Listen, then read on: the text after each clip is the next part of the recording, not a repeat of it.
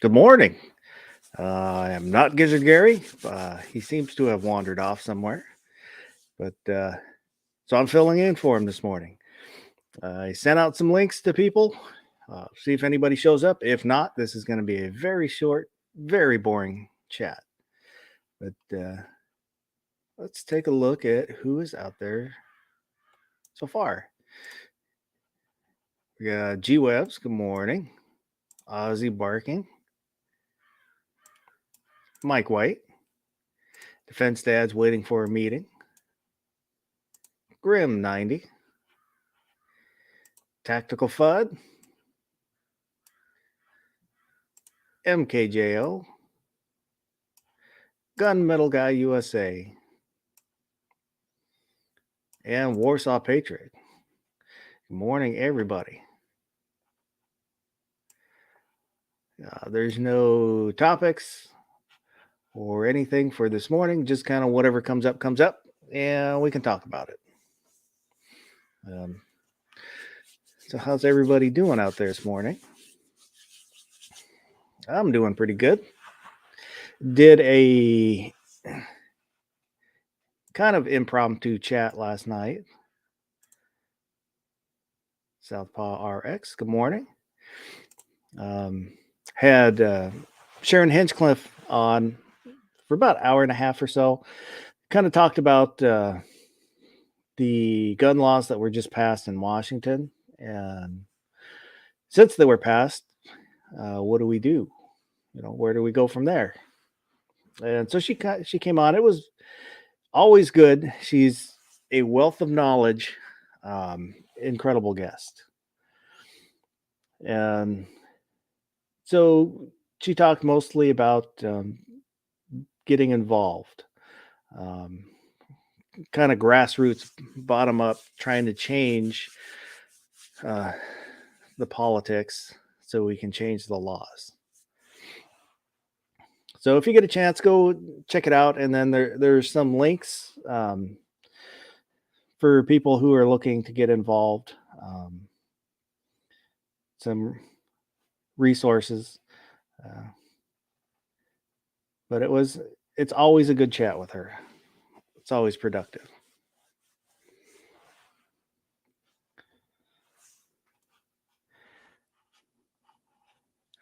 Yeah.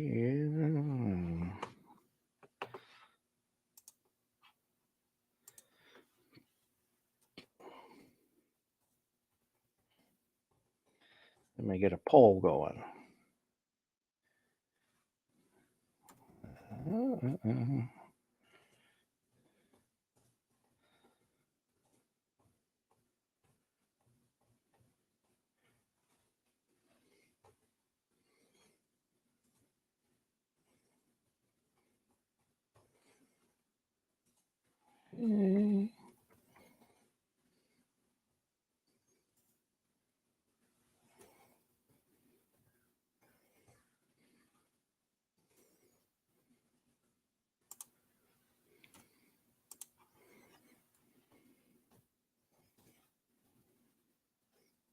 Boo.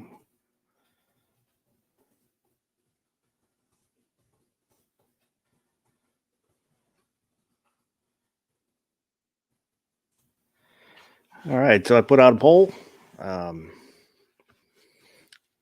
of get us going.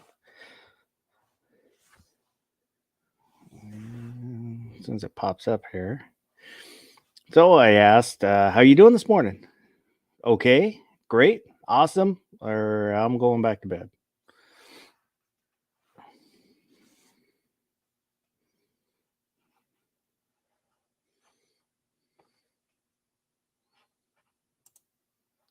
Well, the SAF and the GOA, Warsaw Patriot is saying he would get the SAF, uh, and the GOA involved. They were kind of sort of involved. They maybe not as much as I would have hoped.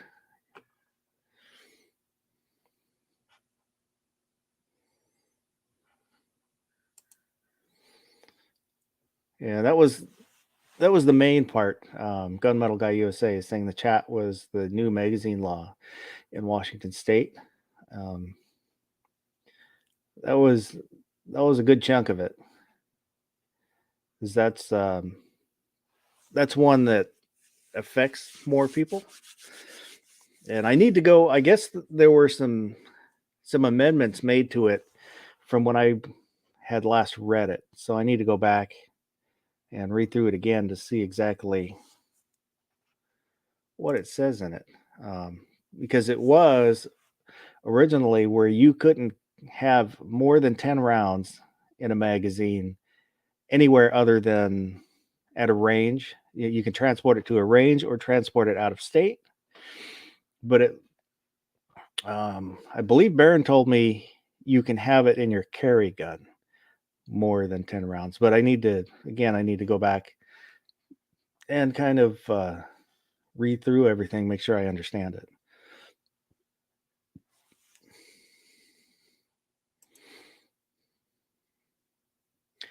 Warsaw Patriots saying all these laws do is just appease the far left. That's the voting went along party lines. The Democrats were for the gun restrictions. The Republicans were against it.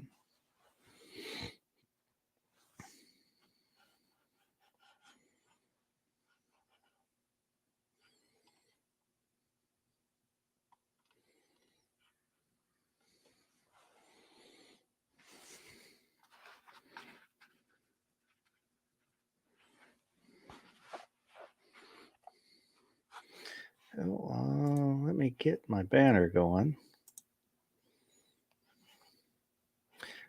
So if you want to submit anything, pictures of stuff, or you have questions you want to submit, there's the email scrolling on the bottom there.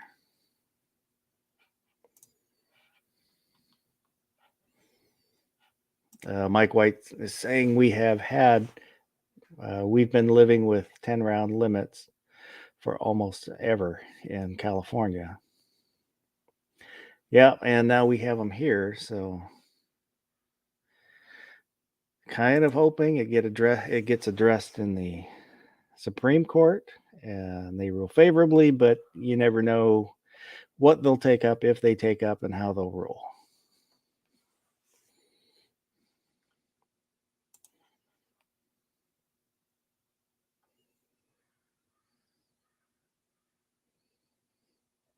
Gunmetal Guy USA saying that the guests do those informative chats, and I've been lucky. I've had some good guests on. And Sharon isn't. She doesn't really like YouTube. She's on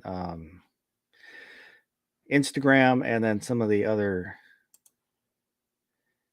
medias, but I'm not on very many of the. I don't Twitter. I don't Tumblr, and I don't even know what the other ones are. I'm not even on Facebook anymore. I gave up Facebook years ago. I just got tired of it.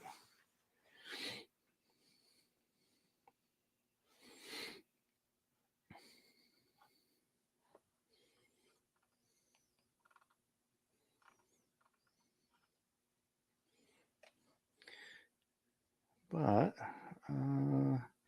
I'll go ahead and share a picture here. On the last overnight, Sergeant Joe Smith sent in a picture that we didn't get to. So I'll go ahead and share it now.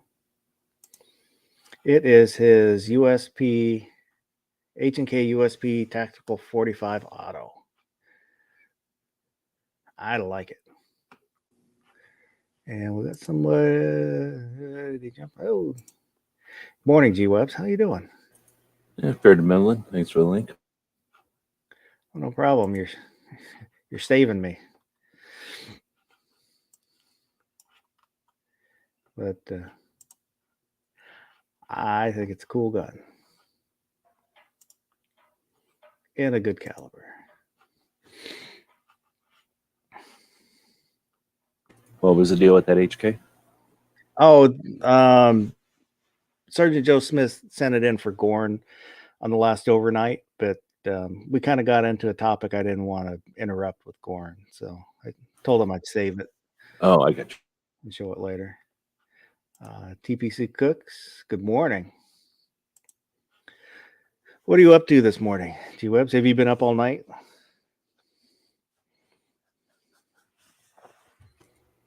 That's so weird that the space bar isn't the mute anymore. I'm not used to that still. So sorry. No, I don't go overnight, or I don't stay up overnight until it gets super hot here, so I can avoid having the air conditioning on. But I had a thing this morning that I was up for, so I've been working on this here.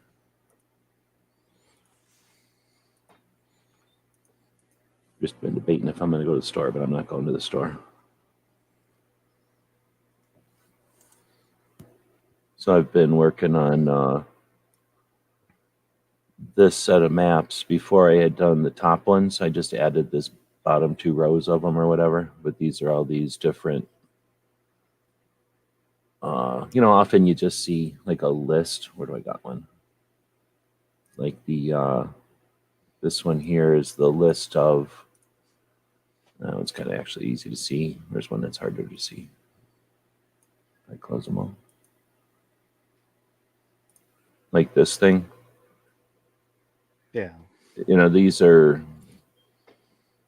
well, it's just going to be a text list of the things like this here. That's unless you're a robot, this doesn't mean nothing to nobody. So, turn that into a map so you can see it a little easier, visualize it a little easier. That's what I've been working on. Let's see, I just did number of gun shops per state. I thought this one was pretty interesting.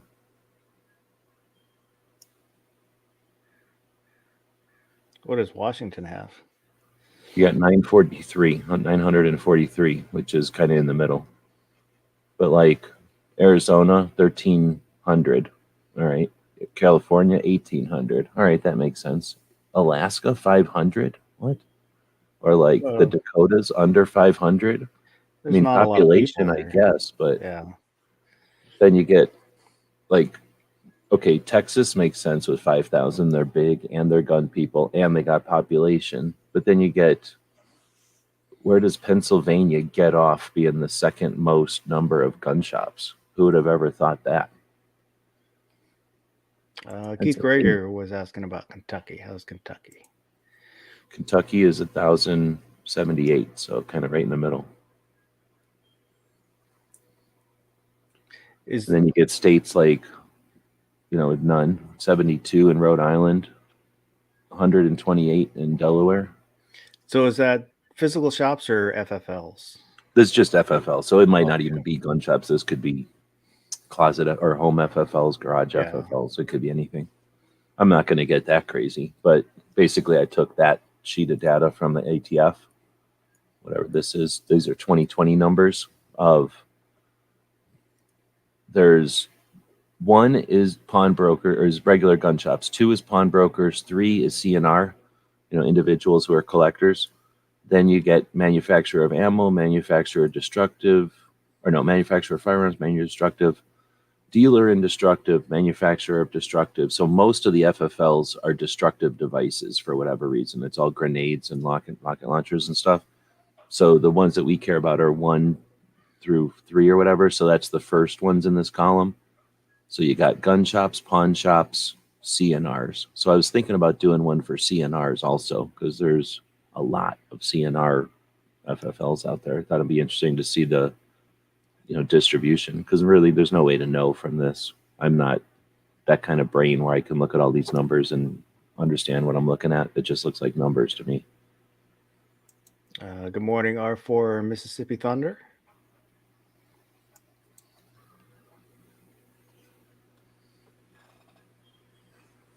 Yeah, I know there's two FFLs that work out of their appointment only out of their homes in the kind of in the area here.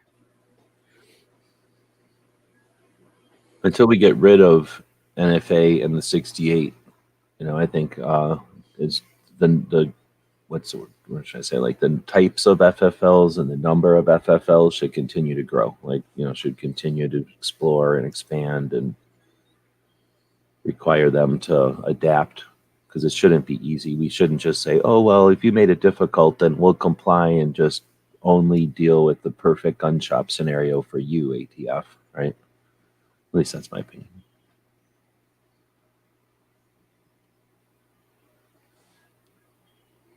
Oh, more is better because when they disappear, they're gone. And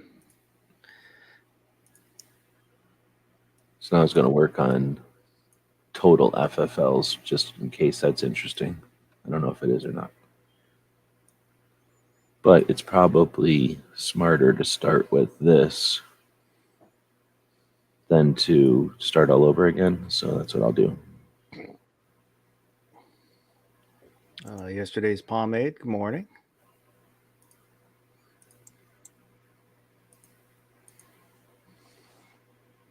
So I put all the numbers on one layer.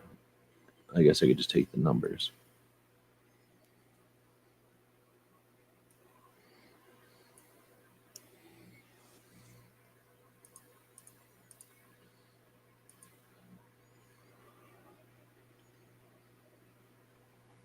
Good morning, Vanessa Kitty.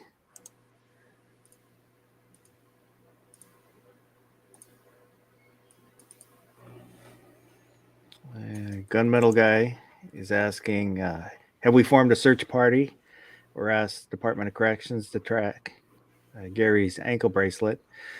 No, he'll find his way home. I'm thinking maybe you'd like want to follow the ice cream trucks or something. If he started to wander and then heard the ice cream trucks making noise, you might have followed them and got ice cream. He'll get bored or hungry and he'll come home.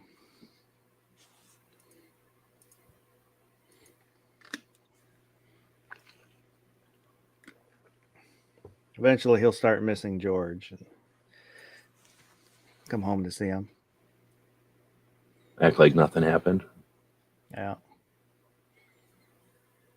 Well, kind of at his age, he might not remember something happened.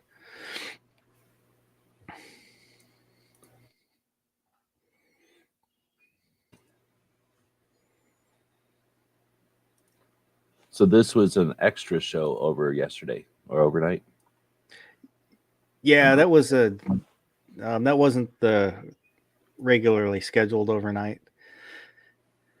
It was just kind of because of what was, what had happened,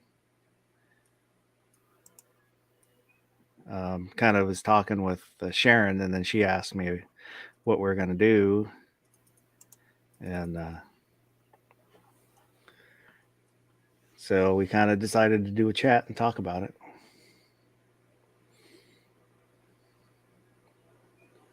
How do you keep track of which one is Alabama?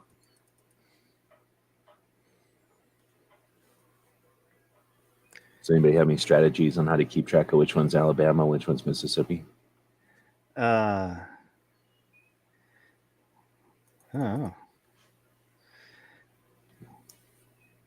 Which I one think has? I just messed it up. Oh no, I didn't. Oh, I did. No, they're both 879. That's weird. Can you go by teeth count, or is it about the same?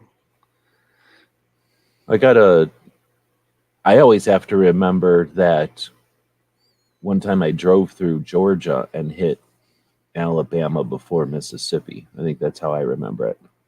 Or you could look at the map and see that Mississippi touches the Mississippi, if you remember where the Mississippi is, I guess, on a map. But those are two for me at least. Same with like Vermont and New Hampshire. Vermont, I remember because it is up. It looks like a V, and New Hampshire is the other one. But New Hampshire is always going to be the other one to me because nothing about New Hampshire makes it look like New Hampshire to me. Good morning, Mario Mosen.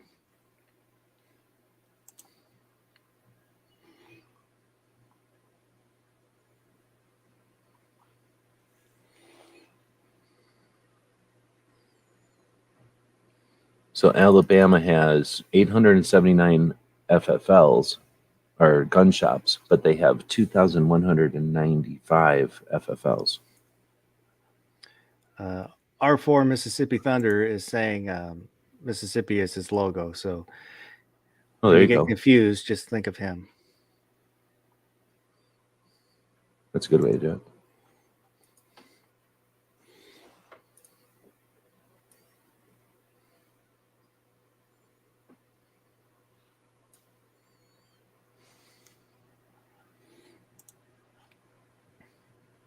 Gunmetal guy is saying if you can zoom in, look for orange Dodge Charger for Alabama. If you see gallons of sweet tea, it's Mississippi. Oh, there you go.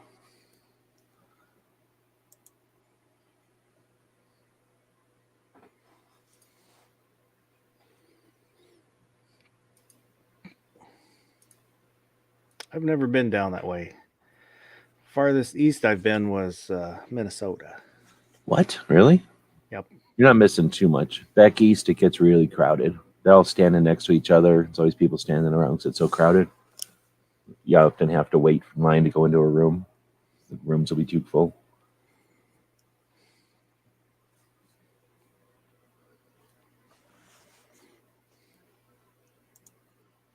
I kind of like that. I've driven around Mississippi and Alabama and Louisiana a couple of times now.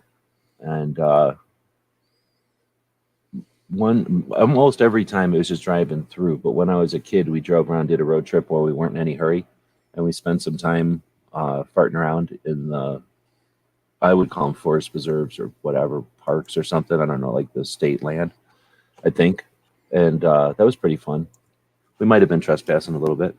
But, exploring, like, to me, what was unusual terrain, like swamps and different kind of trees and vegetation was just super fun because I'd grown up, hiking around in forests and stuff where it's all deciduous trees. Down there, it was like all the stuff I'm not familiar with, different kind of, I don't know what to call it when it's swampy and the trees grow out of the ground with their roots and all that kind of stuff that we just don't normally see up north. So I really liked it. The bugs part, I don't dig. So I think the time that we were down there, I'm trying to remember now, I don't remember what time of year, must have been in the fall or something. Those the bugs weren't an issue. Every other subsequent time I've been down there, all I really remember is the bugs. I don't know how people. I don't know if it's because I live in Arizona. We just don't have flying insects almost at all. Like they just don't. There's sometimes flies or mosquitoes. That's it. But the amount of bugs in the southeast is crazy. I don't know. I think it's just, what you're used to. It's Oh like yeah, it has to be. And when I'm I just think not of, used to having them around, so they are in my awareness. I'm sure if I grew up with them, I wouldn't even be aware of them. like the Southwest, when I, think about the scorpions, we don't have scorpions here. I don't want scorpions here. Yeah, but that's the thing. Like you don't. I've only lived out here forever now, and I've seen like 3 scorpions. Like they don't really ever. And I've seen like 2 tarantulas. Like we have those bugs, but they have no interest in being around people. So unless you accidentally see them or do something to find them, you don't ever. Like if you go in a backyard and start lifting up dead trees and rocks, you'll find scorpions, I guess. But you'd have to go out there and do that. They don't come in the house. Tara Smith's Kitchen, good morning. Gun-toting pacifist, good morning.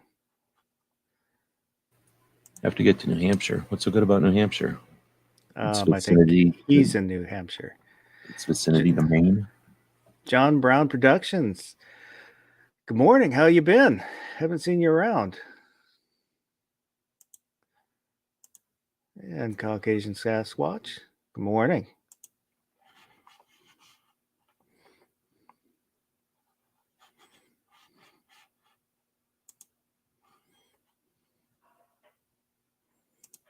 Arizona has 1,300 gun shops, but we have 3,000 or 3,700 FFLs. That's crazy.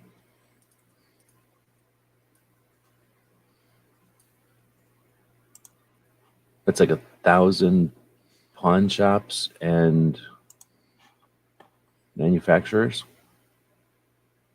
No, it's 2,400 pawn shops and manufacturers and CNRs.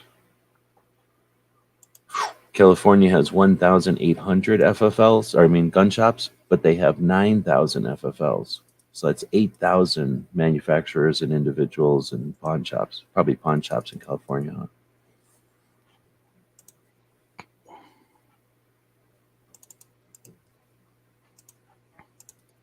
They've got like 3 giant cities. It's probably mostly pawn shops.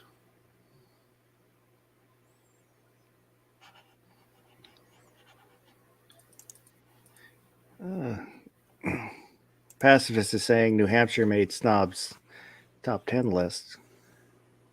For being good for guns? I believe so. I don't remember what was on the list. I saw a top 10 list one time where they incorporated all kinds of other stuff besides just gun laws and stuff. I don't know if I dig that or if I don't dig that. Oh, that's what Snob did that too. He took into account like jobs schools and stuff. Yeah, like that kind of thing. Yeah. Like if it's worth living in the state, I guess, then yeah.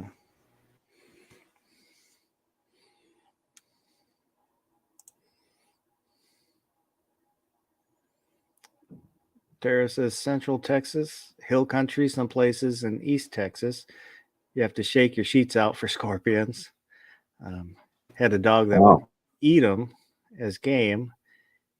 He would check the bed and crunch. No more scorpion. Interesting. Out here, the smaller ones are though dangerous or like more dangerous. So if it's big enough for you to see, more than likely, it's just gonna leave. It's like a big spider. They don't care. They leave you alone. Oh, the beagle we used to have, he would eat bugs. He would eat everything. I bet you can. I wonder if. Imagine if you eat the thing, you're still gonna eat the venom. It's not like the venom gets mixed or something in the teeth or the stinger. I don't think.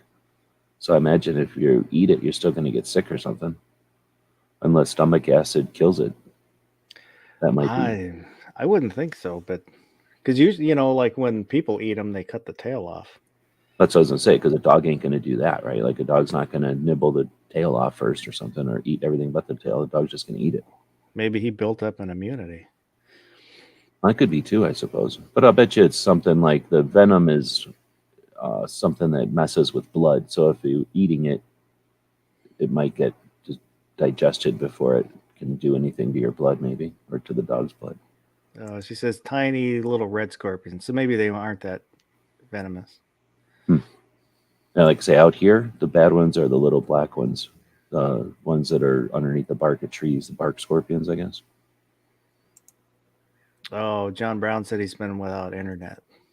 Oh, What's snap. good? Good to see you back. Yeah. Missed you.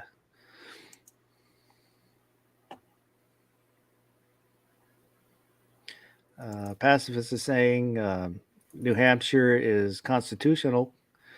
I'm guessing that's constitutional carry, but can't have a loaded rifle in his car. Well, we don't want you poaching, so I guess that's safer for all the deers and everything. Wow, Washington, D.C. has 33 FFLs, only 5 gun shops. Kind of surprised they have any. Yeah, I thought they only had the one, so there must be more than one, I guess, now.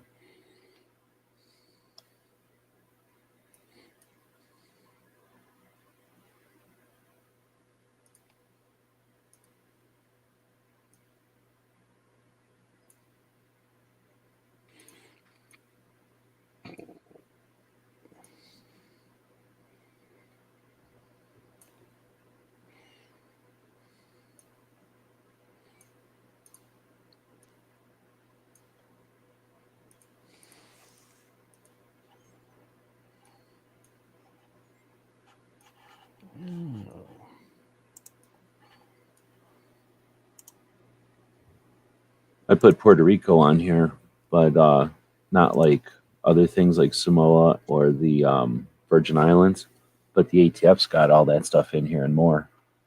Yeah, I don't think Samoa has any. No, they do. Well, Do they really? Yeah, so it's like, because I was like, oh, dang it, maybe I was rethinking, maybe I should have put these other things in here. If I can, maybe not Samoa then. Guam should have a bunch. Guam is in here. They've got a bunch of Guam ranges. has 19. They have 15 gun shops and 19 FFLs, so something else is going on in Guam. Yeah, it's a big Japanese tourist spot, and so they'll come over and then rent guns and shoot them. Oh, okay. See, that sounds like something that would be super interesting to check out. VI, I think, right? Why is this thing being so weird? Yeah. 15 FFLs, 11 gun shops on the Virgin Islands. Are the Virgin Islands are in the Caribbean, though, or are they out in the Pacific? No, they're Caribbean. Yeah, okay. So they're, I don't know. Oh, you know what that might be for? For all them boats. I wonder if those boats ever need gunsmiths and stuff. Do the boats still shoot shotguns off of them? I don't know. That would be interesting. If the gun, they must have some sort of gunsmith or armory on these boats if they're going to be shooting shotguns off of them. I'll bet you they have a mess of shotguns. Not like they're going to have 2 shotguns for a whole hotel for people. Oh, I got you. I'm thinking of the cruise ships. Cruise ships. Yeah. Yeah, I was thinking What like people used cargo to ships shoot. and stuff. Oh, no, yeah. Well, them, it would be a whole other thing because they must have guns to repel pirates and stuff, or no? Some do, some don't. I don't know. So if they do, you would think they'd have to have something. Because some of them, the ones that have to go near the pirate waters, will have contractors on board. Oh, and they'll be responsible for their own gear, probably. Yeah. Yeah.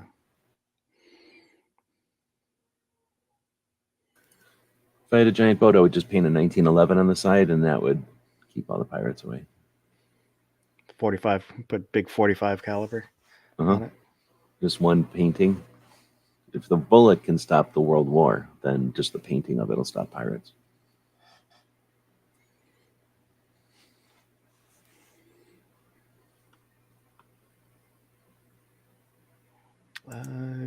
Gunmetal guy. G-Webs being a reclaimed desert, is it a known thing to check for critters on certain situations, like on shoes before wearing, that sort of thing? No, not in town or nothing. Like if you went camping, I guess. Critters are going to go, depending on the time of year, they're going to go to where, because they're cold-blooded, they're going to go to where they can exist and be content. So if it's cold out, then they may be in your shoes because your shoes might be warm. Or like if it's super hot out and you kick your boots off or something, they might go in your boots because it's cooler in there. It's shaded. So I guess potentially, but it's not like in the olden days where cowboys and stuff. So nowadays, when doors have those little rubber thresholds at the bottom or whatever, and skirts or I don't know what those things are called at the bottom of doors, and they got the Yeah, people worry about all that stuff here. So you don't the really. I've door. never seen them inside, and I don't have fancy doors. My doors get dust and stuff underneath them, so they got all the opportunity in the world to walk in here. I just don't think they're um, wandering type of critters. Like a tarantulas wander. The male tarantulas, at whatever time of year, I forget, but whatever time of year they get into their mood, they'll go looking for the girls. And the girl tarantulas live in holes. They just live in a hole their whole life. They make a den and live in there, I think, their whole life. So the boys will go out looking for them, and that can be distressing for some humans that don't like spiders because you'll be minding your business driving down the road, and it'll just be like, I don't know what to call it, like a big patch of spiders everywhere, and they're just in a big swarm moving, from one chunk of the desert to another chunk of the desert looking for the girls, and Like that'll freak King, people out. like Kingdom of the Spiders. I mean, yeah, I'm sure there must be pictures of it out there. I've encountered it where I don't really have a problem with them, but it's like, dang, guys, like I kind of need to keep driving, and you're just a bunch of spiders, and how long am I supposed to not drive through the road here with all these spiders driving across? So eventually, you got to kill like dozens of spiders to keep going, but they're as big as your hand, and they got nothing to do, so they're just kind of moseying. So yeah, just giant herd of spiders will go walking by. That might freak people out, but male tarantulas got nothing else on their mind except finding a girl tarantula, and it's not like they're, oh, I'm gonna bite you if I can't find my girl. Like they're just like, you're not a girl tarantula. I can, leave me alone. I'm looking for my girl. So they're useless. They don't care at all, and they do have like, well, I don't know if they're fangs or just little tiny arms that look like fangs. So they look like they got a massive mouth on them, but they don't. They're just like big daddy long legs. They're just looking for their girlfriends. So I know that freaks people out, but you will find that's unusual. Like I've only experienced that once when I was out hunting or something. Look, out in the desert, I found a big swarm of them like that. But I know that it happens. I've never heard of it happening in town or anything. But in town, like one single tarantula will be like, "Oh, it's time for me to go find my girl," and he'll just start walking, and he doesn't know where he lives, so he'll walk into a house or across a yard or like into the street, like so that guy will just be out there in amongst people and not realize that he shouldn't just walk around. That guy will freak everybody out. Like a single tarantula walking around, if you're not used to it, that'll freak people out. And that I'm sure happens in town way more often than scorpions, I think, just because you see a thing the size of your hand, right? Big, I'm talking about, big fuzzy spider. Yeah. But as much as I'm talking about them, I've only had one tarantula come in the house ever, and I put him in a jar and took him out to the desert and let him walk around. And I think I've known people that ever mentioned it once in the years and years, decades I've lived here.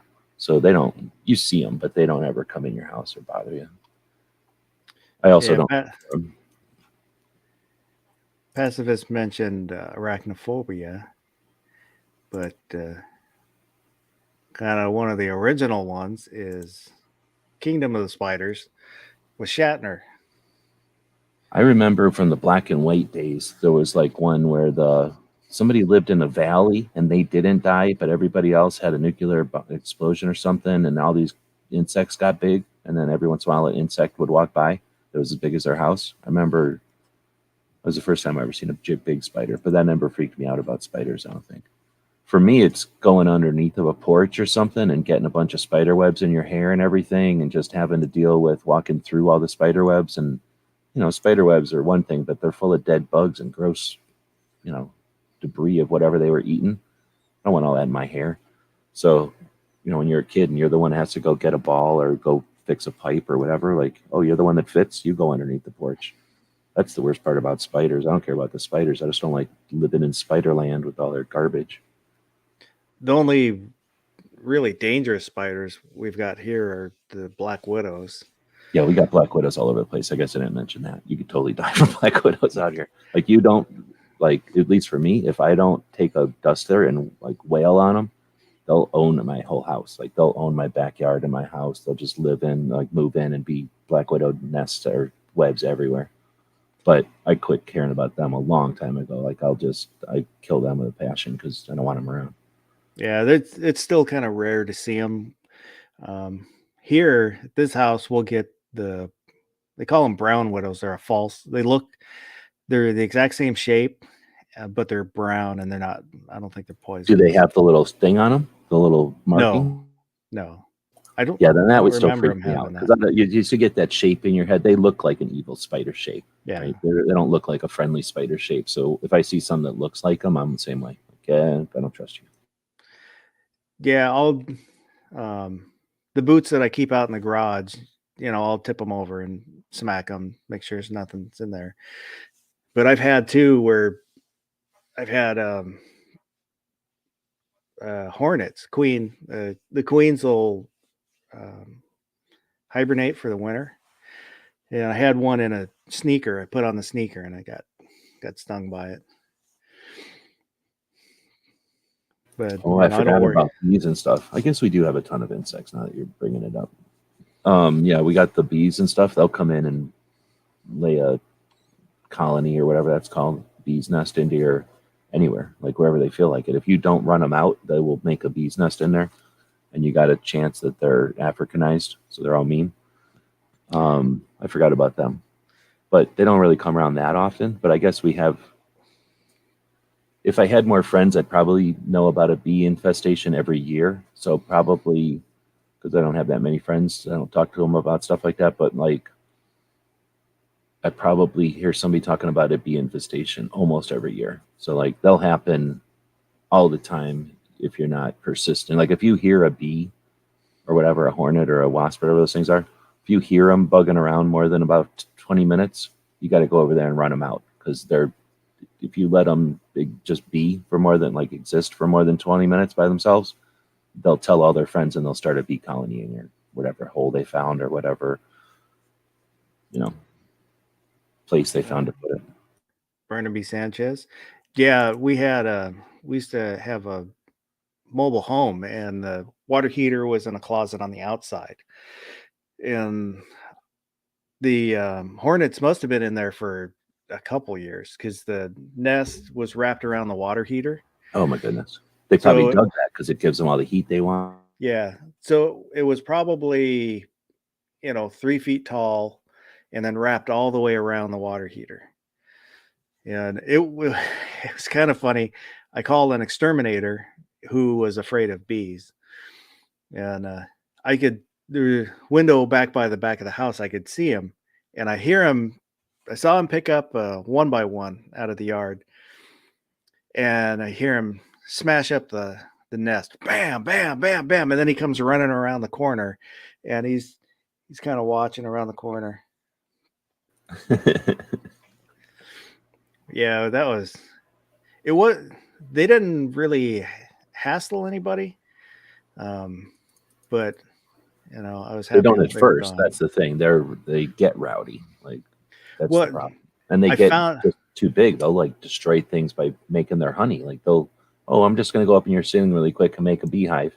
And then next thing you know, it's like 35 pounds worth of honey comes crashing through your ceiling. I found out that they were there because there's a bathroom adjacent to that wall, and I every day there would be one hornet in that bathroom, and they had chewed through the wall and were coming in.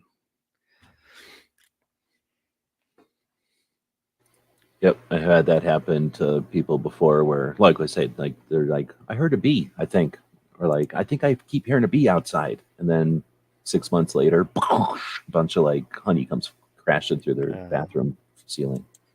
Like, oh, I guess it wasn't outside. I guess it was in the ceiling this whole time. yeah, we don't have to worry about um, killer bees. It's too cold up here. We've had those. I think it was one or two murder hornet um, hives that were found in Washington, but they're not. They're kind of just like a big hornet, except when they sting you, they're deadly. They pump out a lot of venom, and it can actually eat tissue. I saw some in Japan, and they're kind of scary. Probably about that big. I ain't worried about anything that big because you can wail on it. I'd be worried about as it's growing, is it still as bad, like when it's a baby? Because then it would be scarier, I would think.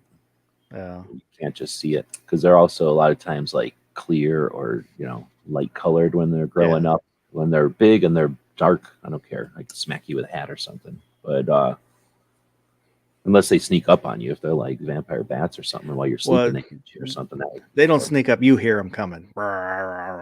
Yeah. See, that's why the wasps and stuff out here, I don't even care because they're slow and they hover all the time. It's like smacking a drone. It's like they make a loud noise, come up and hang out. They don't come like straight to you, like attack you. They annoy you and they get, they're like having a giant mosquito around or something.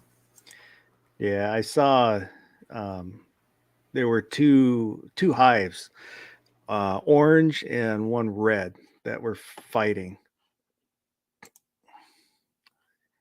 It was interesting, scary. I found it kind of scary, but I have also interesting. petted bees before, like a big fat honeybee just hanging out with flowers or whatever. I got no fear, something like that. Those are neat. Yeah, honeybees, bumblebees. Yeah. Um, Or yeah, bumblebee, I guess. We don't get yeah, too many. we'll get it. We'll get a bunch. There's rhododendrons by the front window, and so we'll get bumblebees up there bumbling around. Well, that's a good point. Yeah, a lot of times, whatever the flower is will either attract or not attract stuff. So that's maybe I just don't have stuff that attracts bees. Razor JB, good morning. He was asking where in Japan. Kofu, in Yamanashi Prefecture. It's about 2 hours southwest of Tokyo. Did you ever go to Fiji? Is that where Fiji's at? No, Fiji is out in the middle of nowhere in the Pacific Ocean. You What? To get to Fiji, you kind of go I'm talking until about you're. Mount Fiji. Mount Fiji. Fuji. Fuji, sorry. Yeah, I've been up to Fuji. Yeah, it's in that area. Okay. What's Fiji mean? Fiji. I thought you meant the islands, the Yeah, I Fiji was saying the Islands. wrong thing, I guess. I didn't realize it was something so close. So Fuji means like big wisdom or like big eternity or something like that. I don't remember. I was wondering if you know what Fiji means. Probably means like rock in the water or something. Yeah, to get to Fiji, you kind of go until you're nowhere and then go a little farther. Go until you can't find nothing and then look around. Yeah, I would like to go, but it's a long ass trip.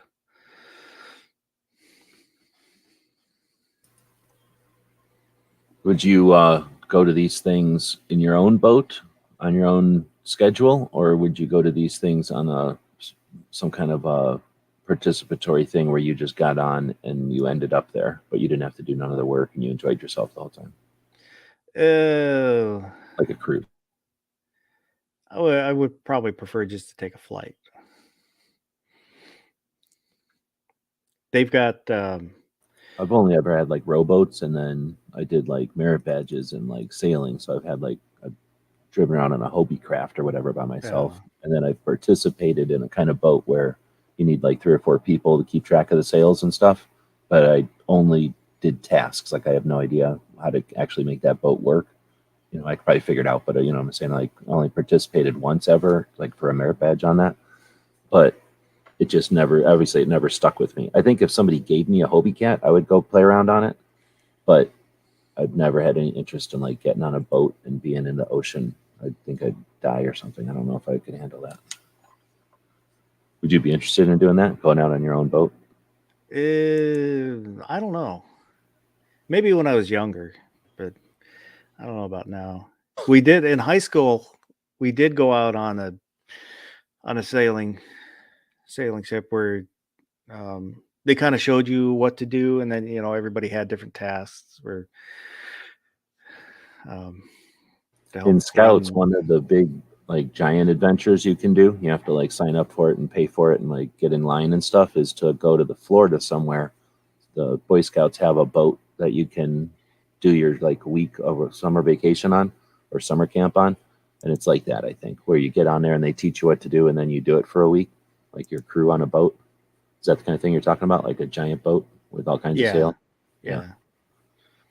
Like we almost did that as a troop, but not enough people wanted to. And I was definitely not on the side of like, I mean, I would do it. It'd be interesting, but I It was wouldn't, I'm fun. not Navy or nothing. I wouldn't, I think my grandpa was Navy kind of, but I never had like Navy stories that I would have done it, but I wasn't like eager to do it. Let's put it that way. I think it'd have been more fun to be on that boat and jumping off and looking at, snorkeling or something in the clear waters and looking at stuff on the bottom of the ocean than worrying about the sails. And it just doesn't, I don't know. It's kind of like a motorcycle. I would take a motorcycle, I suppose somebody gave it to me, but I don't pay attention to them or research them or anything. Oh, I loved having a motorcycle, but after my daughter was born, and again, at my age, I figured it was probably better to give it up. I bought one off a friend of mine for a couple $100, a Honda Rebel, I think. Yeah, a little 250.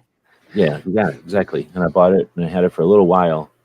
And I was like, oh no, I can't own something like this. Like I would do nothing but buy motorcycle stuff and I'd have like 4 motorcycles and I'd be constantly just doing stuff to go ride around on a motorcycle. Like there's no way I could do this. Plus, what the hell am I gonna do with a motorcycle? I can't even bring my dog on it. Like it would be, I could at least see getting into my cars because then you can at least Yeah. use stuff with your cars. The motorcycle is like a complete extra thing to do. I was like, I wasn't scared of driving it. I was just like scared of getting into that hobby or whatever, like spending that much time and effort on it. Yeah, that's kind of what I did. I had 2 bikes and still got all my gear put up.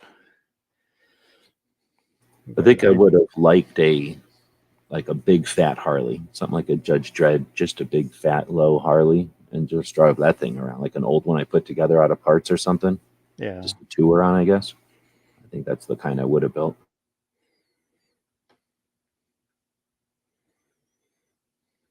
But I'm pretty sure a soft tail, no, hardtail, when you just have the thing on the things, Yeah, like no shock. way, like I'm No pretty shock sure in the those are back. like abusive to Yeah, around. it'll kill your kidneys.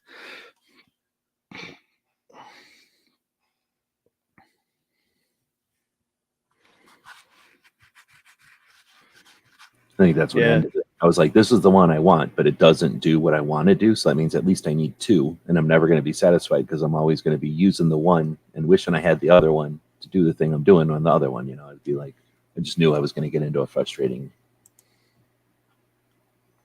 path. Razor JB says, I agree. When my daughter was born, I sold my motorcycles and skydiving rigs. Oh, really? So I guess I never thought about that. Whenever I was younger, I knew people that skydived, and I just assumed you always rented stuff because people could rent stuff. But yeah, I guess that makes sense. Once you probably get into it, you buy your parachutes and probably have more than one.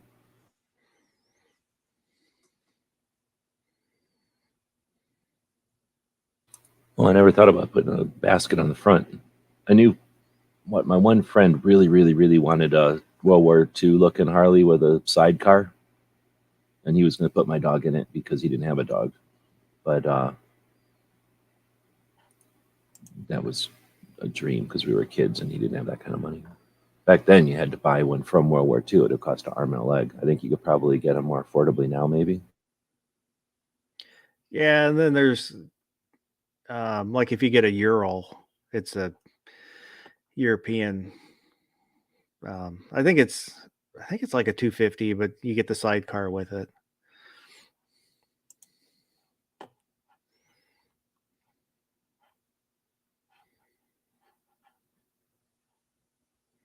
Oh yeah, same. Jinx. Yeah, that would be the worst thing ever.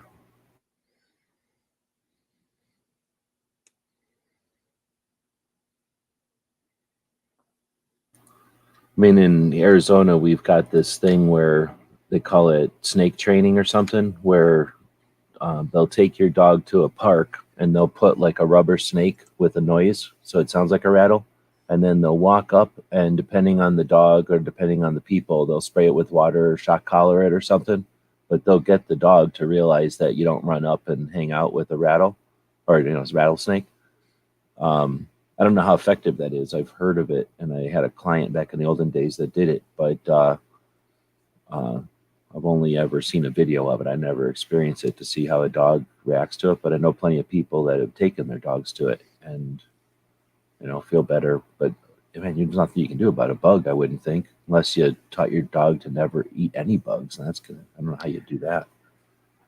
Oh, the kind of depends on the dog. Yeah, Because like with our beagle, who, I mean, literally would eat anything. We would there's sprays you can get that are like sour and stuff like that, which it would keep him off it, but he would still just eat something else. do they just? I guess they just give you access to a rigger shed, and then you take your own chute out and rig it yourself, pack it yourself, or do you take it to a place and then they have a professional rigger put it back together?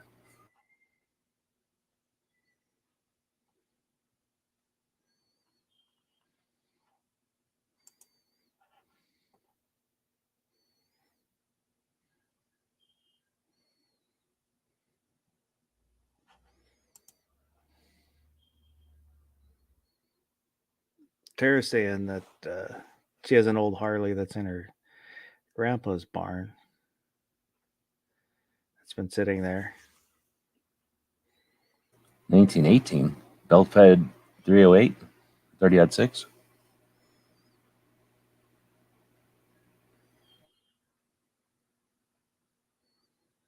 Her first was a 52 that she pushed home.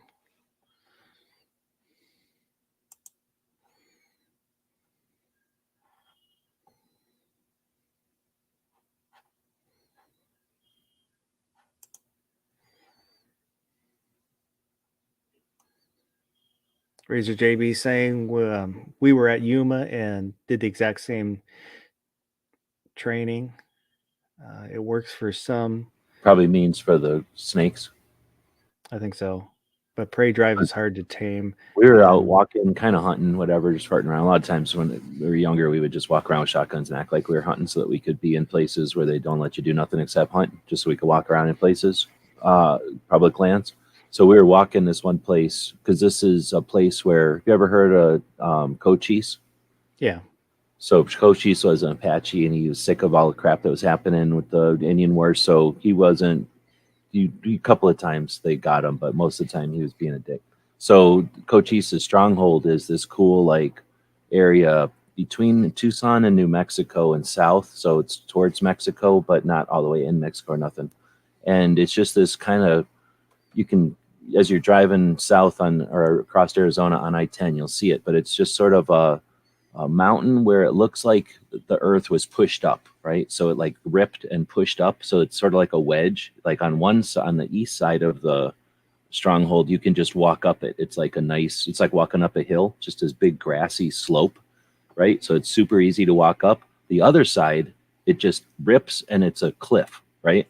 Now the Apaches knew how to go up and down the cliff, but if you didn't know the area, good luck. You're just a cliff.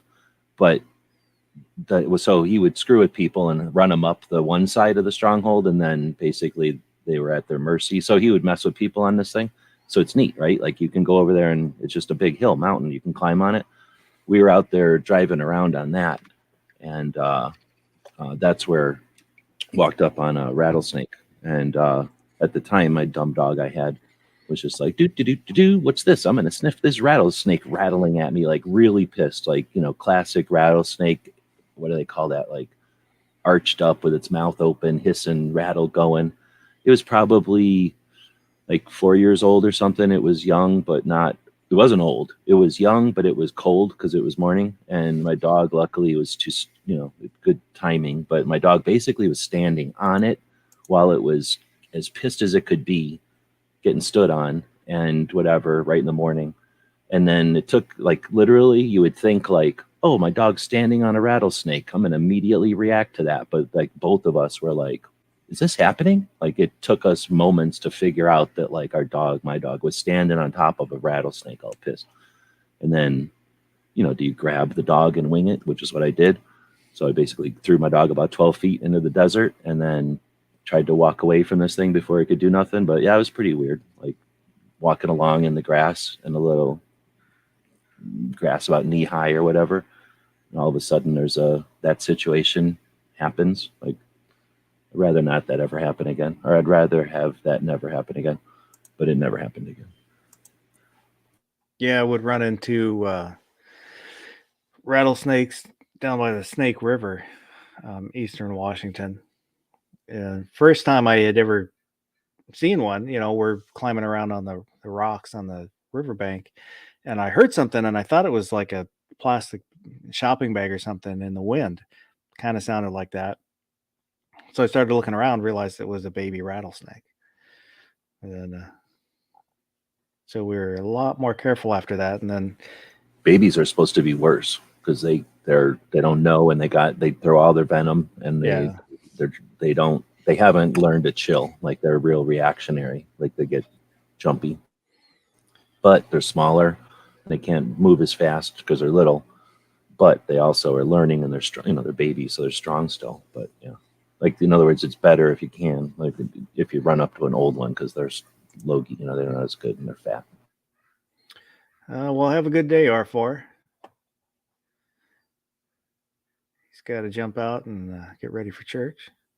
He's going to put out a video on his 350 Legend on Thursday. So everybody check it out.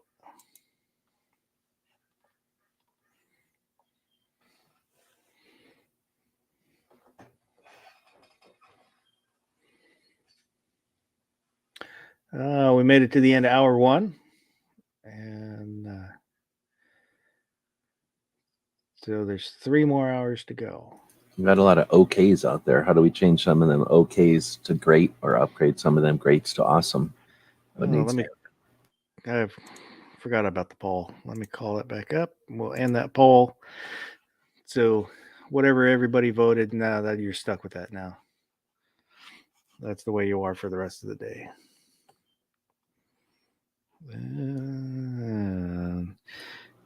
We had 24 votes. 45% said okay. 20% said great. 20% said awesome. And 12% went back to bed.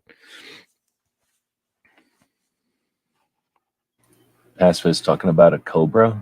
One time I was at a place where it's like pick your own strawberries kind of place. So they let everybody run out and pick their own strawberries. And I hate strawberries, so I had no interest in picking strawberries. So I'm just walking around looking at the creek or whatever, or the water that was there. And this cobra comes out of there and then turns into a cobra in front of me and then dies. And I'm like, what? And then so I ran up and tell everybody. Everybody's like telling me I'm crazy until an old guy was like, oh yeah, I know exactly what that is. You ever dealt with that one before? A cobra that dies in front of you. No. I'm gonna leave it out there. I forget the name of the snake now that I'm saying it, but basically that's they hang out with cottonmouths. They look like a cottonmouth, but anyway, as a little kid, I didn't know. So it's is it a corn snake? I can't think of the name. Gopher snake. I think it's a gopher snake. But their thing is they come up and rear up like a cobra. They can do a cobra thing. I mean, it's not like huge as a giant king cobra or whatever, but they have kind of a hog nose too. They look like a broken cobra. I think it's a gopher.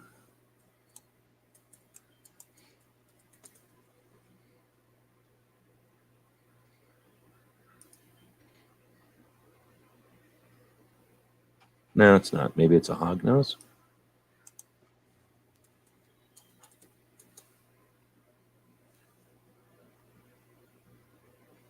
But anyway, they rear up, and since they can't do nothing, they're not poisonous or nothing. They just if that doesn't work, if that doesn't scare people off, then they just turn out, they fall over, and they play dead. Yeah, immediately. Like he reared up and then fell over, and I was like, did I just kill a snake? Like what happened? It was big too. I think it's a hog nose. Because I'm looking at a bunch of pictures of hognose, and they got like a cobra-looking thingy. Yeah, I was looking at pictures, and there's pictures of them laying upside down. So I'm thinking maybe that is. Yeah, it was a hognose. Because like I say, they had a goofy-looking face, and I was like, "What is this? It can't be a cobra." He doesn't, because I've seen cobras. Like everybody's seen a cobra before on TV or whatever. Anyway, that was super neat. But I can't imagine being in a place where there's real cobras, because that's like legitimately, isn't that the worst of all snake poisons? Plus, they're massive and they can jump. Like No, they're the God, it's the I can't remember the real name, but it's the two-step snake. Basically, you're dead in 2 steps. Oh, okay, a tinier snake or a more deadly, I guess, snake. Yeah, can't remember what the real name of it is. Yeah, cobras, you're dying. Like cobras, you get bit and then you're like, oh, I'm gonna die now. Yeah, like the king cobra is dangerous because it pumps out so much venom. And just for reference, here's the hog nose. You can see the turned up nose, just so everybody knows what we're talking about. Hopefully nobody's scared of snakes and we're not freaking people out.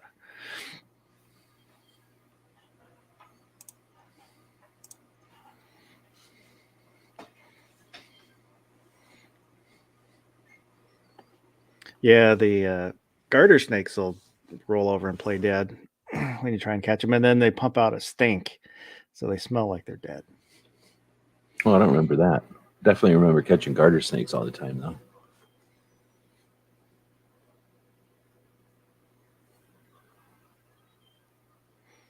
Gunmel saying, do you really want to hear the response to how you doing? I do, because you never know how people are doing, and that gives them an opportunity to be like, yeah, no, nothing, no big deal. Or be like, oh, yeah, here's a bad thing that happened or a great thing that happened. So I like it.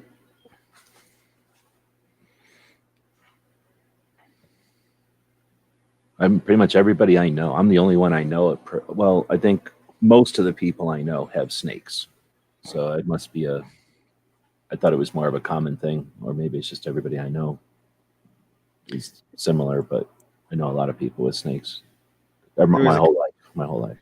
There was a guy I used to work with who had a boa, and when I would catch rats at work, I'd throw them in the freezer and freeze them for him, and then give them to him later.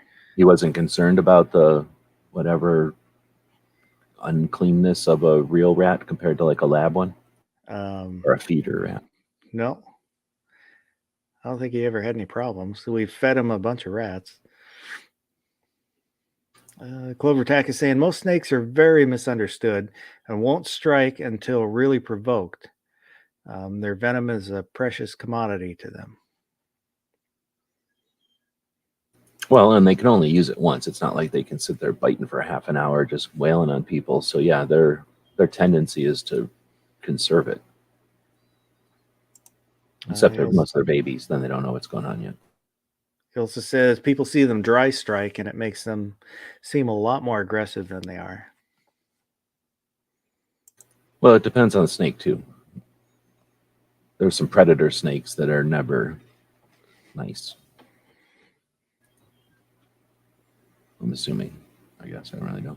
But I'm guessing some of them jungle snakes and stuff that are used to being in an environment where everything's going to eat you or you're eating it, like they're probably not chill with you going around and hanging out with it. Where like a desert snake that doesn't get killed by everything, it's probably more chill.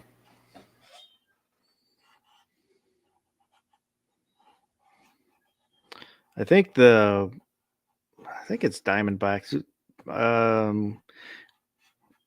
The only poisonous snake we have is the rattlesnake. And those are mostly kind of eastern. Diamondbacks up there? We have 5 different ones down here, so I don't know what other people have. Yeah, it's a rat. I think it's a diamond. It's one of the rattlesnakes.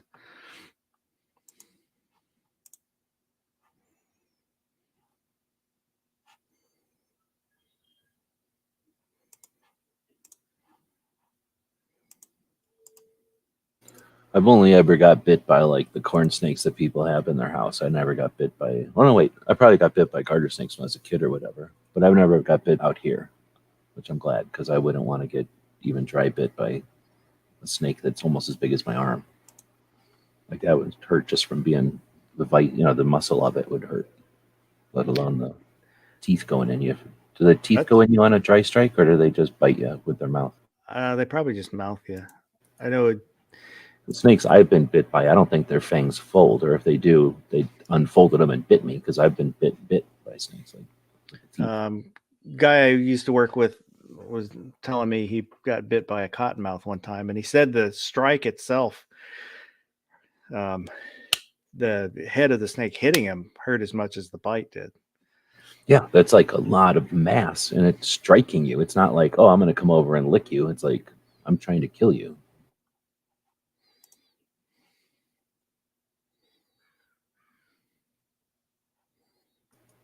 I get startled by them, but I, like I say, I'm probably thinking I've just been around them too much or paid too much attention to them that it's like mushrooms or something. I'm not as scared of them biting me. So I don't think I'm afraid of them, but they'll startle me.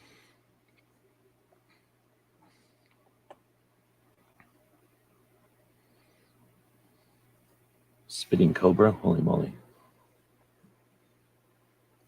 Oh, I think I've heard of that before. But that they're on the ground and you see them coming. They're not like hanging in a tree and spitting on you from above. That's what I'd No, be worried about they're in a big. jungle. They're kind of probably not quite king cobra size, but all the nature shows I've seen with them on them, they're good sized snakes. I've had a snake that, I mean, it's like as big as a fat shoelace bite me. Like when they're corn snakes are babies, they're just big fat worms, really. And even then, like you feel them, like it's like, wow, it's like a scalp, it's like a spine with muscle all wrapped around it, and it lives its entire existence figuring out how to move and how to be stronger. It's getting stronger. They got an incredible power. It'd be neat to figure out a way to, well, there's robots, I guess, but it'd be neat to figure out a way to see snakes. I don't know, like how we use horses. Like if there was some way to make some kind of snake energy, I bet you there's like snake or eel energy that could be used.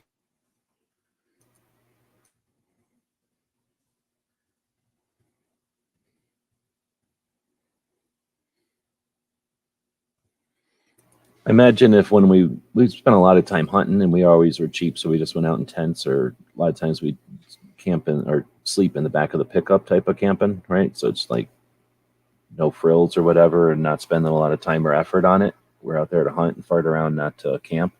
So we never had any snakes or anything. I imagine if we would have ever had a snake show up in a backpack, or I mean in a sleeping bag or boots or something, we probably have been a lot more worried about it. But since it never happened to us, what I'm saying, like we probably have maybe an unrealistic lack of fear of it or whatever.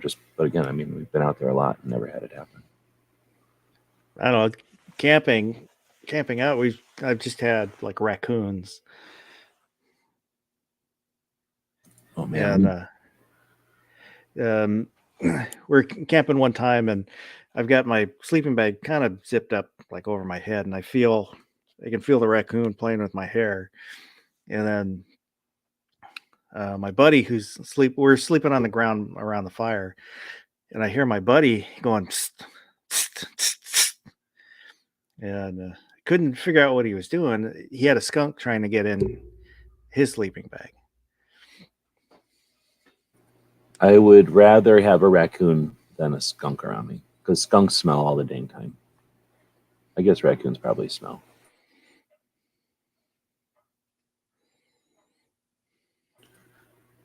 Now, since I've moved out this side of the Mississippi, almost everybody I know kills snakes on sight or will kill a snake without even thinking about it, but snakes are pests to them. But I grew up where they're entertainment or like not bothering me, and they're not bait. Like if snakes were bait for fish, I'd probably be killing them, but I never thought about doing that or did that. So I've never had any animosity, but I definitely know people that don't even blink. Like it's like swatting a mosquito. If they see a snake, they kill it. Doesn't even matter the kind of snake. Like if it's crawling around and it isn't a lizard, they're killing it.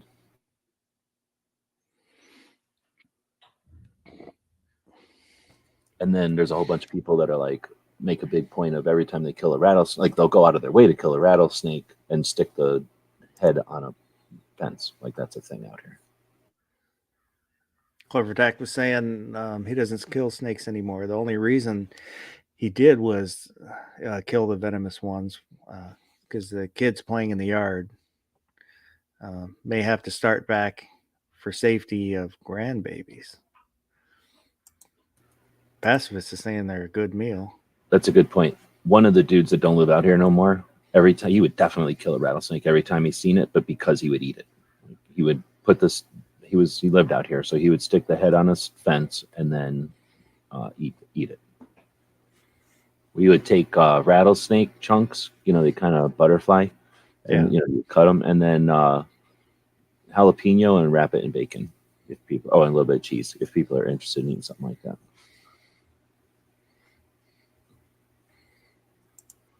Rattlesnake was one of the first things. I had been vegan for a long time when I came out here, like strict, not eating nothing. But then once he was killing rattlesnakes all the time, I'm like, all right, I'll try one of the pieces of rattlesnake. Mike White said he had snakes as pets growing up. Very pretty colors and patterns.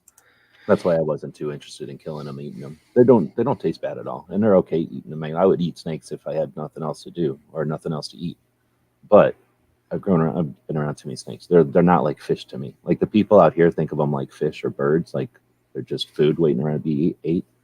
I think of them as pets more, or just things that mind their own business. I just think of them as like cleaning up all the bugs I don't want to deal with. Bernie said he caught a bass with a baby rattlesnake in the belly. That would be cool. And I wonder how that happened. Like, was the snake out there swimming? Because they'll do that. Or were they hanging out in a tree waiting for a bird? Because they'll do that too. And a bass will eat either one of them snakes, I bet. Jacob S., good morning. Tara, I saw your email. Figured we'd do them about halfway through. So at the top of the next hour. What's mason butter?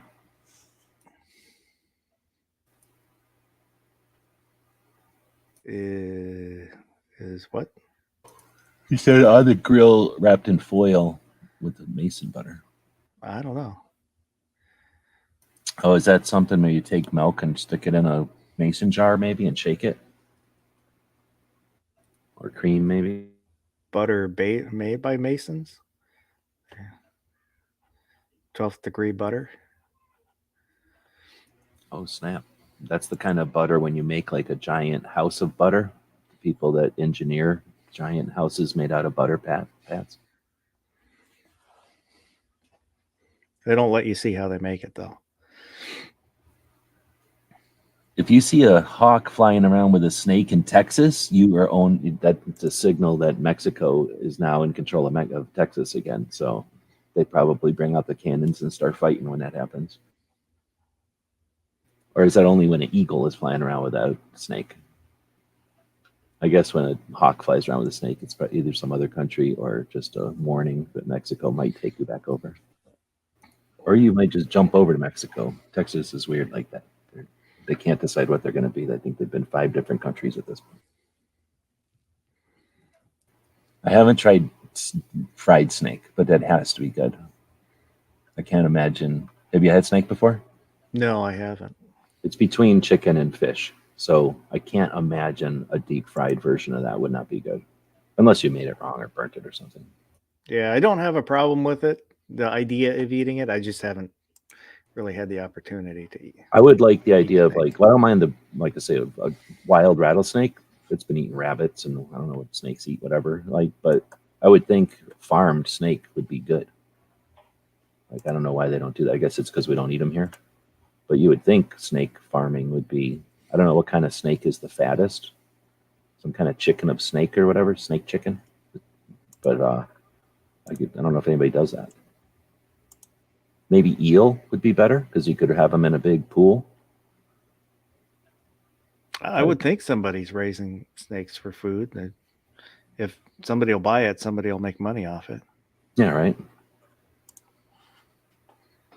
I just don't know if they're efficient. Snakes take a while to grow and they eat a lot of rabbits. I'm saying you could just eat the rabbits.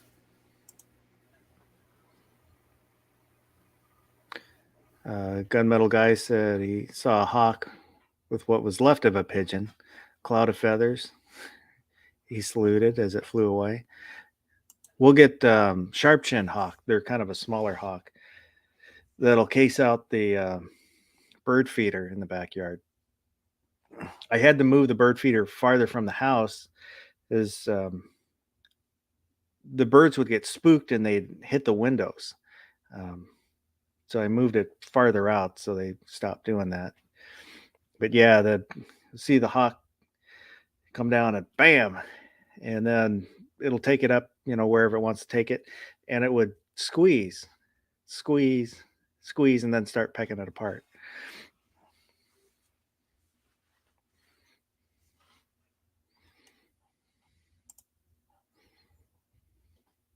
Clover Tax saying people have skunks for pets around there. Yeah, they can cut out the scent glands. People next door to my grandparents when I was a kid had one like that, and like you say, just like they'd be walking around the backyard like a cat, dog, or whatever. I would play with it all the time.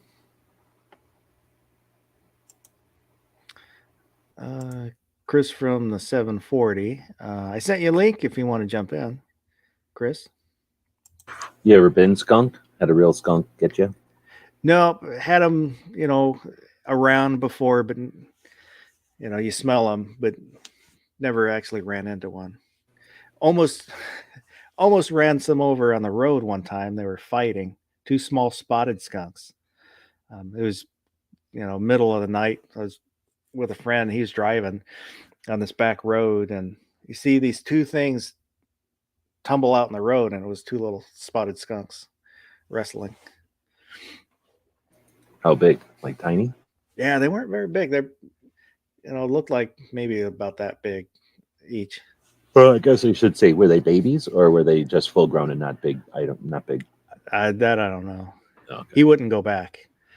I wanted to go back and look at them, but he said no. Oh, I guess I was saying like playing like babies or like fighting like adults, like trying territory type of thing. Yeah, it looked more like wrestling, not Just trying playing. to kill each other. Yeah, okay. I guess you could play at any age, but I guess that's more of what I was asking, if they were killing each other or playing.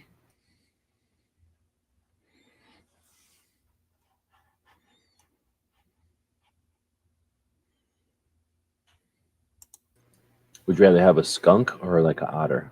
Or not an otter, whatever those things are, ferrets. Ferret.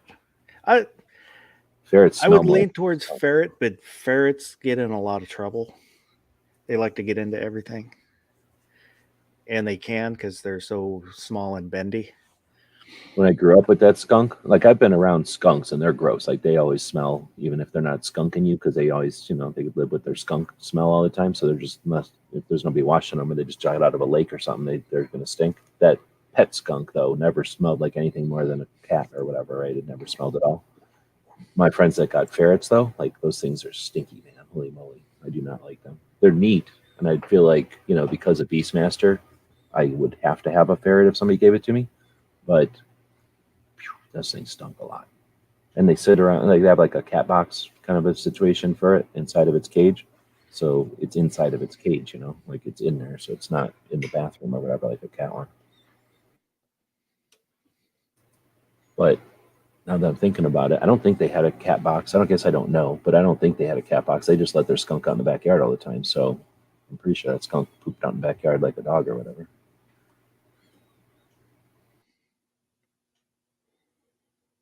I think I'd rather have a raccoon rather than a skunk. Skunk didn't do nothing. It just walked around. It was basically like a mix between a cat and a dog. It didn't do anything. It kind of cared about you. Like it would come over to you and get petted, but then as soon as it was done, it had no interest in you. It didn't play like a dog. It was like a cat. Like, oh, I need a petting. That thing will pet me. Okay, I'm done. I'm leaving that thing alone now. And it'll leave me alone. Like if you went after it, it would never come over to you. It's like a cat. So I think a raccoon would be more like a monkey. I don't know. I would trust a raccoon before I trusted a monkey. You would trust a raccoon? Yeah, never trust a monkey or a robot. Well, I was going to say, I don't know though. I'd have to think about that because I would think a monkey has enough brain power to be like responsible, where a raccoon is reckless. Like it's irresponsible. It's got the thumbs, but it doesn't have enough brain to be like a monkey. Yeah, but when a monkey decides he's had enough of you, he can tear your face off with little effort. I mean, I guess, but I'm not afraid of a monkey. But I definitely wouldn't be afraid of a raccoon. I'd be annoyed if a raccoon scratched you a bunch of times, right? But I guess a raccoon could probably hurt you. I don't know. A monkey can jump. Well, I guess a raccoon can do stuff too. It'd be tough. I think probably a monkey would win out though. And I'm talking a monkey, not an ape. An ape is too much trouble. You might as well have a kid or something if you're going to have an ape.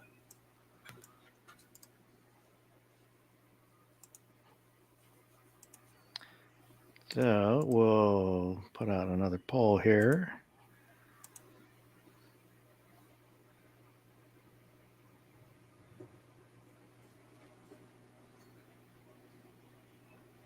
Oops. So would you rather have a monkey or a raccoon?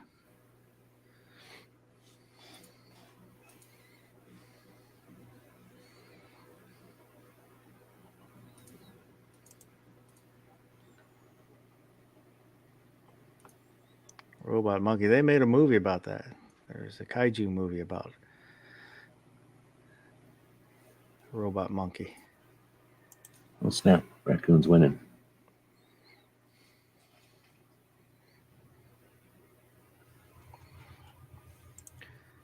Chris said he had a ferret years ago when he lived in an old farmhouse, and it was a mouse killing machine. Oh man, that would be neat. The people that I knew that had the ferret, the people I know that had the ferret, had way too many dogs and cats to leave the ferret run around. I think a ferret could be a whole different level probably if you let it run around like a cat. Tara's got a disco dance party going on at her place. Are you allowed to listen to Saturday Night Fever on Sunday morning?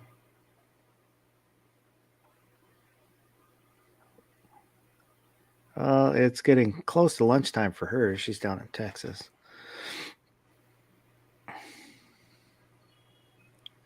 Maybe it's a post brunch, pre lunch dance party, dance off.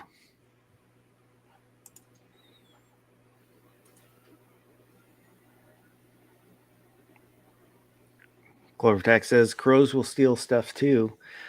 He's known quite a few tree trimmers that have found cell phones, tools, clothes, and all sorts of things in crow nests.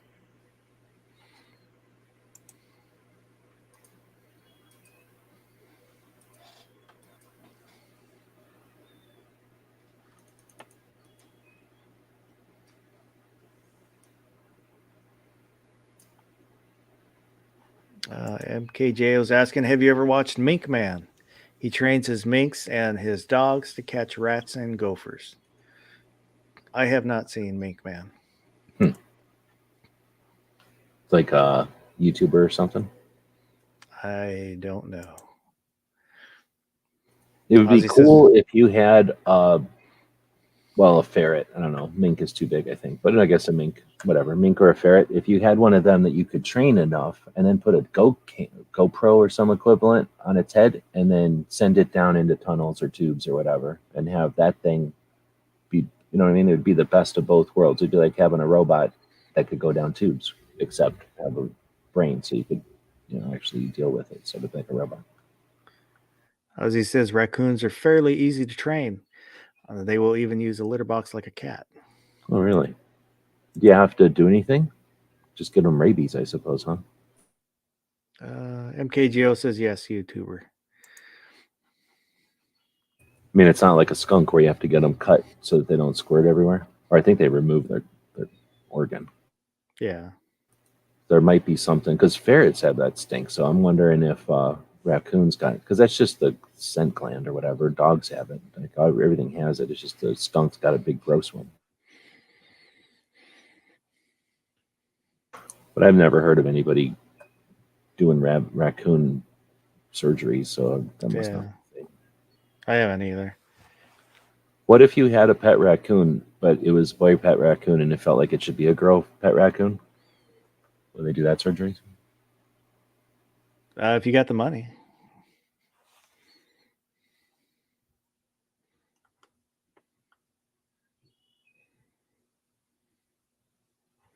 Razor JB said, had a ferret, tried to train it outside the big cage, but ferrets will find corners and shit in them pretty bad.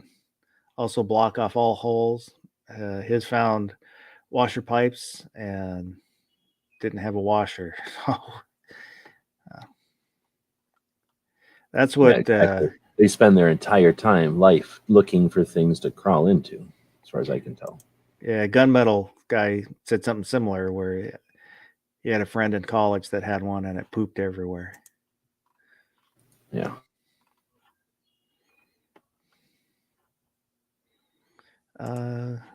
MKGO says Joseph Carter, the Mink Man.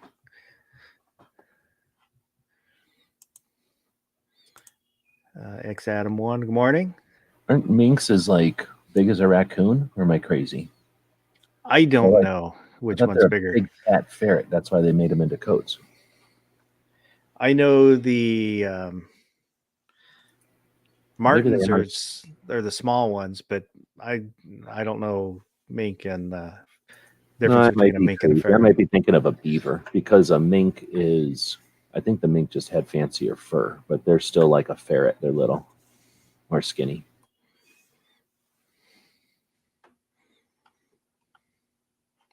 X Adam said he had a pet raccoon. One winter hibernated and went feral. Bit his friend's little cousin, and his friend took care of the problem.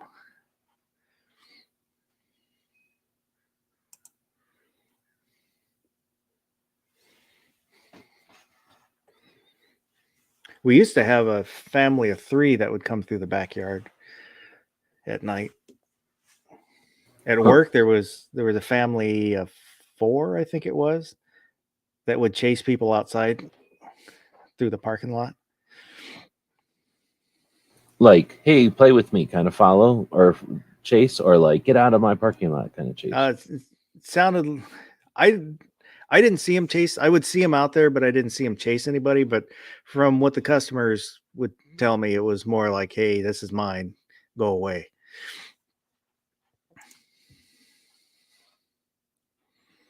I feel like if that's the case, then you just stand your ground to those little critters, and they're going to be like, "Oh, I guess we don't own this part of the parking lot," and then they would leave people alone forever.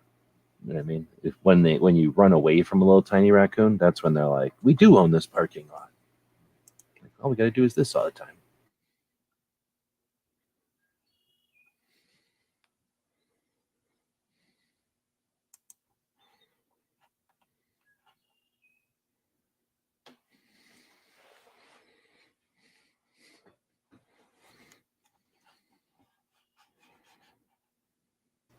Oh, you're saying the cages are all 45 degrees so that you don't get a corner.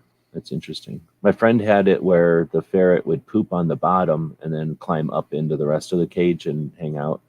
But the bottom was, yeah, pretty much always poop. Good morning, G23. I sent you a link if you want to jump in. Does that guy do live chats? He does. Saturdays at 3 p.m. Pacific, 6 p.m. metric.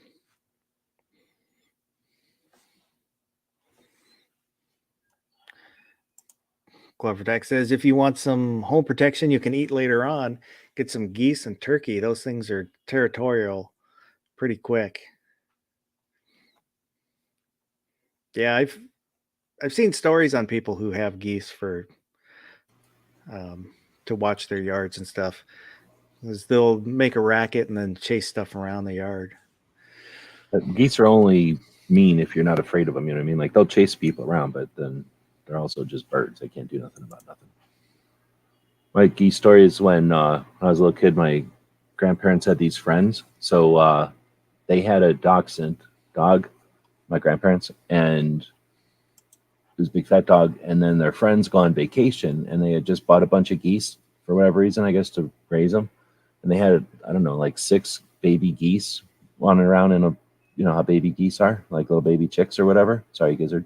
And then they took box from a wash machine. So imagine a big giant box from a wash machine, and you fold out the bottom of the box so that it's outside, but the bottom of the box is open, and the little geese are running around in the grass, right? But then there's this box like acting like a fence all around them, and it's really tall because it's as big as a wash machine. And then they put bricks and stuff on the flaps on the outside of the box, and they figured this way nothing can get to these geese. They can just hang out in this big box. So it's like a little pen, right? Get the picture? So the geese were in this box, and we're all looking at them, and everybody's happy. And then my dumb uncle picks up the dog and lets it see down into the box that there's a bunch of geese in there. And then, because it was his favorite thing is to torment the dog or whatever, so he picks up the dog, shows him that the geese are in there, and sets the dog back down. And now the dog's like, oh, I know what's inside that box right there. And you know the rest of the story. We come back out a little while later. There's this big fat dachshund with just the dumbest shit and grin on its face, and just feathers. And this was like the day after the people left. So, my grandparents had to wait a week and then tell them, well, my dog ate all your cookies. Yeah, dachshunds are hunting dogs. Well, my grandma would make the dachshund a hamburger every single day for dinner and give it regular food for breakfast and lunch. Like, this dog was fat. It was the fattest dog I ever seen in my life. Rob says he's been chased by both monkeys and raccoons, so he's going to be a conscientious objector.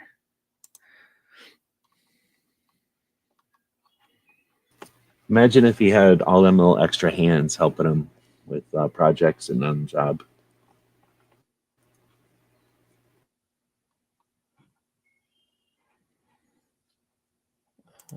Good morning, Night Shaft. If you want to jump in, there's a link in the Discord.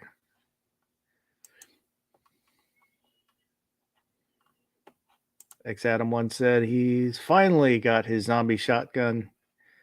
Finally shot his zombie shotgun yesterday. It ran flawlessly.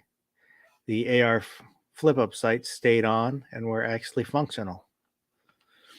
Did you stab anything with that slant cut on your barrel?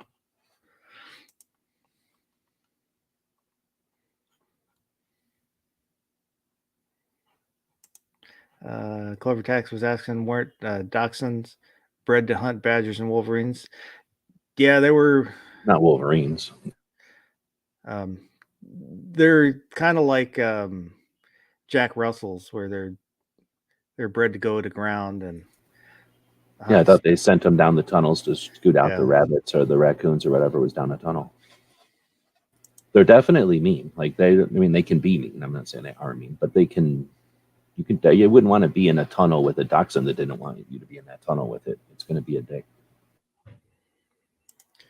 Well, Shafty, we'll be here for 2.5 more hours. So, if you get back while we're still on, you can jump in.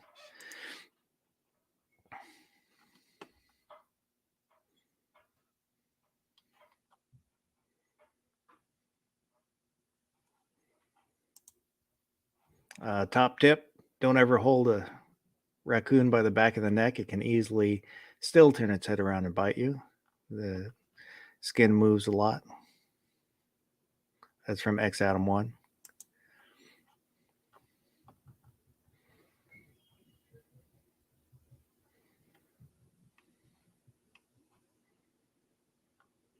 Tara Smith says every salvage she's ever been to had goats and geese and dogs, and we're there to warn you about geese. Those things were mean. The goats ate everything. Yard geese are a thing.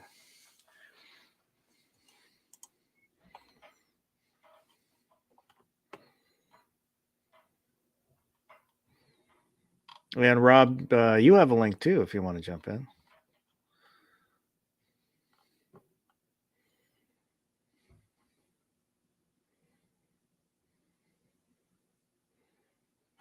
Gunmetal Guy says he wants some of those fainting goats. There's outdoor and range. So when he lets off rounds, it falls over. I've heard that that's actually not real bad for the fainting goats because it kind of exercises the muscles when they tense it. I don't know if that was true or not.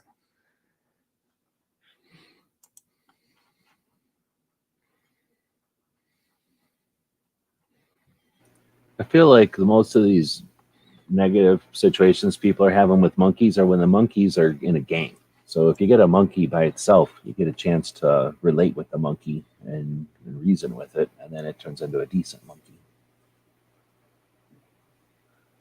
But I've seen some videos about in India, I think, where they got these like gangs of monkeys basically that run into towns and like basically just run up a skyscraper, and 5 monkeys jump in one window, 5 monkeys jump in the next window, and they just like all jump into a window, run in there, grab whatever they can, cause a mess, grab whatever food and stuff they can, and then they all leave and they run back into the jungle with all their stuff. Like that would be annoying, I guess. Although it'd be super fun to watch it. Clover Tech says his younger brother has fainting goats, and they're freaking hilarious.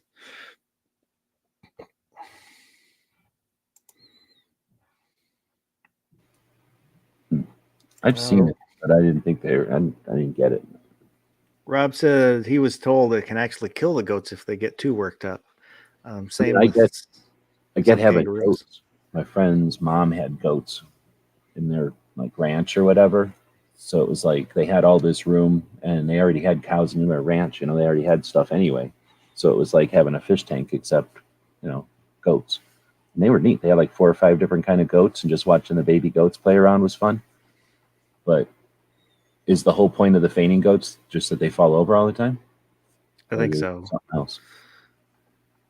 G23 says Walk the Talk America will be on his live stream Saturday the 26th of March. Right on. Last Saturday in March. Go ahead and drop a link for your channel, G23.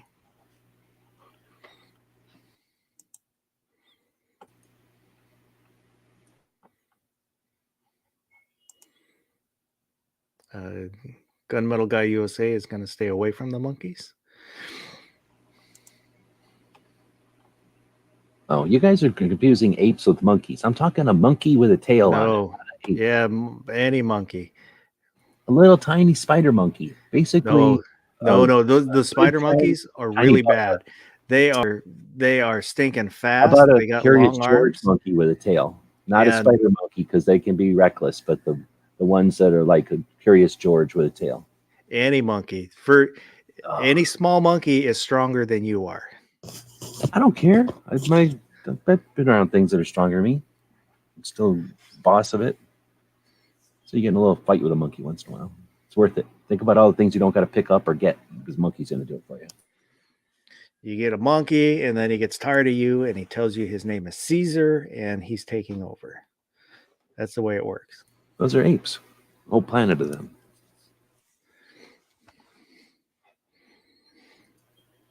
I don't really technically know, but here's the thing. I've told this story before. When I first moved to Arizona, I went up to Phoenix one time, and there was this pet store the size of an Anchor location in a strip center, right? A big pet store.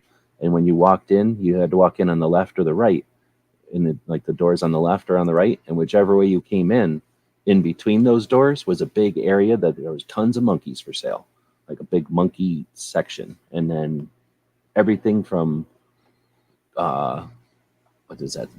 BJ and the bear monkey, down to little tiny spider monkeys that wouldn't shut up and make noise all the time, like almost like parakeets, except monkeys.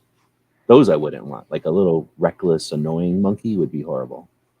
Those are the ones I think you're talking about, that like they have to worry about, like factories. They have to close off every hole in the factory because the monkeys will go in it. Like I don't want the pest monkey. I want like a butler monkey, a friend butler monkey. They'll rip your face off, and then you'll be trading places with Nicolas Cage and Chase Often. Yeah. All right. Well, I'll wait for the robot monkeys. It's not like I got tons of money to buy a monkey or nothing. But a monkey, if I get a free monkey, I'm having a monkey. Think about the YouTube channel I could do. I'm gonna stick a camera on it. Basically a YouTube channel right there. No, I've always had a monkey. Been interested in recreational monkeys. Yeah, see, in packs. That's the thing. The problem is when they get around other monkeys, then yeah, they're going to be reckless. Once they're by themselves, they mature and they figure out my role in life is to be a butler for whoever this person is I'm hanging out with. Birds, I have no interest in. The same attitude I think everybody's got about monkeys, I have about birds because I've dealt with living with birds and I do not like birds. Um, a friend of mine growing, in grade school, they had cockatiels. They were neat, but god awful loud. Um, and parrots are cool, but they'll outlive you. That's so you have to plan for that. And the thing about parrots is they like one person or somebody or maybe a couple of people, and the rest of the people can go blow. And I was one of the people that could go blow. So I couldn't even play with the parrot or be around the parrot. It was like it tolerated me, but what's the point of having a pet that's like, I like him, but not him, and her, but not her. And I'll deal with these three people, but everybody else, no. Like I'll make a noise if they come in the house. Like that seems like too finicky of a pet for me. And you can't like go, oh, I forgot I have a parrot. You know what I mean? Like that doesn't ever happen.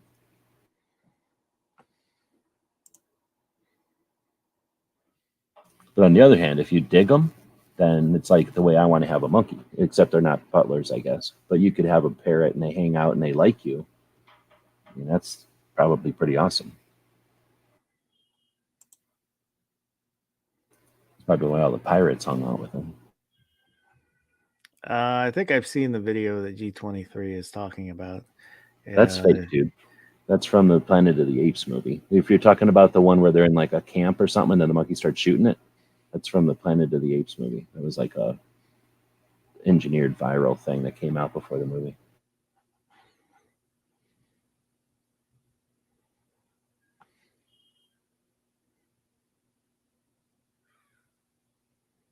Clovertack is saying the guy that breeds them has the owners come over and be there when they hatch because it takes to whatever they see first.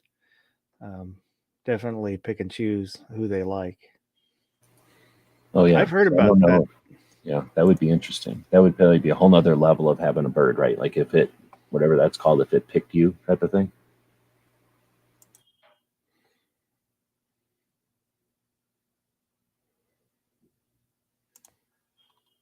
Oh yeah, that would be a long lifespan. Tortoises like last hundreds of years, right? Potentially, especially if we're Yeah, feeding them good. Mike White said, like with the desert tortoises, will outlive me. He has them in his will to go to his son. Those are something that we deal with out here because people will get them from the desert, and once they're gotten, then you're not. I don't think you're supposed to put them back. So then you have to find people that'll keep them and stuff, or else something happens to them and they can't go back or something. So I know a couple of people that got tortoises.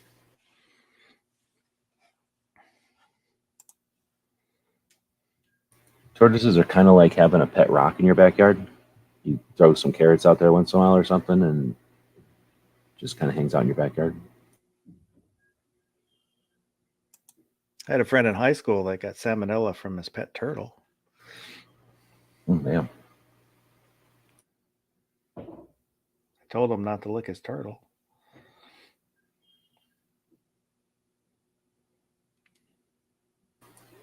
$19.59. Holy moly.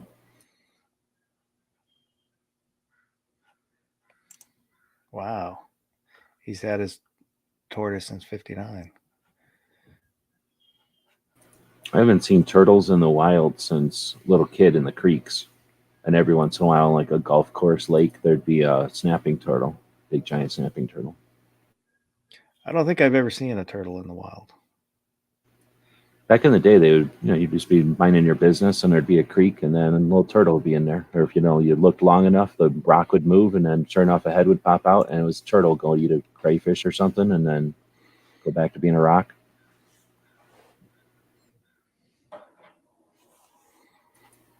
I wonder if those turtles were natural or other kids threw them in the creek from being pets, and they just lived in there. You know what I mean? I don't really know now that I'm thinking about it. Clover Tack said, Local pet shop sold some frogs that you could supposedly lick and get high. He never tried it, but they sold a ton of them. And those toads just live out here. They'll come up when it rains out of the ground, but the rest of the year they live in the ground. Yeah, they're mildly poisonous, aren't they? Isn't that what gives people a high? It's just, well, they're hallucinogenic. It's what keeps them from getting bit by coyotes and stuff, unless a coyote wants to trip. But the dogs will go over and lick them all the time.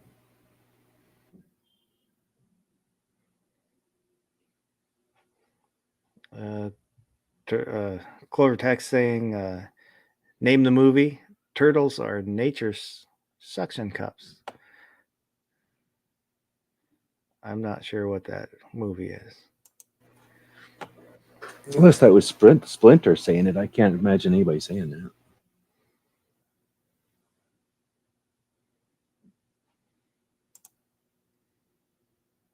New York Outcast says they have a lot of map turtles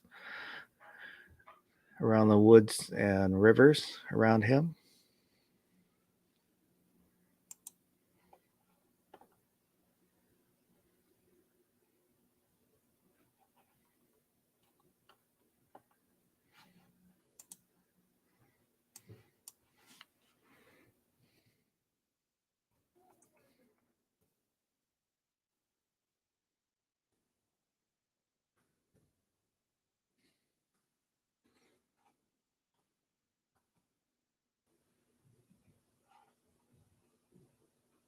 Ah, I looked it up.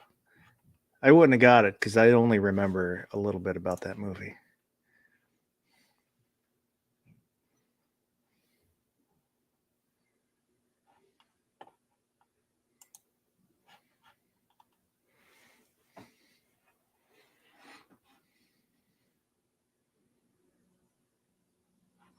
Mike White's saying you have to register your desert tortoise in California.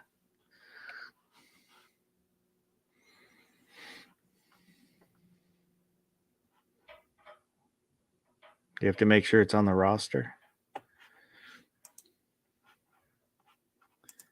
And New York Outcast is saying he saved one a few years ago, ended up taking it to a friend's pond. Unfortunately, got caught in the overflow pipe. That's too bad.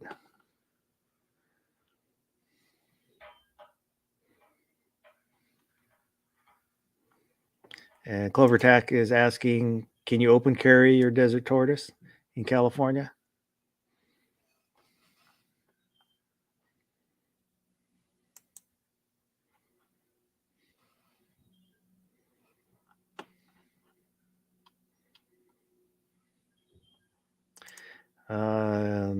That's all right. I try and decipher what people write.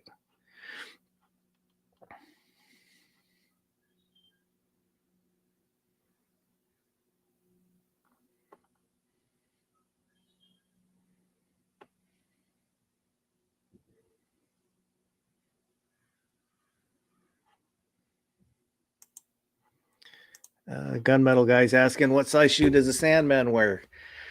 By chance, it really hurts when he kicks you with it. It's not so much the size, it's that it's gritty. Ozzy said, turtle is good eating. I've never had turtle. Yeah, I couldn't eat a turtle unless I was starving or something.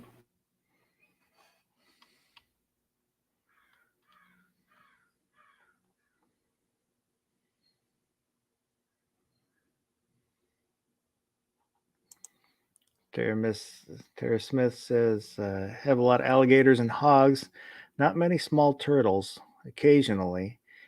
She thinks the alligators eat them. Oh, I'll bet alligators can probably crush a snapping turtle or any kind of turtle shell, right? With all that mouth. 4 foot. Oh, she's got 4 foot firing at mounds. No, thank you.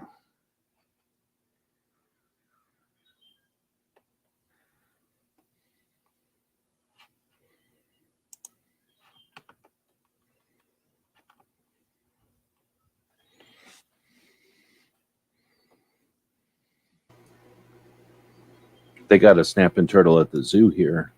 Not a snapping turtle, my son. They got a tortoise at the zoo here. That's I don't even know how to describe it. You know, it's as big as a couch or something. It's huge, like a giant kind.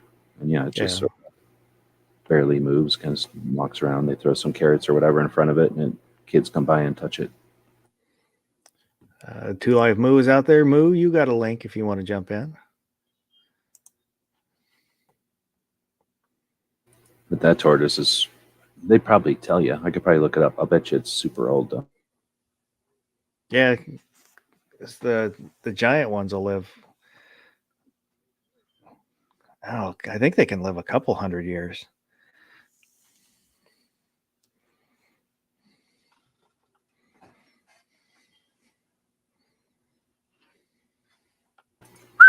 So, how old do you think our tortoise is at the zoo? I'll say 250. 250 years? Yep. Almost. Not that old though. Oh wait, maybe I thought I found it. I guess I spoke too soon.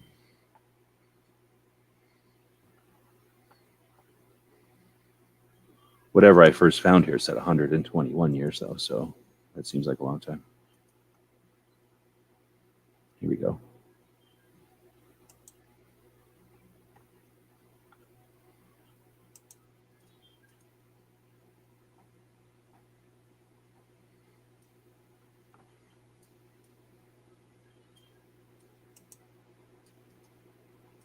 X Adam's getting a tricky, itchy trigger finger from all the small critter talk. Clovertax says the big tortoise at the zoo by him is 130 years old.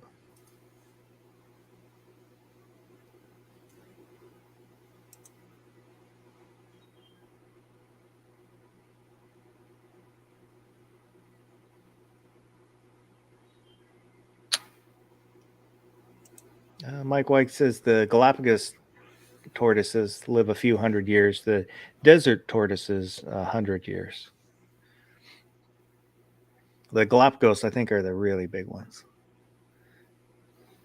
The ones we have here are called Aldabara, second largest land tortoise. They have a thick blah blah blah. Don't tell us how old they are though. So lame. They're huge though, and I guess they must have 4 of them because there's 4 in this picture eating a salad. Oh, Rob, So would like to screen share this. There has to be one called Kareem Aldabara. Like if one of them isn't named Kareem, you'd be disappointed. In other words. Yep.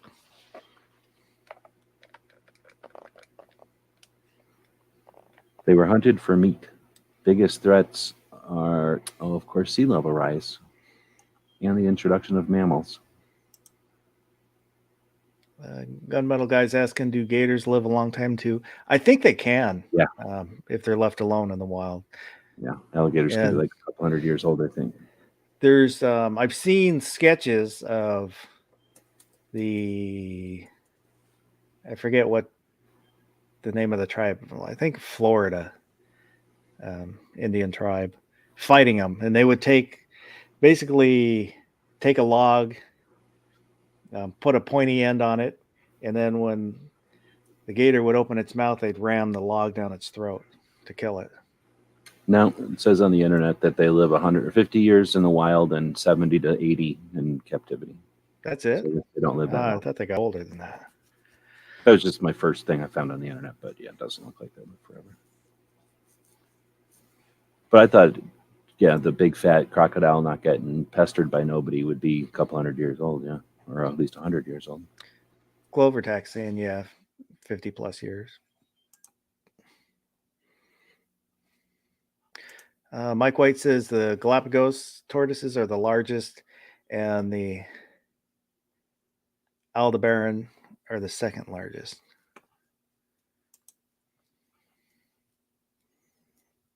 So it sounds like these tortoises come from some island like that then also, probably, not a desert somewhere. Makes more sense they'd have to be somewhere where there's a ton of food to get that big. Tara Smith is asking, so if you get fat on grass, you're either food or you live for 200 years? Well, except for whales, everything that's on land that's big eats grass. there's no giant things that eat each other. So pretty much if you want to, and most of the big stuff lasts longer, lives longer. So yeah, if you want to live a long time and live on Earth, not on the water, because whales eat, snail or what is it, shrimps and stuff. Plankton, yeah. They're hunters, but everything big, including the giant, what am I calling, gorillas and stuff. Gorillas are vegetarians, except for when they're eating each other. They're pretty much eating leaves and stuff all the time. Panda bears are pretty big, and they're like koala bears. They eat leaves all the time. Tara Smith says they use a 22 bang stick to hunt alligators.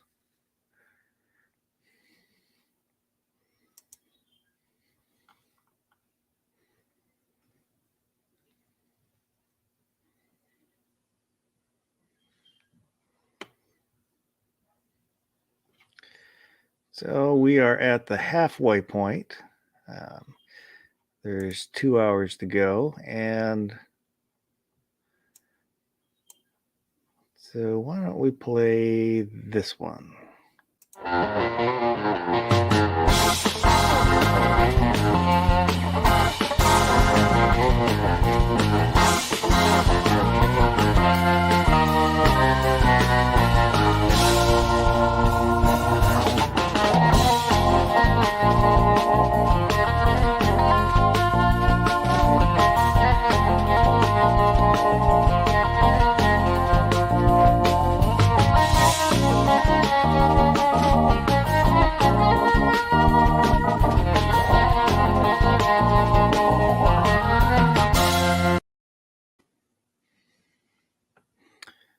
GearWebsites.com.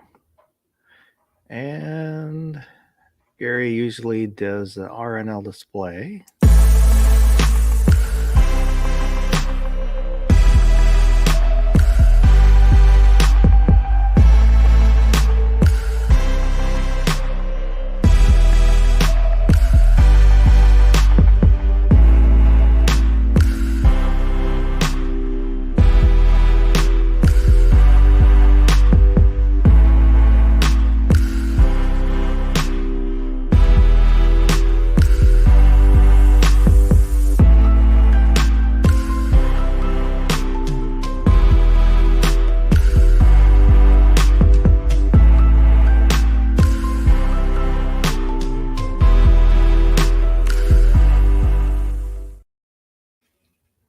Check out rnldisplays.com. They've got some new stuff going on, so check out their website.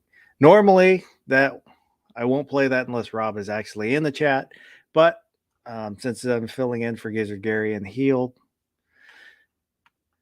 do a promo, then so I'll do a promo.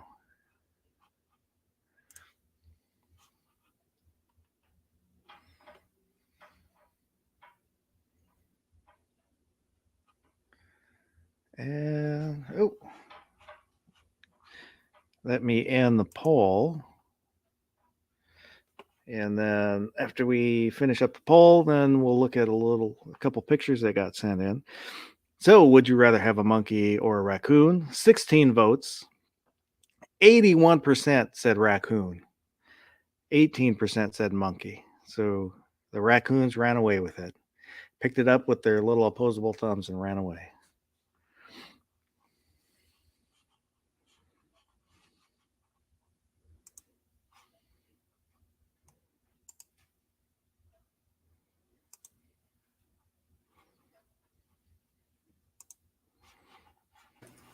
So I wonder if that's because the raccoons are so adorable, or if it's a fear of monkeys.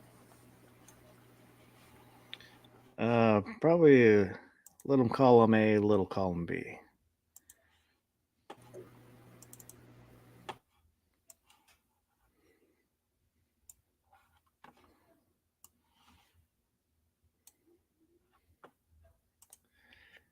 So, let me get back to the share. Chrome tab. And this one was sent in by Tara Smith, Tara Smith's Kitchen. And Earlier in the chat, she said she was looking at motorcycles with her kid. Honda. There we go.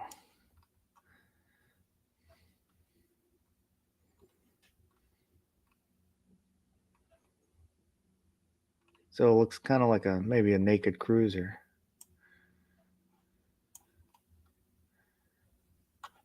Kind of like the green one.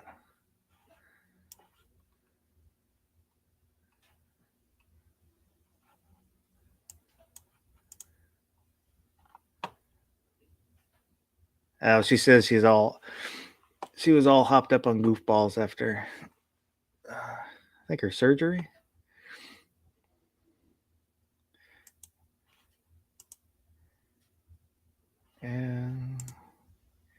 And the other one was, I believe it was from Ozzy.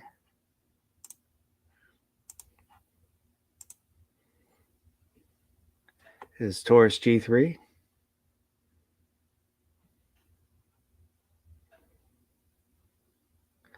Not bad little setup. The G series are a little bit small for me, but they're really popular.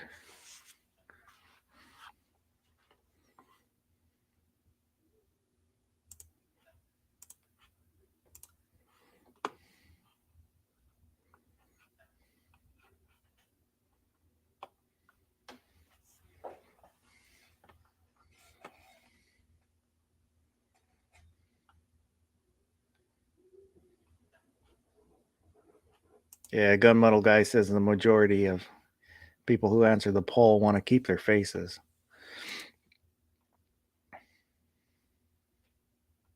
I feel like one lady got her face ripped off by one monkey, one bad decision, one angry monkey we're talking about here, and that's preventing all the rest of monkeys are get a bad rap.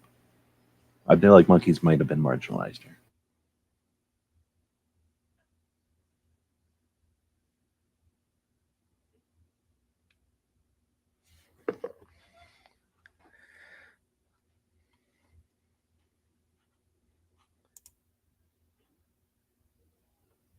Tara Smith says, is talking about her son, shaved his head, makes him look like Uncle Fester. It's a Honda Rebel 500.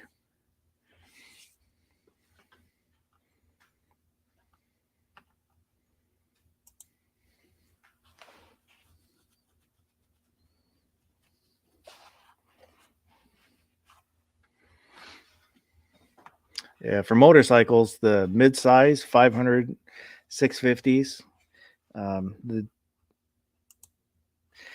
they use those size because for the price point, we'll get people in the door and then they try and sell them the bigger bikes.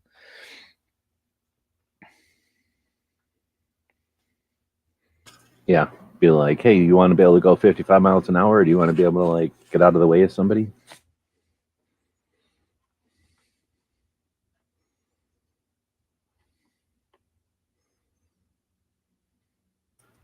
I feel like I did go into a pet store one time that had real life monkeys, so I've spent some time with monkeys.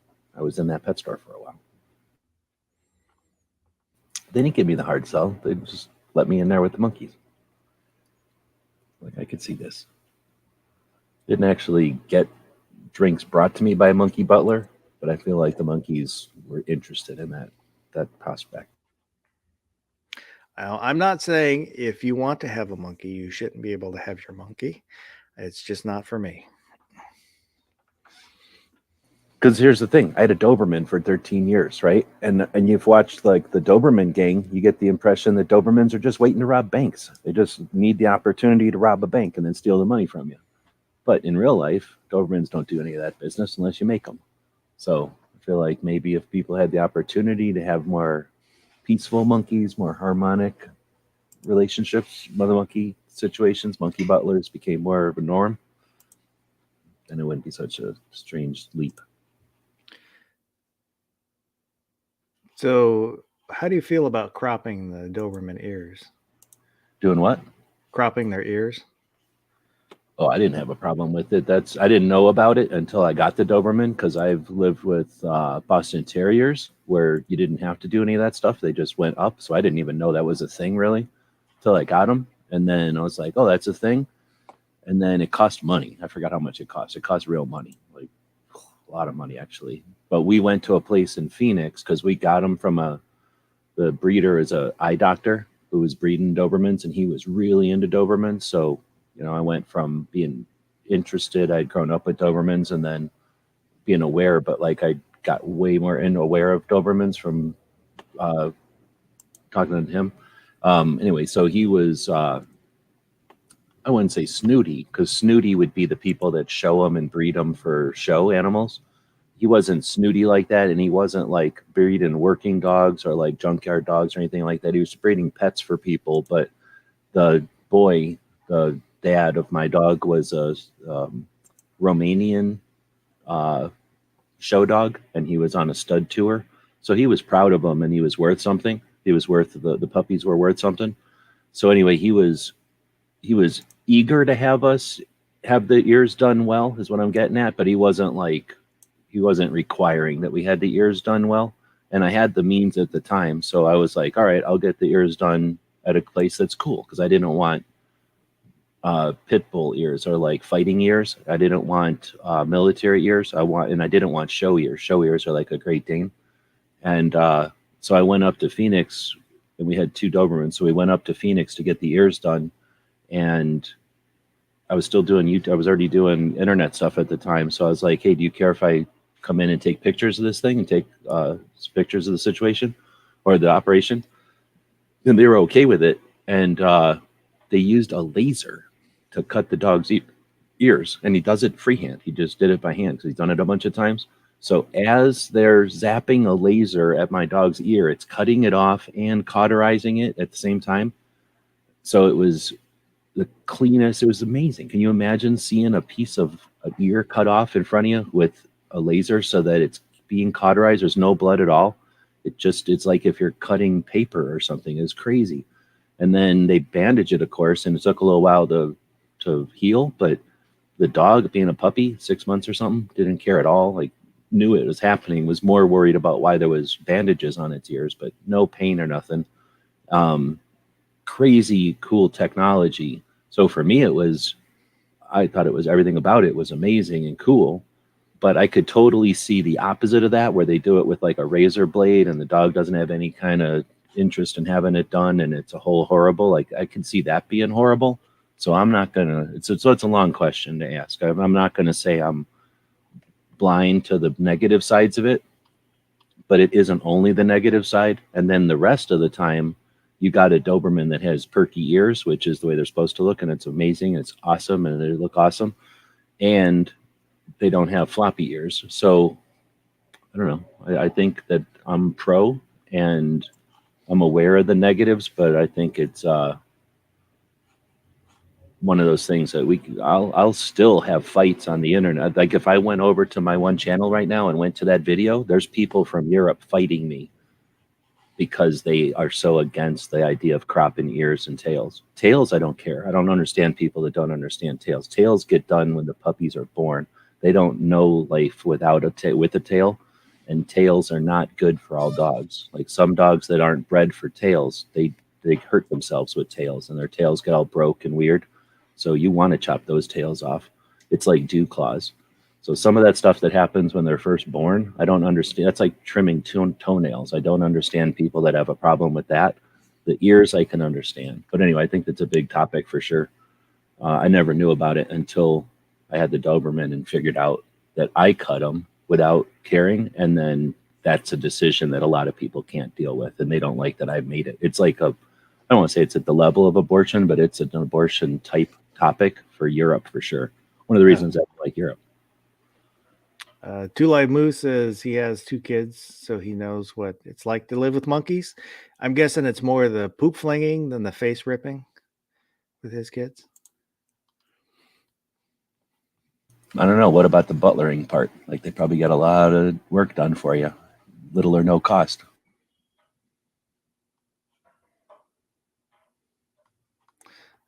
Tara's against the croppings.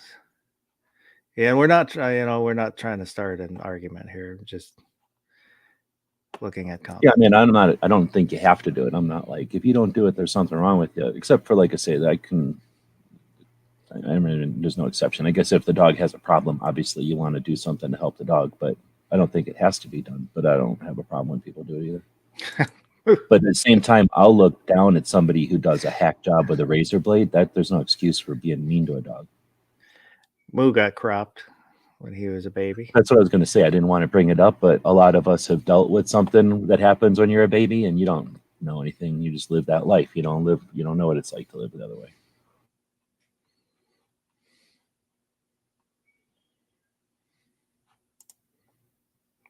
Mike White says it helps to guard against ear infections. Like That's what I'm dropping.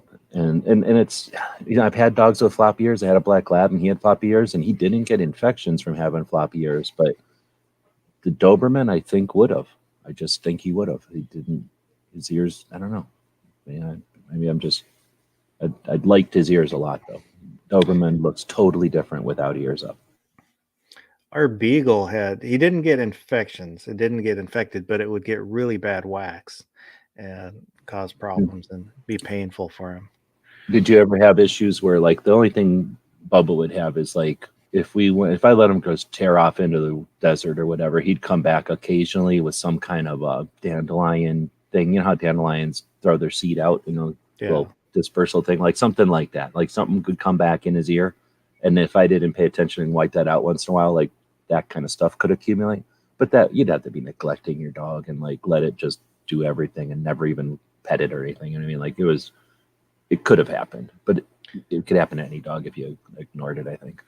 Yeah, we haven't had any problems with either the beagle or the Jack Russell, just because the only time they're off leash is in the backyard, and if we go anywhere other than the backyard, they're on the leash, so we're always right there with them.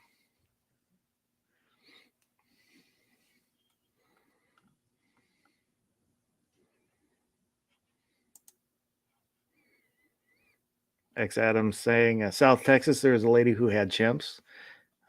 Remember, we were at the store next to her house. They told us the chimp escaped, got in the car, took off, had to go back the next day to pay for the gas. For one thing, I would have made the monkey pay for the gas. Second, I wouldn't be scared of no monkey. I think you guys have irrational fear of monkeys at this point.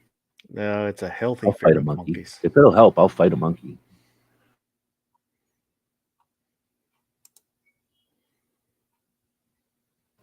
Well, that's a thing, I guess. That's true. But I don't know. I mean, there's too many dogs that have floppy ears that don't. Well, I would think for the most part, if they're born with the floppy ears, they're probably genetically built to have floppy ears. Because like beagles, bloodhounds, Yeah, I was gonna say we they got all hounds around and they don't have any problems. And they all dachshunds have don't floppy problems. ears. They were bred that way to help condense the scent into their nose. That's why they hang down. Oh, really? Yeah. I didn't know that. So, in other words, I guess that makes sense. They started out being like a wolf, and then they had to make them floppy, huh? Yeah. Huh. Oh, that's interesting. I never thought about that. Makes sense because now that I'm thinking about it, all the dogs like that are sniffers. X Adam says it was a chimp, not a monkey. Yeah, all right, I guess. But even I wouldn't be afraid of a chimp because it can't go. I'd only be afraid of a monkey because of the tail and the whole like jumping on you from above. An ape has to walk up to you. A chimp has to walk up to you. No, a chimp will nail you with a rock or a stick from I see what you're saying. 10, 15 yards away. Well, if you could dodge a wrench, you can dodge a rock. You can dodge a monkey, you can dodge a ball.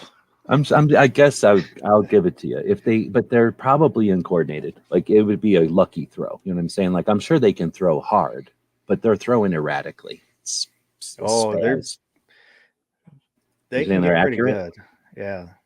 I guess They don't look like it because they're kind of a that's true though, yeah. underhand flop, but no, I hear you. Because they got nothing else to do but throw stuff their whole life. They probably get good at it if they want to be. And yeah, they're not going to throw like us just because we throw like what we've already seen. They're going to throw like what they feel like. They don't care what it looks like. Tara Smith says Jack Russells are possessive and patient. They will wait and hurt other pets. Very cute, though. If it'll solve anything, I'll fight them chimpanzee for a minute. I get like a helmet or something. Maybe goggles. I'll wear some safety glasses. More fight a monkey. I guess a chimpanzee would be a little bit tougher fight, a little bit tougher battle. Because they're as fast as the little monkeys, you know, and well, I'm worried about their muscle, and they got teeth. Chimpanzees got teeth. And but whatever the orangutan, no way. I mean, I know they can wail on somebody. I'd sucker punch an orangutan. I don't care about that. As long as I can get away, I'll punch an orangutan. Because the champs, they'll patrol their area, and if they catch younger chimps from another, we're talking BJ and the bear. So big as a little baby, but not as big as a kid. No way as big as an orangutan. We're talking Curious George size monkey. No tail, but an ape.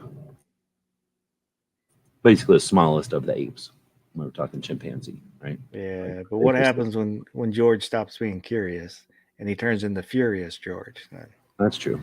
I hear you. Just have to have a good relationship with that kind of monkey. Depend on the fact that you raised him right. Get a girl monkey. Maybe girl monkeys are less aggressive. I don't know. Actually, I never thought about that. Most of the monkeys you see are boy monkeys. We got Guns Barbecue and G23 joining us. Good morning, G23, and almost good afternoon, Guns and Barbecue. Hello from the future. Hello from the past. See, I think you guys are missing the ultimate part of having a monkey. You can teach a monkey how to clean your firearms. You can teach a monkey how to operate your firearms. So when you're not home, they can still protect your house. So instead of just having them rip your face off, they rip your face off and then shoot you. Or maybe they shoot you first and then you don't even feel your face getting ripped off. Because unless they shoot you in the leg, and then you would feel both, I guess. Chimpanzees will eat other chimpanzees when they catch the young of other groups. Oh, I know. Yeah, they got canine teeth for a reason. They're mean. I'm not saying they ain't mean. I'm just saying you have to have a good relationship with it so that you're a friend, you're the family or friend of it. Yeah, Drunk Monkey was funny, but it's Hollywood. Yeah, it's pretty much fake. There's a pretty good Drunk Monkeys, like whatever is it, like all of them in a row on YouTube you can watch. I watched it maybe a week ago, actually. And you got to think about the fact that the monkeys can carry a firearm in places you can't carry. No, that's exactly. Like, this is just my seeing eye monkey. You don't have to put him through the metal detector. But, like, who's going to tell a monkey, no, you can't have that firearm? No, exactly. There's no AOWs for monkeys. Anybody with a mind? That's just a metal banana, officer. Nothing to worry about.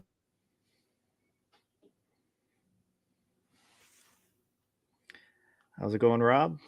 How you doing today? Doing all right. You slept in? Doing?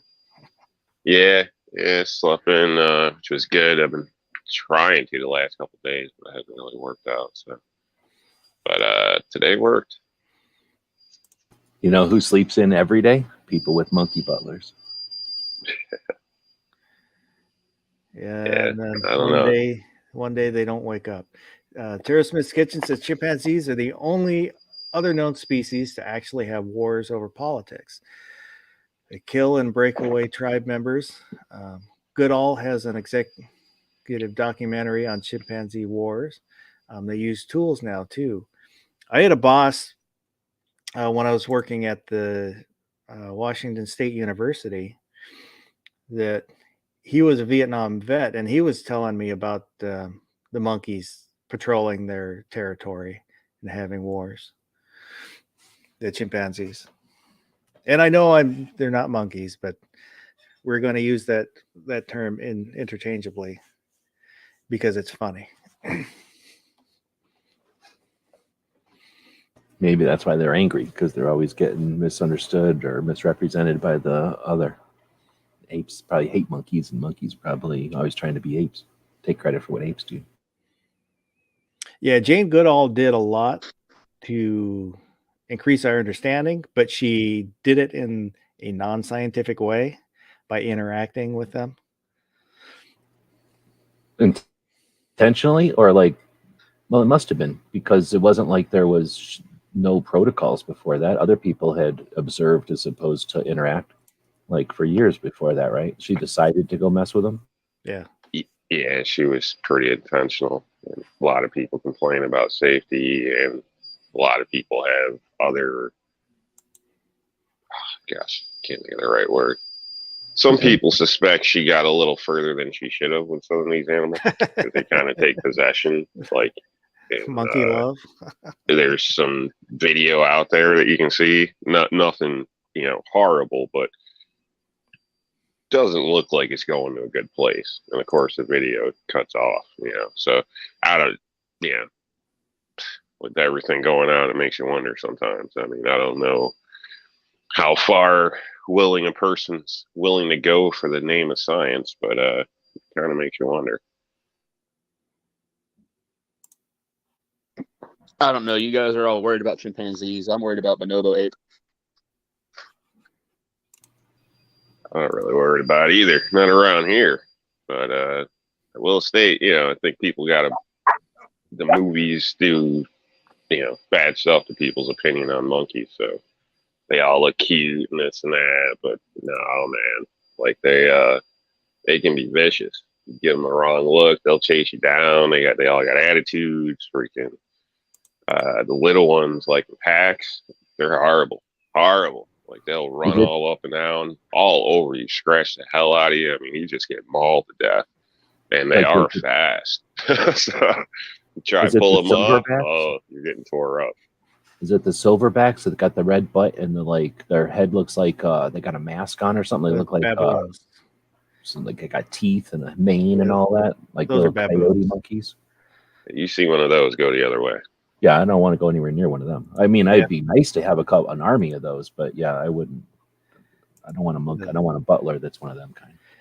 Baboons are mean. So, yep. But there's probably a whole pile of monkeys. When I'm thinking of the Curious George, BJ and the Bear type of monkey that's cool and hangs out with you. But didn't BJ and the Bear monkey end up getting mean after a while? That's like or is that just lore? I'm not sure. Like the actual monkey, I heard. At least when I was a kid, we would all hear that like the reason the show went off the air is because the monkey started getting mean, and it's like, this is a bad idea. Rob's just afraid of monkeys because one gorilla got loose and like climbed the Empire State Building. So he's like, oh crap, I can't have another monkey loose in New York. Yeah, exactly. I actually had to kind of fight with him trying to save a female, so wasn't cool. Like I said, one shows up and it's all fun and games, and then the rest of them come and oh my god, it's not cool. In a zoo or something, or like somewhere where actually it was a zoo. Yep. Okay. For a while, I worked at a zoo as a Jesus, it's been a while. I can't think of the term. Like on the maintenance side of it, so repair shift doors, all that type of stuff, build exhibits. In a zoo environment, they're doing everything they can to keep them. They're not pets at all. Like they're not, or is it like that? Like where they'll be like, oh no, they're not pets. Even the handlers had issues, and that's kind of the issue. Once in a while, companies donate a lot of money. People get tours. You got to babysit people. They come and volunteer, and they can get a little closer to some of the animals in some cases, especially depending on the season. The down season zoos are still open, like in the north. It's too cold for the animals to be out, but they're all still there in their houses and whatnot. So, and we've had people come in and when nobody's looking or whatever, try to get a little too friendly, and then the next thing you know, it's bad. It's bad quick. So I guess it's kind of misleading in some cases. So because TV and everything, they all look so cute and fun, but man, it ain't pretty. If the lady didn't violate things, she probably would have been able to sue the zoo or AZA or whoever, up the chain or whatnot in a sense. Or they would have lost accreditation or something like that because the lady was pretty messed up. So she got. But she was over there trying to pet it or whatever. And, yeah, she was doing what she shouldn't have been doing. You know what I mean? And then it backfired quick. So it's not pretty. That's why I don't do it. And zoos care about animals first, not people, because they cost more than you, according to them. I mean, that's just the way they look at it. So their main concern is the animals, not the people. Although they will put an animal down. Remember Harambe? What? I said I questioned that theory. I remember Harambe, that poor guy. He's the gorilla that got shot in Cincinnati when the won the 2-year-old. that's because it was a big public with the kid out there. Wasn't that Bobo or something? The monkey with that? Or no, Harambe was the gorilla. That's too much of a wild card with the child. If the child's a wild card and the monkeys or the gorilla's a wild card, like that's a no-win situation. In most cases, and it's definitely as an employee, like we had different weed whacker string because if there was a piece that an animal choked on, that was your ass. Oh, I thought you were going to say that you could turn on I thought you were going to say you just turn on a weed whacker and it would run off, and I'm like, oh, that's actually the best thing they could have done, right? Is just scare the dang thing away. Well, in some cases, but in other cases, you'll get in trouble for that too, because some animals, like those fainting goats, there's kangaroo breeds where if they get too worked up, they're done. And they're very expensive. They have to go through all types of programming, testing, blah, blah, blah, blah. That's the other thing. You're not even supposed to be near monkeys without having a TB test and all types of stuff. So that because they don't want you giving a disease to the monkey, which because it's it's money. So pretty crazy stuff. X Adam 1 sent in a few little video clips, so we'll take a look at those. Let's see if I can make this work.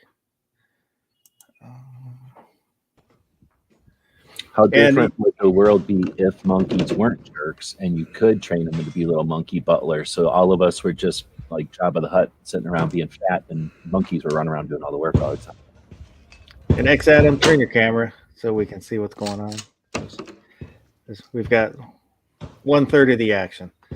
But this is his zombie shotgun.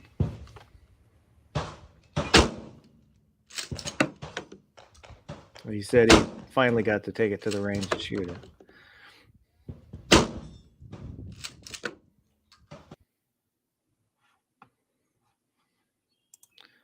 And is this one lane or is that a bunch of? Surprising about the shotgun is that those car sights are actually fucking spot on.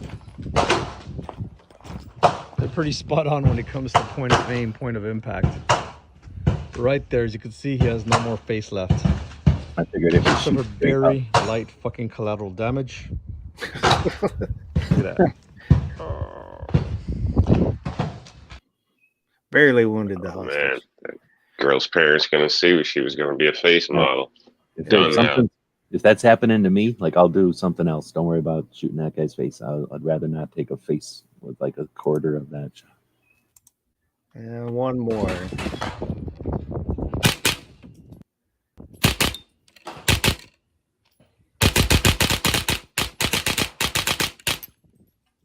It's on 22.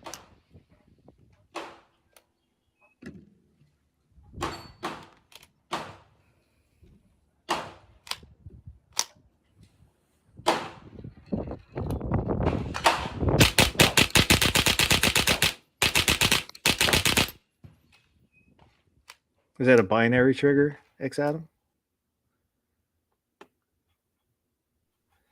That sounds like a regular 1022, just wailing on it.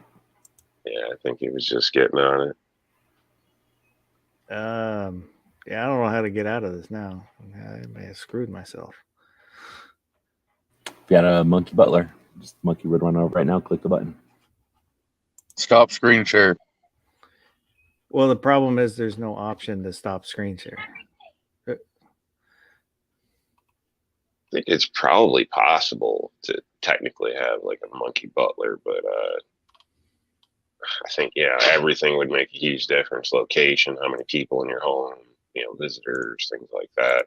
And I don't think he'd be much more dependable than, I don't know, a teenager at the job or something. Yeah. Oh, okay. So if you share a video file with the Oh, that duck, was a video file on your computer, and Yeah. you went to share. Okay, I've never done that. you go up to the 3 dots and then it'll give you an option to remove from stream. Okay. He said yes, it's binary. Oh, okay. Yeah, we can't have those in Washington. For being binary, I got to say, I don't know if it was worth it because I've seen a lot of people shoot just as fast with a regular trigger. Well, he may not have been shooting full speed. So Binary, where it goes forward and backward, so each one is a trigger pull. yeah. Yeah, I believe so. I know I fiddled with one of the triggers, but I wasn't paying attention. It was years ago, and we did a bump stock versus full auto versus one of those triggers. So I don't know how many of them existed a long time ago, but that's the only time I ever even put my finger into the trigger guard with one of them. Yeah, he said he wasn't going that fast. But I've seen video when they're selling those things. I don't know if it was the binary trigger or one of the other ones, but I mean, it's basically like a fire hose. It just empties.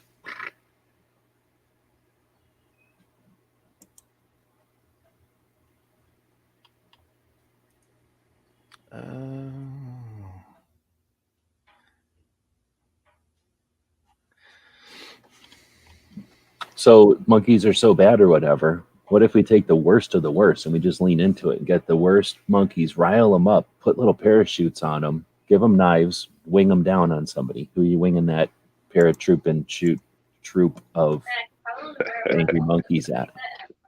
It's like shaking the ant jar and then dumping it on somebody. I'd rather release a pack of hungry hyenas. Oh, I was gonna say China, but they'll probably eat them. I've seen that thing. Like I was pretty sure it was India, where the monkey gang comes in and like just vandalizes and steals, Runs through the town, destroying it. So if you like encouraged them to do that and gave them little tools like little pry bars and knives and stuff, and gave them parachutes so they wouldn't hurt themselves as you dumped them off an airplane onto a town, and then like gave them some kind of reward for coming back, like that would be mean. That'd be like how they used to use dolphins for warfare. That would be like the paratroop equivalent of that. When you think about it, they got good reason to not like us. Yeah, the species. I mean, I we suppose. send them off to the moon. We do all types of shit, experiments, and So I was going to say, we're pretty mean. Yeah, sure. Word's gotten around. So I'm sure BJ never let him drive. Or wait, was there an episode where he was driving? As soon as I said that, I think I picture him driving at one point. I don't remember. I know I liked it that show as a kid, but I don't remember anything other than the truck driver and his monkey.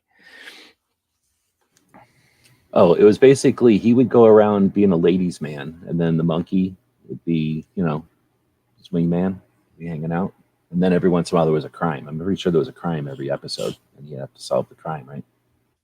Jacob S is Like asking, what are we like talking most about? truck drivers hanging out with the ladies and solving crimes as you're, moving cargo independently. The way it was in the 70s. There's been a lot of monkey talk, Jacob. I guess you could say we talked a little bit about monkeys.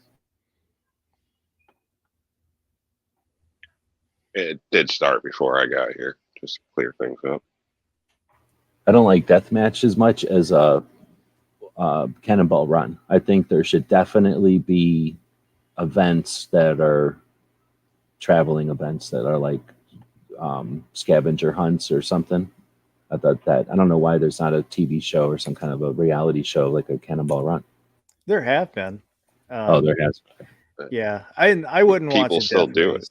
I only know what people talk about in the Gun Challenge chat, so like nobody's talked about it, so I just didn't know about it. If you can afford the death race and you keep it between the death racers, I don't really care. But If you wouldn't death watch. race through like the Ukraine right now, or through at least the front lines, that's the place to do it.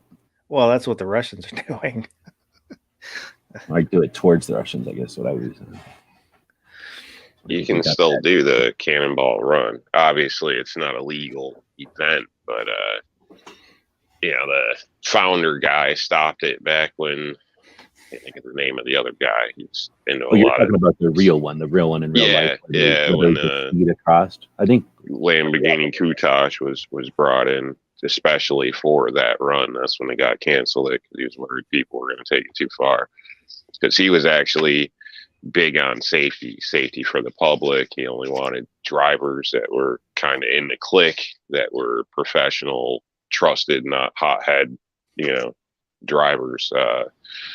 I'm thinking more of like a movie, like a big, happening, like a scene, like a traveling party almost. Like I'm thinking.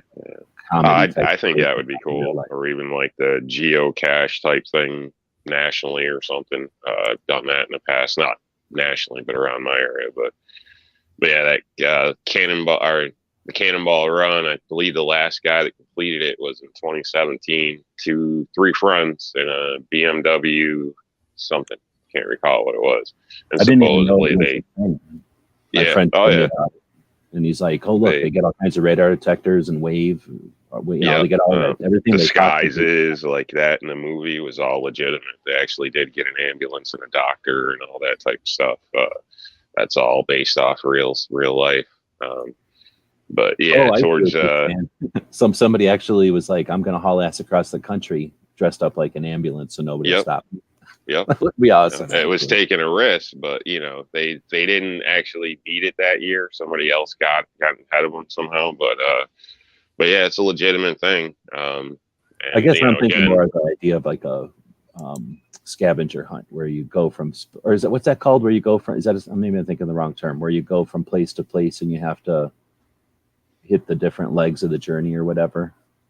Like a relay race in a sense. I don't know. Maybe that's what it is. But yeah, so I was thinking more of that aspect, not so much the like nonstop race across the country part, but the those more like a rally. I might be mixing it with a different movie or something, or maybe the movies. I'm thinking of the movie, not the actual event so much. I'd just warn people if it is something you're into. If I was rich, I'd do it. But I'd end up in jail nowadays, I mean, I would race the Cannonball Run against myself or my friends. Like, I'm not going to try to do a public spectacle and actually beat something. Yeah, well, that's just it. Nobody publicly just to have fun puts it out until after the fact. Would be cool. The last people that published theirs had to wait over a year for the statute of limitations to expire before they'd publish it. So. Is that what they do? So then they just say, now you do. Take it now, so I can just show you how I sped through your town. I would think that they would still get you, based on my experience. Technically, they because it's the type of crime or some violation, it doesn't matter from what I've been told. So if it was, so lots of things, not lots, but some things have no statute of limitations, and when you're dealing with several states, there's a difference too. So there is a new version.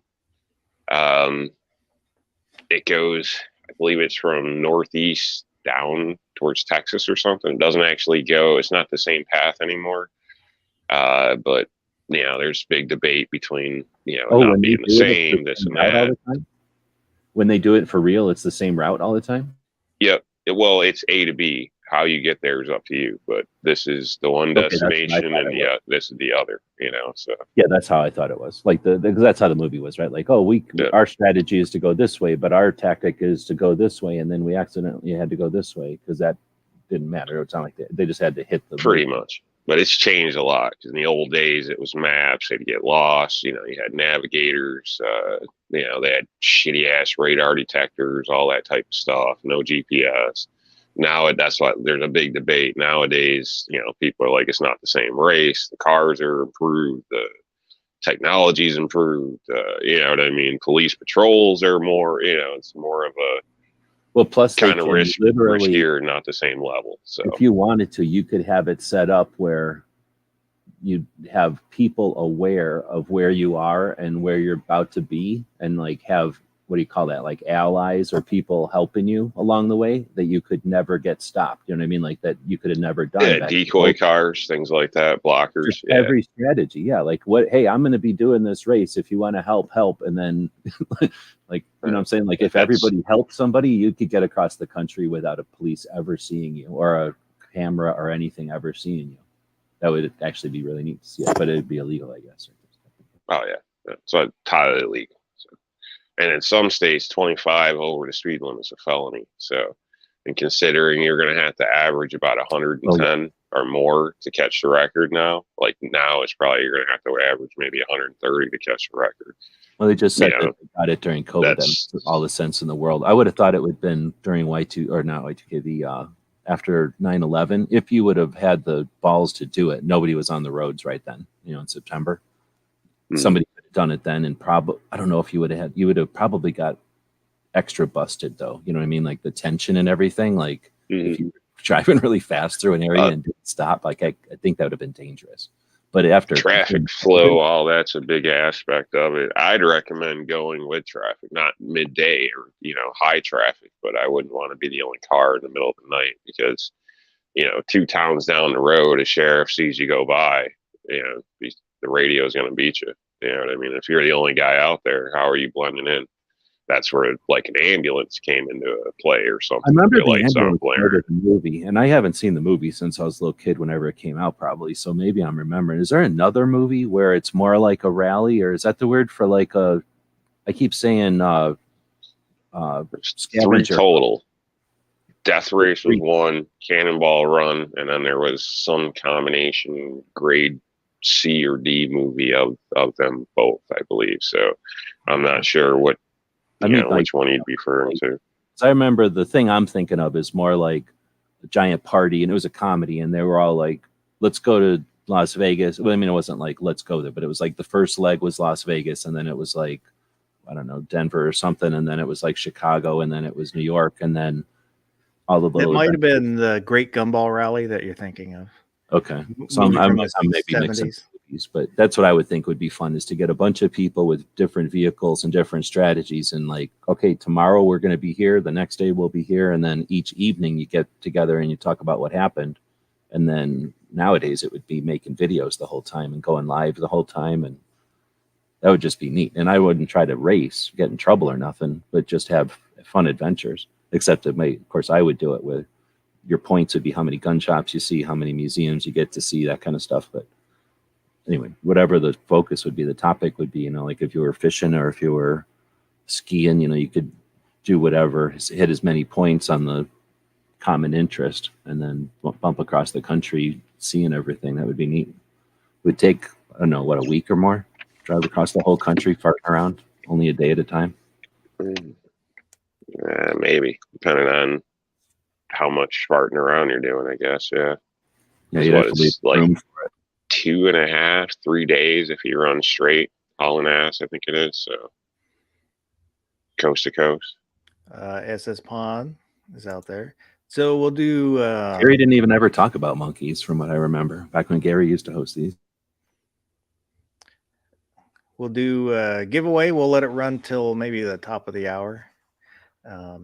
So to enter, it's hashtag Wandering Gary.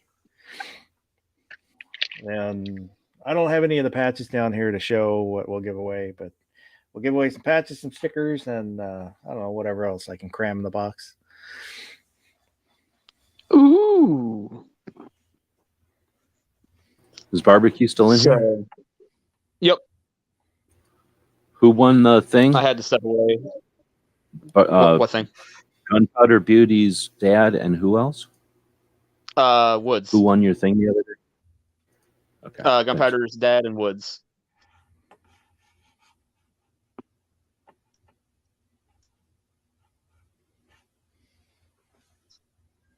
Oop, did I misspell Gary? I might have misspelled Gary. Uh-oh. So you have to misspell Gary. So Jacob, you have to misspell Gary because I misspelled Gary. It's actually because of Gizzard's lawyers, but he didn't want to bring that up. Hold on, you misspelled Gary? I thought it was spelled Gary. Well, oh, hang on. We got a problem because I spelled it right on the StreamYard giveaway and I misspelled it on the telling everybody what to put in. Well, you can still change the other one. Well, we've got people doing. Oh, so both. yeah. Enter in twice, once with 2 R's and once with 1 R. And then somehow we'll choose from that way. That way I don't have to change anything.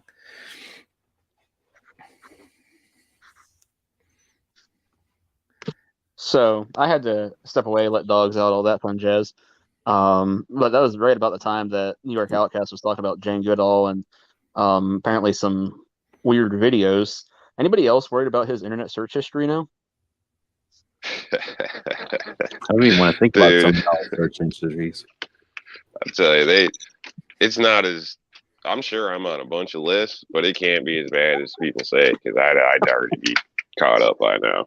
I mean, I've searched so many things that are questionable, but honestly, it's just that curiosity and verification to see if, things are publicly what I know them to be in some cases. So, hey, you explain anything to us.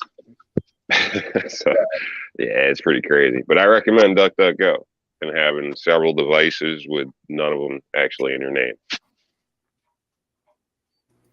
In other words, like have a thing that can get to the internet, but then don't log into the, I don't know, like Google Gmail or something. Yeah, I don't even have Apple, whatever. You just open up the browser and then it'll say stuff like, hey, do you want to log into this website? And you just keep going and just join, go into Google or go into whatever search engine you're using as just a regular user, not as like, XYZ Facebook account or XYZ Amazon account or anything like that. And then you're just an entity on the internet, and the internet cares much less about you. It's going to watch everybody. Every website is going to watch everything that comes to it. But if it can't associate your numbers with an account or it can't put your number somewhere, it doesn't care about your numbers. There's other people that it's going to care about. So by just going in without being logged in, immediately you're like not paid attention to. You're like less important to them. But then there's other things you can do if you ever want to get into it, like how to be less and less, more and more anonymous, less and less specific when you're online. And then that search history you're talking about does exist, but it's in a column with an anonymous account next to it, and it's useless. It's a lot harder to find, pull from. So, like I was just showing there with the other phone here, it's telling me finish setting up, complete setup, your Google setup and all that, because I don't use it for anything other, so I never completed anything. So it's still like a new phone, even though it's 2.5, 3 years. I don't know. It's still set up like a new phone. G23 before you head out, plug away. Thanks for the invite. And on the 26th of the last Saturday of this month, I will have Mike from Walk the Talk America on the panel. So hope to see everybody on that show. Well, thanks for jumping in. Take it easy, man. See you, Dan.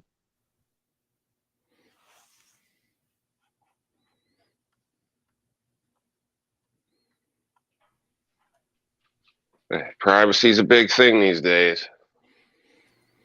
Yeah, another thing is, what's that thing called? The VPN? No, is it a VPN? VPN, yeah. When you're paying your cable or your DSL or whoever for your internet, so that means you got a physical wire, and then the digital signal that goes over that wire, and then you've got whatever you're dealing with on your computer.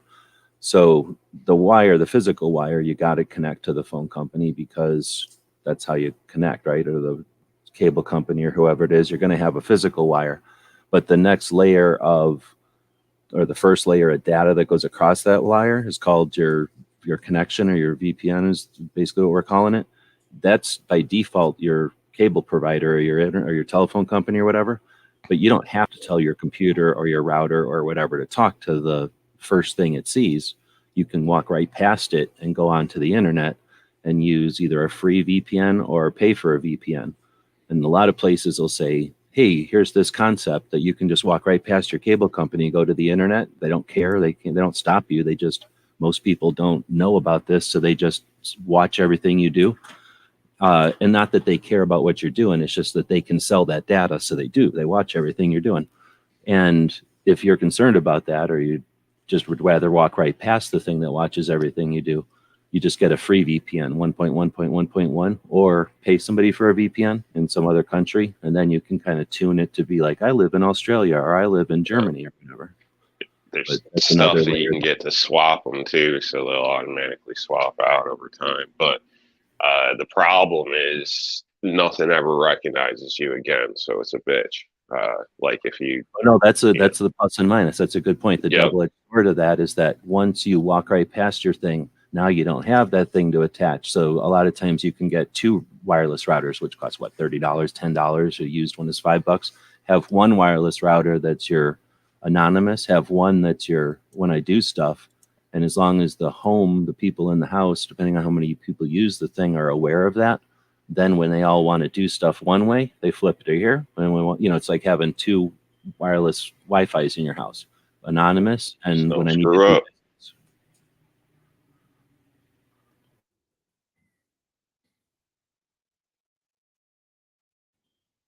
Whose chat is it 3? Oh, Mandatory Carry was asking about the G23 because he mentioned Oh, he's having walk the talk. Yeah, I can't remember if he actually said what time. I thought it was going to be during his normal chat. I think so. Yeah, he just said on the panel, so that's what I would figure. And to answer X Adam 1, I'm not going to Tulsa. I want to sometime to check it out. I can kind of only go to one thing next year, and we'll see what that's going to be. But probably won't be Tulsa.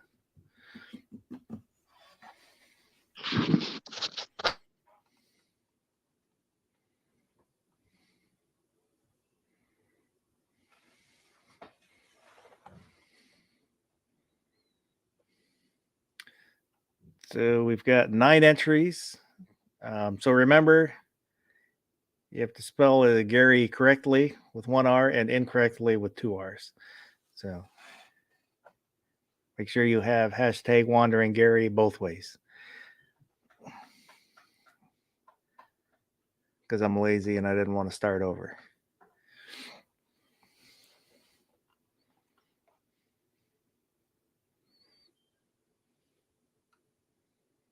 And we've got 9 entries, and it says 13 people watching.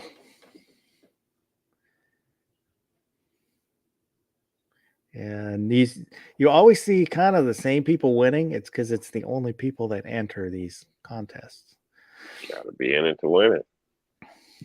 Well, plus so many of these are fake.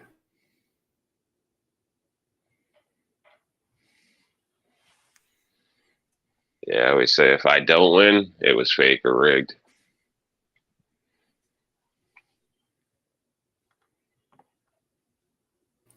So that's a common perception because you don't feel like you've got nothing to hide. But the concept is the network and the awareness of the tech. As we become less and less aware of the tech, then they can abuse it more or use it against us more. So knowing about it is useful for when you're just having a conversation with your sister or your nephew or your grandkid or somebody who may not be paying attention and just plowing right through their lives, letting everybody pay attention to way more than they need to. The networking aspect of it, though, is the other side of it, where they're paying more and more attention to who we interact with, and it's not like we're going to hide from that, but being aware of it is just useful. And it's not like, again, we're not suggesting. It's just like when you're a prepper, you're not going off grid and tanning your own, clothing and stuff. You're not like completely. You're just aware of some of the stuff. So the privacy stuff is mostly just so that you're aware that you are able to jump off and look at what you want and not have 6 or 8 different things paying attention to what you're looking at. The whole, like, what's that thing about the Target or whatever, where the dad was like, why are you showing my daughter these diaper ads or whatever? And, that whole thing. Like, if you can jump off of that merry-go-round and let them do that themselves. I think, people are different in a sense. I mean, I believe his comment said he'll, give them coffee and they'll go off to the hush bar or whatever it is. I don't know. But yeah, I'm not doing shit against my will, especially something like that. So I'll gladly die with honor and respect. So I know that's easy to say, but I like, cancer scares me to death. I'm looking for anything besides cancer. So, but needless to state, I think a lot of it's, you don't know what you don't know. The way technology, everything's changing. Even your DNA can be claimed by somebody else nowadays. And, down the line, if there is a store where you can buy a new organ, well, even though it's grown from you, you're still going to have to pay them for your DNA. Like, there's a lot of things that aren't really 100% yet, but the way things are going could be. So I personally feel if somebody's making money off me, I should be getting a cut. And you don't in these situations. As a matter of fact, most people go stand in line for 5 hours early to go get the next device to track them. So, it'll be more than that too. It'll be, once they get to the mesh networks, the internet will be the devices that we carry. So yeah, people are standing in line. Healthcare is going to get transferred over to it, things like that. What you're doing, your physical activity, what you buy, all this stuff. It's basically being pre-staged, all line up together. And, honestly, with technology, I mean, I don't know, you could be going through a divorce or something and somebody can place you in a position that you don't want to be digitally, that you don't have the money or funds to fight. So there's a lot of different ways it can affect people. So the average person always says you got nothing to hide, and you may not today, but it doesn't mean 2 years from now, something in your daily life can't be used against you. So just volunteering information is just never a good idea, in my opinion. What we're talking about as far as like just anonymously using the web or using the internet, I like that because this computer that I'm working on right now is my work computer. And then that other, my old work computer that's missing like a bunch of keys on the keyboard, is what I watch movies and stuff on. So if I wasn't in this chat, I'd be watching it over there on that other machine because it's got way louder speakers so I can hear it. And since it's not logged into the internet or anything, and it's not logged into YouTube, what I really appreciate about that is when I get done watching this video, it'll recommend something and it doesn't know who it's recommending it to. So I get a different filter, no filter, on that machine. And if I watch this video on this machine where I am logged in and everything, so I use it as an interest, like a way to get a point of view of what YouTube gives the world, like a plain vanilla version of the world, right? And then what it gives me. And then I see the feed. Like if I go, hey, YouTube, I don't know what I want to watch next. If I went on a logged in one with my search history, it'll give me, a bunch of the stuff that we all probably get. If I go to that machine, it gives me a whole different buffet. And that's what I use. Not like I sit here scrutinize it, but it adds to my awareness of what YouTube is doing to give us what we want all the time. So it's like over there, I'm seeing a bunch of healthy food and some desserts and like some beverages. Over here, all I get is salty snacks and bacon treats. Like it's definitely given me incentive to click on stuff over here, where over there it's given me a little bit of everything because it doesn't know who I am. it's an extra layer of awareness in a sense too, because that's Yeah. a beautiful point you bring up, You don't because think about that a normally. lot of people don't consider that.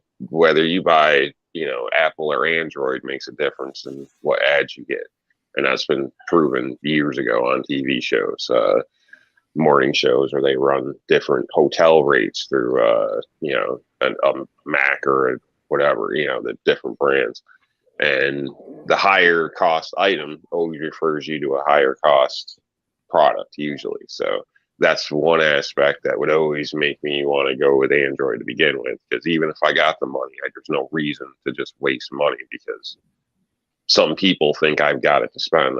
That's not their call, that's mine. But besides that, your news, everything gets tailored to you, even the sales ads. So it basically locks you in your own little bubble. It gives you the information you want to see, which isn't always necessarily the information you need to see. So I would hinder that as a warning too. A lot of people want to argue and debate. We do it all the time on these shows, from second, third-hand information we got off from some device somewhere. But that information was tailored to us, so keep that in mind. Like, you really can't trust any of it. That's the problem with it. But everybody gets complacent. They forget. It's like the whole Snowden thing, or the Patriot Act, all this stuff. Like, everybody just, yeah, okay, but they don't understand. Like, it's like you don't comprehend what's actually done or what can be done. So, even on that small scale, on your daily opinions, that affects who you vote for. That affects how you respond to things in your life. Even if you feel differently, if subconsciously you keep seeing this same shit all the time, this song you can't stand because you've heard it 10,000 times. It's the same thing.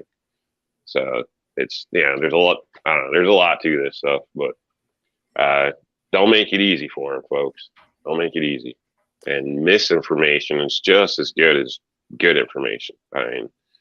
Put weird shit out there that throws a wrench in their stuff now and then.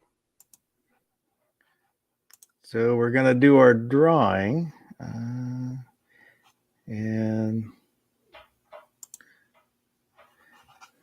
we've got 10 entries, and it would be a hoot if Gary actually won. He entered. Oh, good. I figured leaving the door open would work. He looks like he wandered right back into the house. SS Pawn, Stan. Congratulations. I don't think I have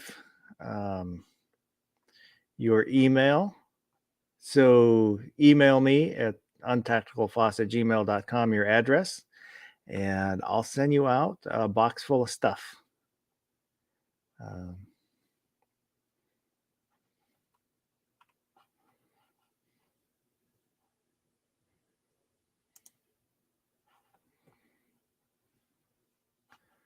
So congratulations, Stan. Maybe I'll try and throw in some retirement stuff for you.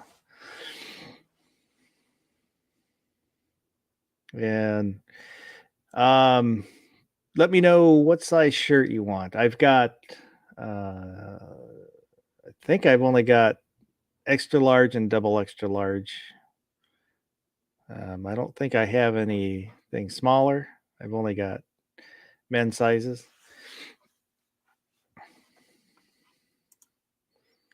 So, yeah, just shoot me an email and I'll get that sent out this week.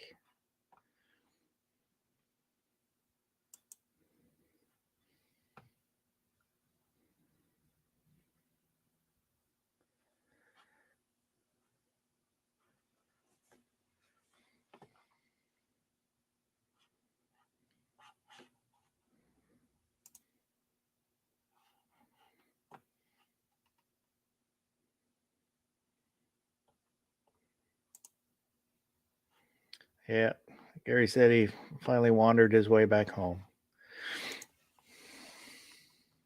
Maybe he was there the whole time and we just didn't realize and didn't see him in there. He got lost in his Gotta bedroom. give the guy a break.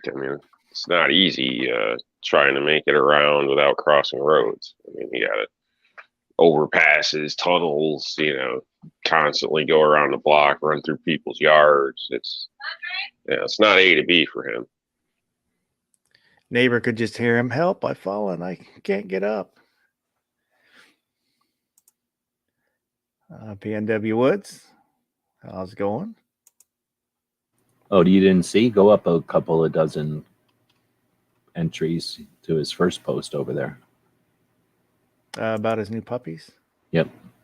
Seems he's got Ooh. little puppy babies. 2 labs. Congratulations.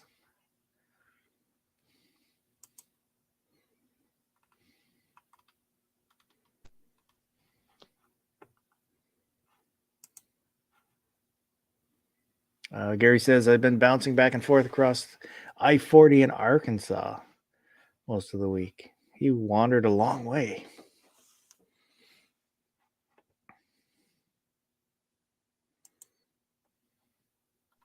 Get any feathers ruffled?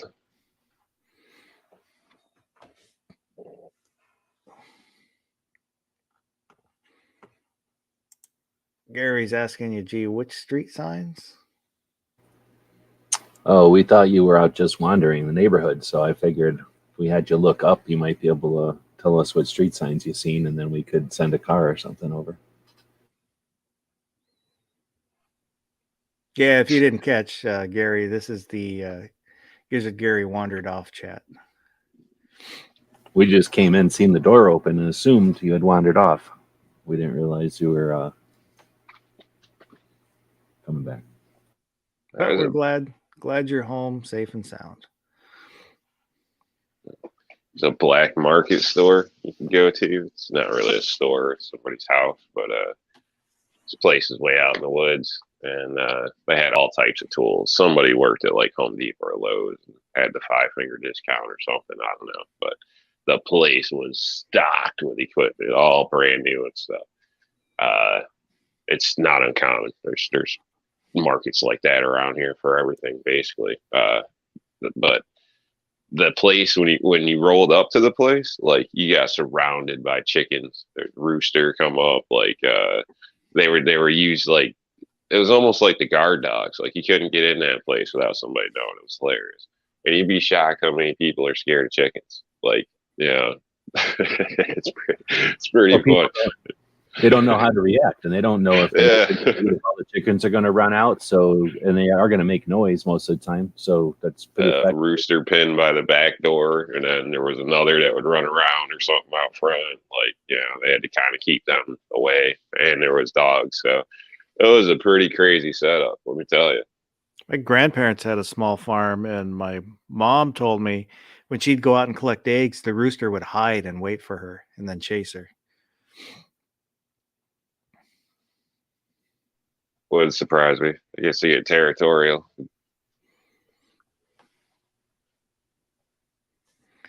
So we're in our last hour, about 45 minutes left. Does anybody know what state Pizza Hut comes from? Where it originated? No, but I know in other countries, I heard some other countries, I can't think of what it is now, people saved up for 3-4 months to take somebody out to Pizza Hut for a date, which I thought was freaking ridiculous. But, it's the cost and stuff there, I guess. I wish I could remember. I used to remember, but I don't remember what it is now. I just watched the story of it, and it's totally crazy. Like that, nobody knew what pizza was. Somebody read about it or heard about it or something, so they tried to make it, and we're like, well, this is close enough. They just made Pizza Hut pizza. Just was like some people just made it, and in Kansas, they read about it in a newspaper, just made it. We're like, yeah, this seems all right. People like it, and then made it, and then it's nothing to do with pizza other than it's round, and people had heard of pizza before. So I guess it just has to be the idea of going to an American restaurant or something. So it's nothing about the authenticity of the meal for sure. Well, that pan fried crust, that's pretty good. So that's one thing I'll state about Pizza Hut. The way so do you know where that came from? No idea, but I'm thankful it came. So they started out with a thinner one, I guess, and the reason the Pizza Hut one is wrong is because they started out with biscuits or something instead of, or no, French bread instead of pizza dough because they didn't know what pizza dough was. They just brought a French baker in and he started with French bread. And then when they got expanding from franchising and went to the East Coast, people had Italian restaurants with actual pizza. So they were like, what is this? So instead of trying to compete and make their own real version of pizza, they were like, well, let's just go the other way and make this other thing. And they, according to the TV show, they tried a couple of different things, picked pan pizza, and it was like different. So they were, again, not trying to be authentic. They were just trying to sidestep the authentic battle. And then, yeah, I mean, I won't eat Pizza Hut unless I guess I'll technically eat the smaller pizza, but I only like eating the pan pizza at Pizza Hut because it's that weird cheese crust type of situation. It definitely got better a few years ago when they changed their crust. Oh, wait, what? They did? Yeah. So it's a little garlicky now. But yeah, they changed it a few years ago. Forever. I haven't had it in quite a long time. Used to my friend's son's mom worked at one local, and man, that family had a lot of trouble. So in the end, I wouldn't trust eating out of that place, and it wasn't long after they closed down. So, but yeah, I'm only really a fan of that pan fried. I think the sauce, for some reason, kind of, not always, but sometimes almost gave me reminded me of like puke smell. I don't know if that makes any sense to people, but it just, the acric or whatever, I don't know, kind of a turn off. Yeah, I don't know, but eating them fresh, like there or something, it wasn't bad. But I haven't had it in quite a while. I knew Pizza Hut was a kind of a new chain when I was a kid, because I think all chains were kind of new when I was a kid. No, not really. But anyway, I knew they were kind of a new chain, but I had no idea they were from Kansas until recently. So I'm asking Gizzard, is it like a bigger deal? Like, is there not other restaurants in Kansas because you're all like fans of Pizza Hut? Or is it no big deal? There's just also Pizza Huts in Kansas. Because I had no idea that they came from Kansas. Like, no one's ever, it's not like they say, Pizza Hut, the original Kansas pizza or something. And I wonder if you can go to the first Pizza Hut, if it's still there. Sometimes they keep their first restaurants at these chains and stuff. The first one looked like a little round, squatty building. That's what they call it. And then they bought a Coca-Cola sign. They bought a Coca-Cola sign and they wanted to make the sign for their restaurant. So they only had the Coca-Cola letters. So they had pizza and they wanted to have pizza in it. So they're like, now what are we going to do? And that's where they came up with, well, it kind of looks like a hut, I guess. But it was almost Pizza Pit, I guess. Pizza Hut is a much better name.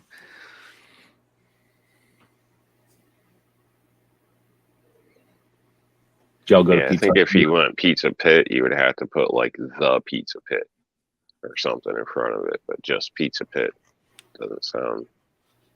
I don't know. Doesn't flow. TV show, that was the other option on the piece of paper that they were. So I'm wondering if that was that kind of authentic, like they went to that kind of detail, or if they just wrote it in there.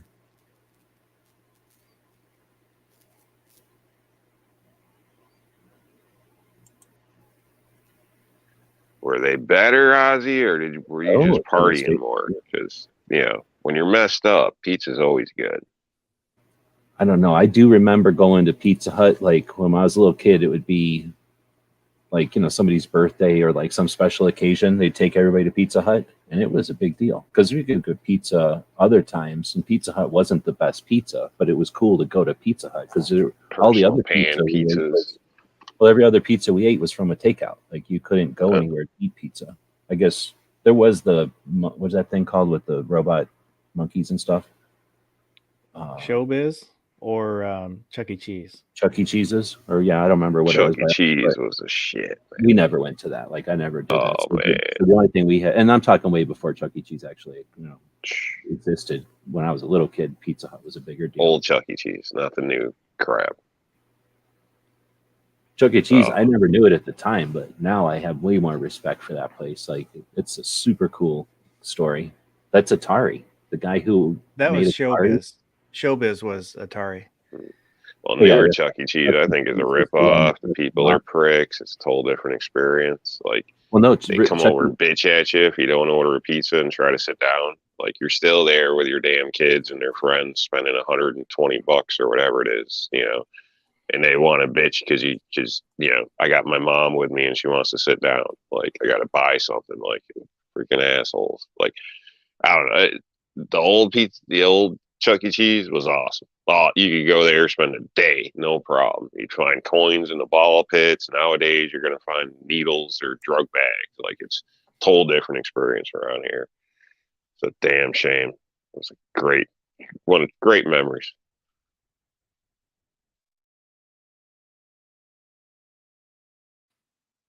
Yeah, because when the guy left Atari, he started Showbiz so he could put the video games. Yeah, he was there. basically like, we're selling these games for $3,000 to people who are making 25,000, a year off of them, and then at an arcade where if we set them in a pizza place, then we get the adults to buy pizza and the kids are sitting there, and yeah. And then when Chuck E. Cheese came along, he sued him, and now he owns both, or the company owns both. He left already. He sold the pizza place chain to make robots. He made a bunch of money at Atari, sold it, made Showbiz, made a bunch of money, sold it to invest in robots, like home robot butlers. And then that was his first failure. Like, that lost all his money, and then he had to go back to something else. Listening to that guy, I learned all that listening to that guy's speeches. That guy's super cool. What's his name? Nolan something. But the guy who invented Atari is like Nolan something. Listening to that guy's speeches over the years is super neat because he doesn't do the same speech, and he talks about all the old days. And Atari, if you haven't heard the stories about Atari, holy moly, that was like super cool company. Or a super weird company, I guess. Robert Brock was Showbiz. Nolan Sproles or something like that. I want. Looking at the Google box, looks like they were both Atari. Or Fake news, man. Fake news. Well, no, the one company was the first Google one. for you. Then the other company came out of Florida and copied it, and he sued. And then the main one, it was Showbiz, I think, was first. You're right. And then Chuck E. Cheese came along. Or no, he was Chuck E. Cheese, and then Showbiz came along. Yeah, I think it was Chuck E. Cheese, and then he separated off. No. Whoever, well, according to the thing I heard, the first one he started because he figured, again, like, why am I selling these machines for $3,000? Plus, they wanted to make the Atari 2600 and not the next one. And he was like, no, the Atari 2600's dead. We built it on old parts. We need to make the next. And the corporate was like, no, we're going to stick with the Atari 2600 forever. It's like a wash machine. We're just going to keep it there and just change the shell on it. And he was like, no way, the guts of this thing need to go. They didn't see eye to eye. So he's like, okay, see ya. I'm going to go make Chuck E. Cheese. And I think I remember him saying something about the name Chuck E. Cheese. And then Showbiz came out of Florida, copied him. And he's like, no way. That's the same thing. They sued each other and he won and he got both of them. And then he left. I think how the story went. Yeah, Wikipedia, it says that Brock started Showbiz after splitting with the owners of Chuck E. Cheese. And then that's where he got the idea from, in other words. Oh, that's what it was. He was a franchisee. He came to all the franchisee meetings and then was like, see ya, and started Showbiz. And they're like, no. And then they sued him and took Showbiz back. Yeah, so you were you were right about Bushnell and starting Chuck E. Cheese, and then Brock split off of that and started Showbiz. And these are, like I say, it's not like I watched one movie about all this. There are 2 movies about Atari that are both pretty good, but most of it I got from just Nolan talking and doing speeches and doing YouTube interviews and stuff. He's super cool because he saw the internet coming way before the internet happened, and I don't know. I haven't heard. I wish he would talk about what's next. I haven't heard too much recent stuff about what he thinks is next. But it's super neat to listen to a guy who built Atari talk about how the internet's going to be back when, like in the 90s, talking about how today is. It's really neat. These people that saw it coming. And there's a company that's called something Magic, I think, and they invented the iPhone back in the 90s. And those people all saw what we're doing today back in the 90s. And everybody was like, okay, Grandpa, like, whatever.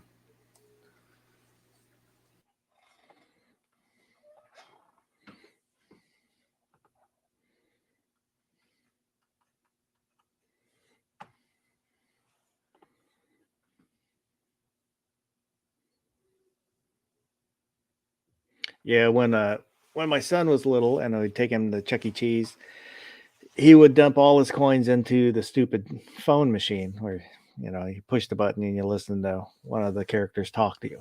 That's what he liked to do. Oh, really? That was one of the things? Yeah. Was it like interactive, or was it like a Not really. You push the stuff? button, and he talks to you. That's it.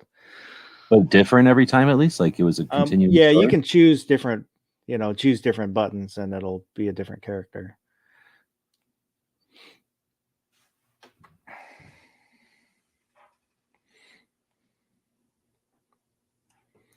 There was a couple of people back in the 50s when they first figured out like computers that kind of foresaw some stuff that I've seen that are pretty neat.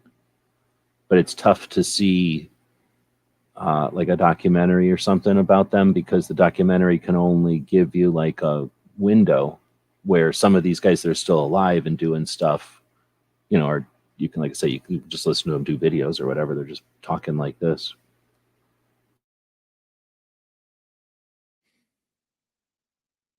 And since they're doing it today, they get to say what it was like back in the day. Back in the day, you listen to an interview from someone and they don't have, like you're saying, they don't have the word internet to use to describe what they have in mind.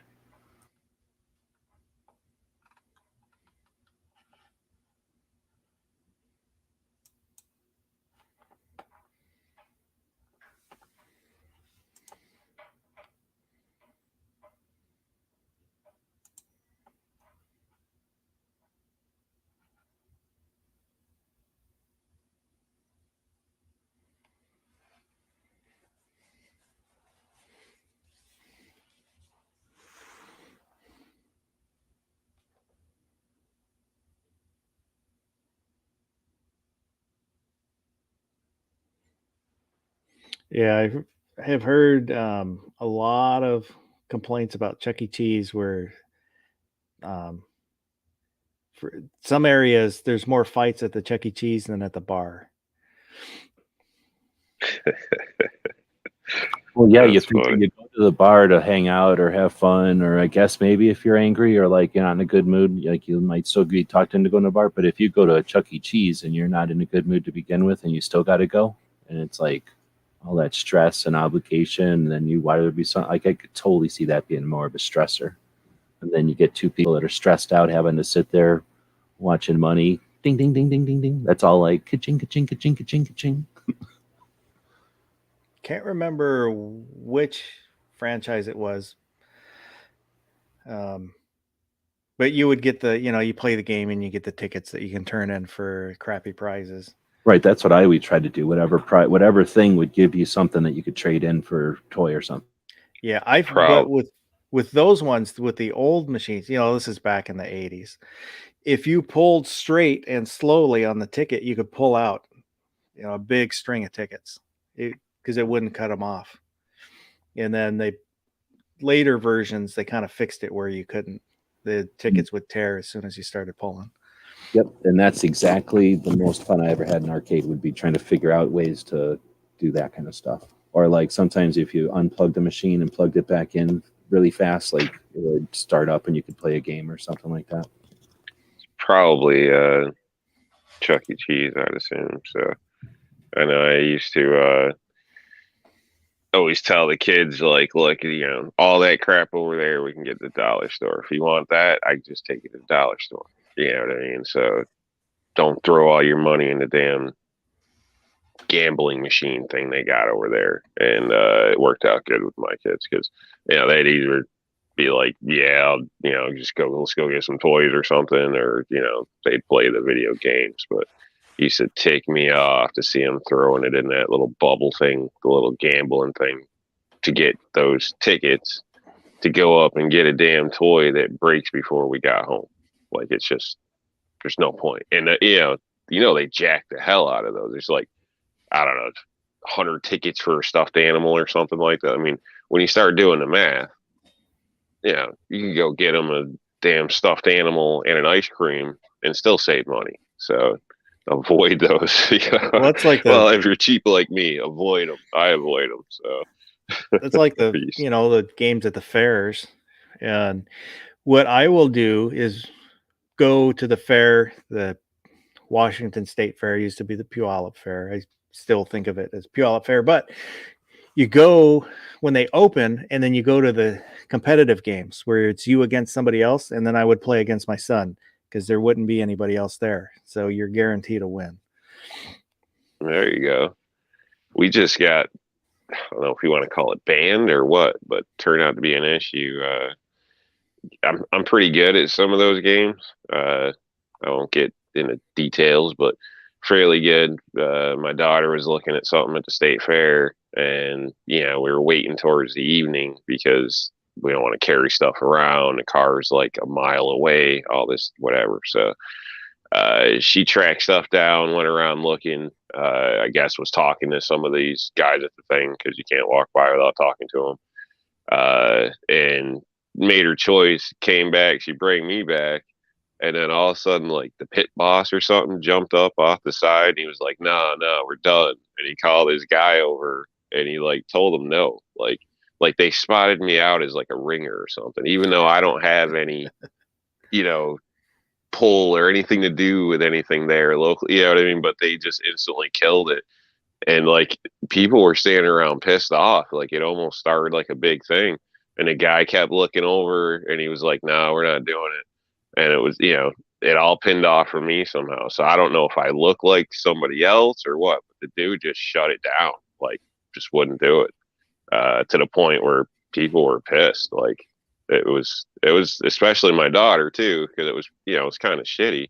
And so we tried to go find another game. He ran that whole area. So we were locked out. So as by the time we can go complain to somebody at the fair, the fair is over. So there's nothing we can do. So that used to happen to one of my older sisters, where she was really good at the dime toss game, where they got all the glassware and stuff, and you toss the dime into it and you get it. She was a ringer, and they would always cut her off and kick her out. It's bull. I think it's bull. Like, I really do. Someone knows what they're doing, right? They're like, get out of here. You know how to work this. Like, I got kicked off the boardwalk. Not is it the boardwalk? Yeah, the boardwalk. I'm trying to think, Wildwood, New Jersey. Basically at a paintball game where a guy was running around. You're on the boardwalk. You shoot off the boardwalk down to like the sand where they got in between buildings. There's like a little setup. And the guy's got like some soccer nets and crap to hide behind. Basically, they gave me the boot because I didn't just waste my ammo. Like, I'm waiting for the dude to come out. Like, I know it's a net. And then when he came out, I'd nail him, like double tap him. Like, the first couple shots weren't great because you got to, figure out the drop, all that. But the guy wouldn't come out. And so I just sit there. I think the lady, lit up a cigarette, and I'm taking a couple drags. He tries to run out. I pop him, sit there, wait. Like, it dragged on for like 10 minutes, and the guy came out and gave us a boot, told us to go basically get lost, and then went around and started talking to people. So I don't know, you're not going to beat it. Somebody's got to win. You know what I mean? Like, these cheap sons of guns, you know what I mean? It's freaking ridiculous. We don't all suck. So we got about a half an hour left. Usually you think they would want, or I would think they'd want people walking around with stuff that they won to make other people like aware of the prizes. Yeah, and to look good or something. Yeah. I don't know. They got some kind of like when they cook attitude, some of onions, these places. like to get everybody's aware that they're cooking and that they're, get them all hot and bothered to get something to eat, get them, their appetite going. I guess they don't have to do that. They could just send somebody out as a plant, right? This is a carnival. They're not going to have to give you nothing. They're just going to walk around with the toy themselves and be like, I just won this. It was so easy to win. Probably. Yeah, probably. That's a good point. Yeah, I don't know. I think it's kind of crappy because, I don't know. The kid brings her dad over. You should be able to play for the game or whatever. You know what I mean? Like if you're a customer, you're a customer. You know what I mean? I don't understand. Well, People at different skill levels, carnival or all the something. numbers. Like a Statistically, church you're going to carnival, win. like a church carnival where they buy like 200 stuffed animals and they're like, our goal is to have 0 stuffed animals at the end, versus like a carnival where they're like, we have 200 and our goal is to have 200 at the end of the day. Yeah, plus a profit of 1,200 or whatever. Yeah, whatever. Yeah. So yeah, I don't know. Because seriously, crappy though. In a big enough place, like again, like a small like little place, like, oh, we hope you come back tomorrow or come back next week. But in a big place, like, oh, you don't like what happened? So what? Never come back here again. Like, we don't care. Yep. Yep, pretty crappy.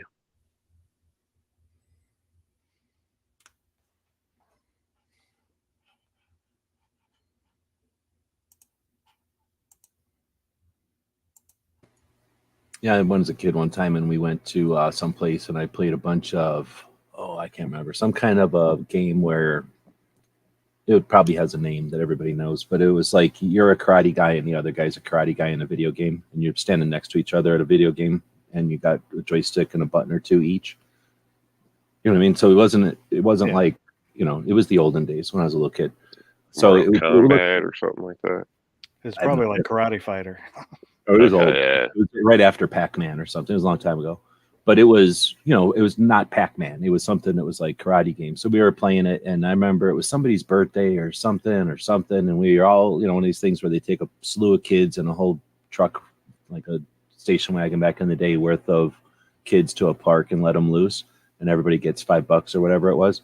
So we all get our money, and we all pulled our money, and we're all playing this one game all day long. And I remember it was fun at the time or whatever. And then afterwards, like, I can't remember whose parent it was like, all right, what all rides? Because it was someplace with rides and things. And usually the ambition of kids was to get on as many rides as possible. And I forget how it was, if you had to buy tickets. I really don't remember anymore. But, there was some sort of strategy of whether you were going to go on rides or whether you were going to use your money to eat or what. And then a bunch of us were like, we played this video game all day and we got our name, our 3 letters at the top. And, or like, I think we cleared the screen in this video game or something, or whatever our goal was. And then nobody said nothing. They were just like, oh, okay, that's nice. Like, little kids doing their thing. But I can remember feeling like all the things I could have been doing that day. And like, we sat around changing the names on a screen. And it just, I think that was probably the beginning of me, like, not having any satisfaction in video games. Like, it was kind of fun at the time, but so is like scratching. Yep. You don't get nothing out of scratching your neck, so you don't have to do it all day. Yep. It's So I like put racing out a 24-hour Le Mans or something. Like, it's, what's the point? Yeah, you're just literally spend 24 hours playing a video game to say I did it. So yeah, it's a distraction.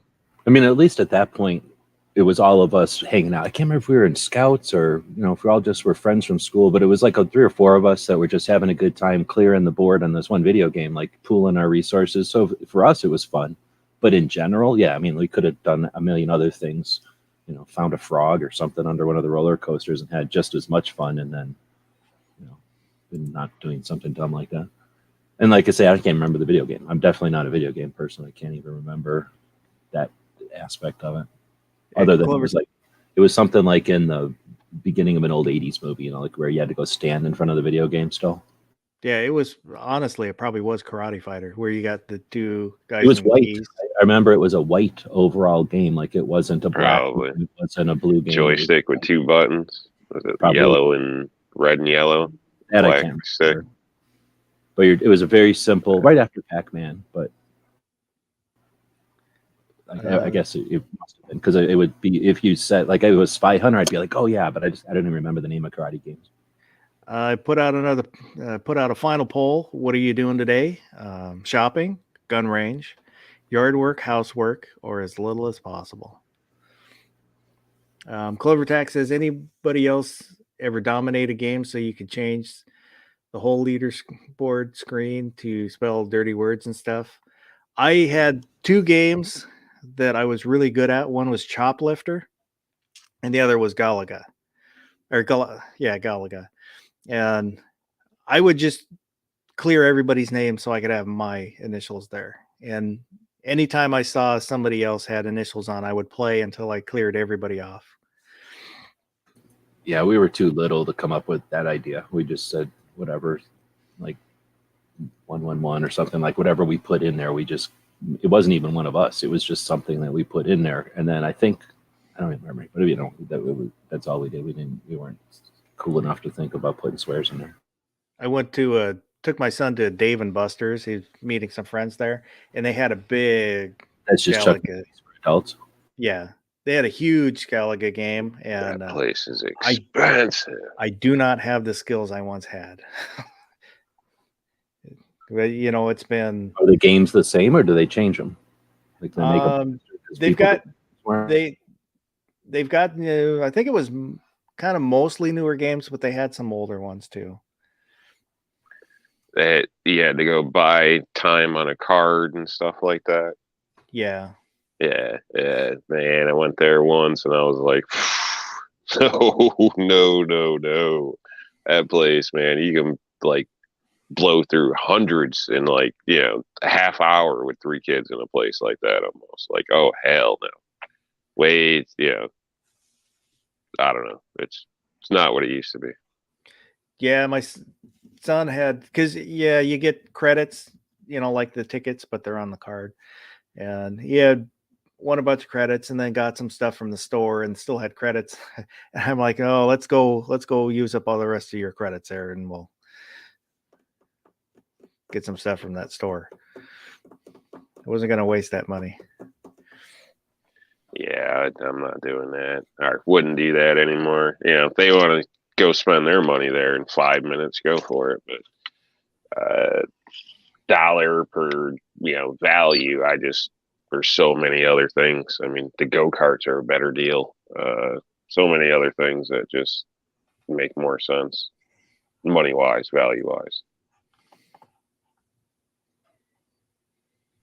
Especially when you got like 3 game systems at home.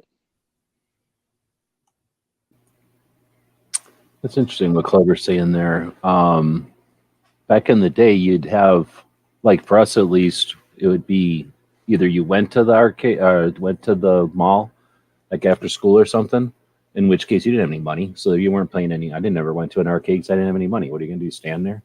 So you can walk around stores, read a book or something, or fart around, cause trouble or whatever, run around or something like at the mall. But like the arcade, you had to have money. So I never went into the arcade for that. But when you did have money, like if you were somebody who's like something and they were like, hey, go to the movie. So here's $2 for the video games first. And then you had $2 for like 8 people to like, so then you'd go in there and watch somebody play a video game because they just paid $0.25. And what else are you going to do, right? So you watch them play. So I remember that.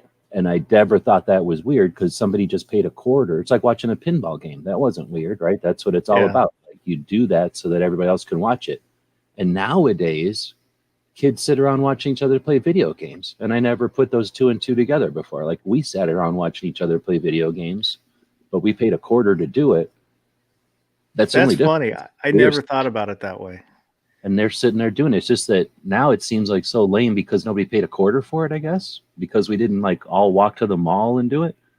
But we were dumb. Like I could have walked to the mall and watched somebody, fix the pipe in the bathroom and been like learning or whatever. You know what I mean? Like I could have done other things at the mall, but I stood there being dumb. But I never went to the mall and played video games. Like the only time I ever played video games in a mall is like literally if we were watching a movie and they were in the movie theater on the way in or whatever.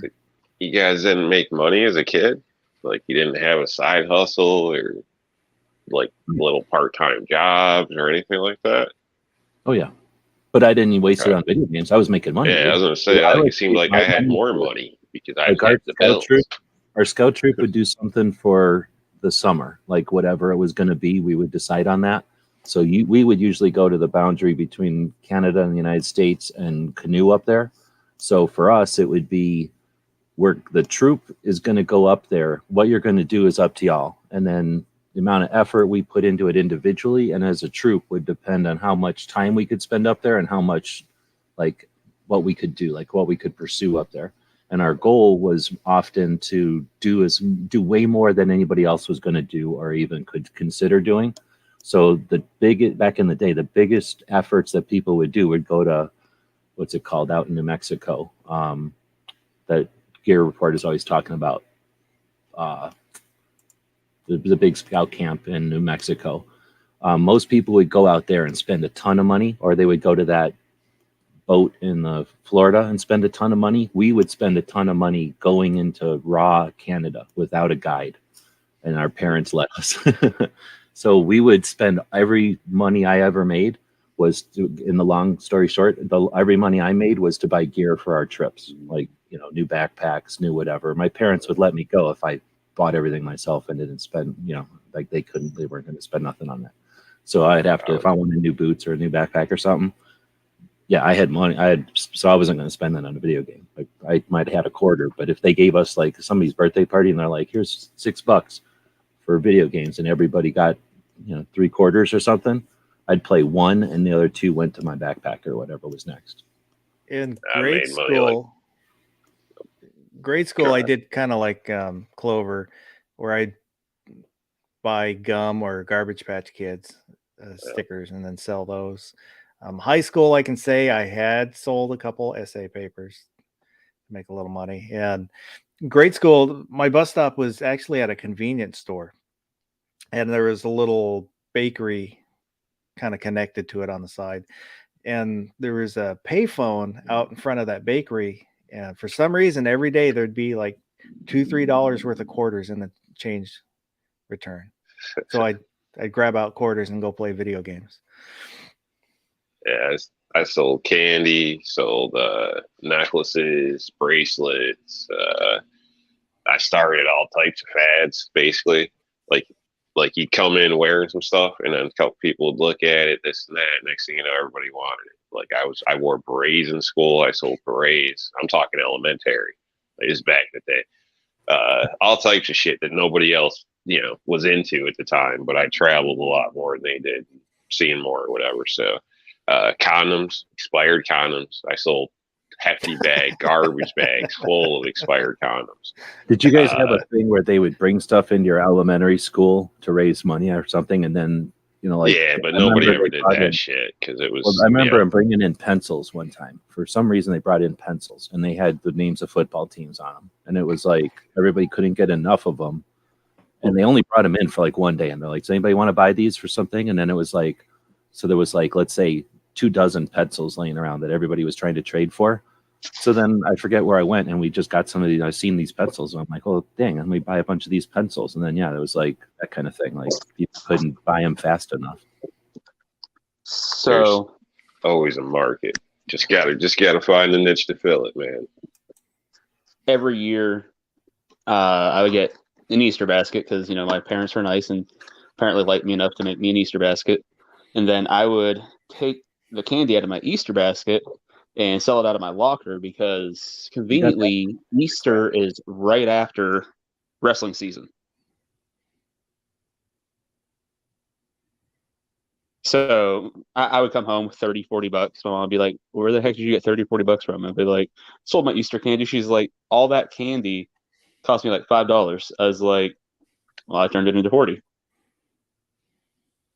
And she was like, "I'm gonna go get you more candy. I want 20 out of the next batch." Yeah. Then Shit. Hey, man. the one time she got me a 3-year subscription to Sports Illustrated, which inevitably included the swimsuit edition. So I would take that to school and sell it for $20. The one year, the kid was like, $20. I can go get it down at the store for like $7. I'm like, okay, hey, quiet out. You gonna tell your mommy to take you down to the store so you can get a Sports Illustrated swimsuit issue? And he stops and he thinks, and they just hand you $20. I was like, all right. There was a couple times somebody may have bought me cigarettes that were on clearance at the gas station for 99 cents, and I took those to school and sold those for $1 a piece. So I turned a 99-cent pack of cigarettes into $20 pack of cigarettes. That was pretty great. How many kids' lives did you destroy? Nicotine's a drug, so that's drug dealing. It might be drug dealing, but it's better than just dealing out expired condoms and making illegitimate babies everywhere. Hey, you know that like 99% of them were just blowing them up anyway or trying. Look, balloon animals. I knew a guy back. Everybody's got a girlfriend in another town. You know the story. One of the first internet things I heard about was a guy that would, or no, it was before the internet, but this guy would put an ad in the paper and say 3 condoms, $1, and then send $1 bill to this address, and the guy would just get a bunch of dollar bills in the mail, and then this was in the 90s. Wait, when was this? This was in the 90s. So I mean, I don't know what condoms cost, but they didn't cost him nowhere near $1, or 3 or whatever. So he'd just buy a thing of condoms and rip off 3, put them in there, and ship it back. What was stamps were probably a dime back then.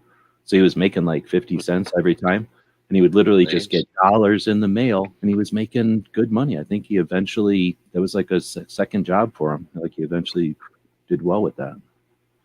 I paid like almost $30 for 36 condoms that long ago.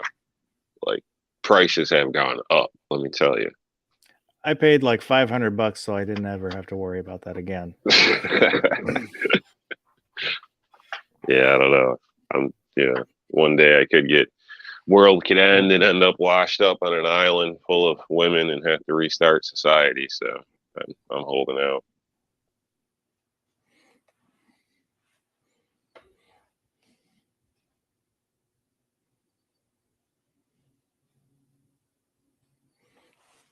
Yeah, Ozzy was saying he had worked at an orchard at 14.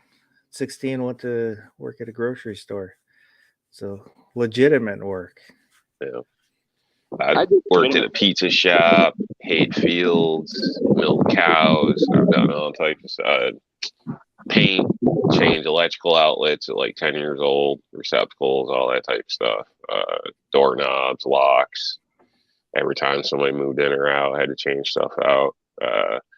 Basically general apartment maintenance stuff, probably like 10, 12 years old. And I got paid $12 an hour to do it too, which was pretty good as a kid. So, well, it was actually unheard of as a kid, but I guess I was lucky.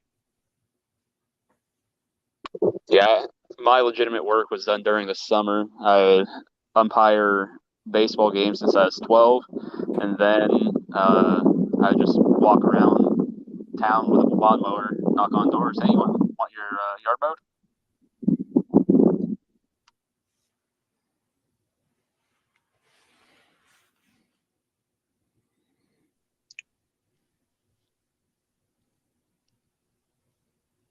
I think it was $8 an hour. My apologies. It wasn't 12. But that was still a lot for a kid.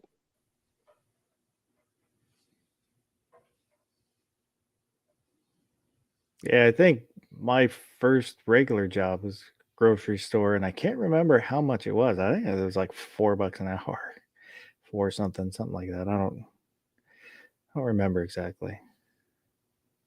But I was not ready to work. I was not a good worker when I was in high school. I was itching to work. I had a fake ID in high school, so I could work full time.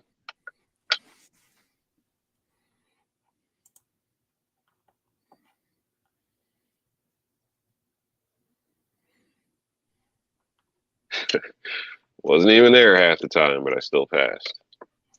Gotta love the school systems.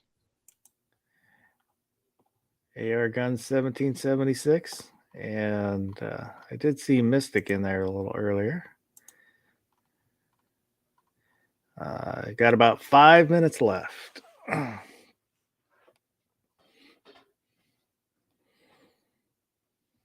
So what do you guys got planned for today? Family day and dodging a neighbor, which I'll eventually cave in on. So just thinks her tire's gonna fall off. So apparently that's my problem now. But today's pretty warm, so probably address it now instead of having to drag it on and do it later. And deal with family. What is fire talking about?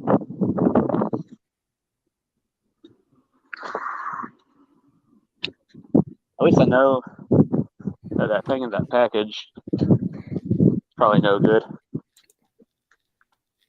Oh no, that should still be within date, bud.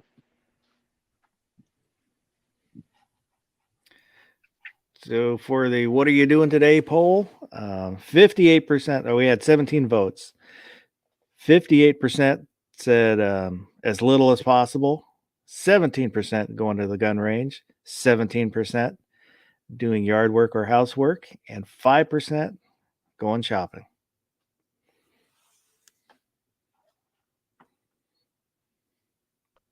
I've got a premiere happening at 3 p.m. Eastern time. That'd be noon on the West Coast. Today? That's all I've got going on. Yep, today. What are you premiering? My bacon wrapped jalapeno chicken thigh video.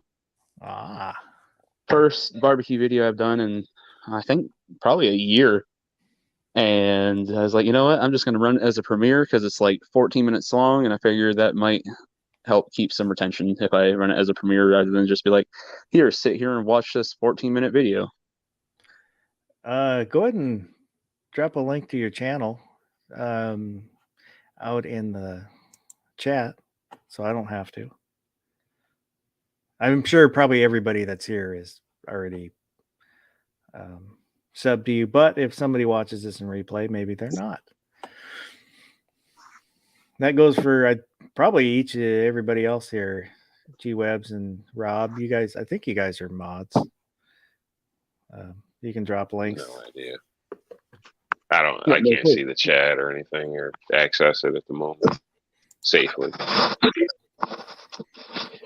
Baron's showing up just in time to say goodbye. Such a swell guy. He is. My chat would not work. Well, I was going to say my chat is barely functional, but it would be even worse without Baron there.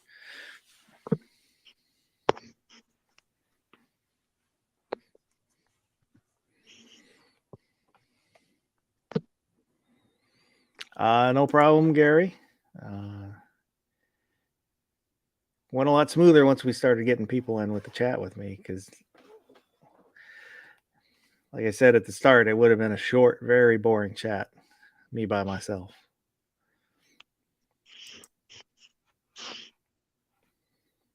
I'm just not.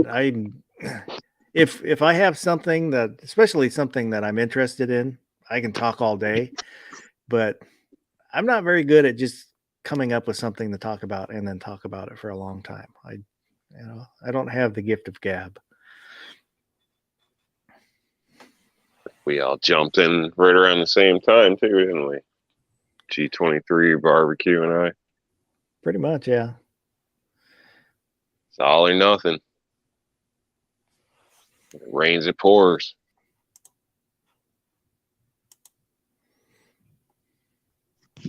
I just threw a link to the actual premiere if anybody wants to check that out later. Yeah, I'm not good at that whole let's pick something and talk about it. I probably shouldn't do 2 live shows a week just for that fact. And now for some reason I'm like, I guess I'm going to do one on Wednesdays in the afternoon as well. So now it's going to be 3. I had fun. It was nice to finally be able to get on a chat with you because anytime I've had the day off, you didn't do a chat. Yeah. And say the only time I ever get to talk with you is if you're like, hey, I want you on the overnight tonight. I'm like, hot dang.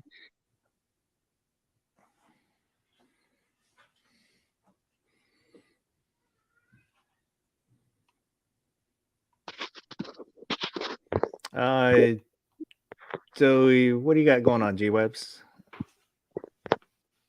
Are you printing something? Or just working on your map? Oh, you want to see what I printed actually? Hold on. Sure.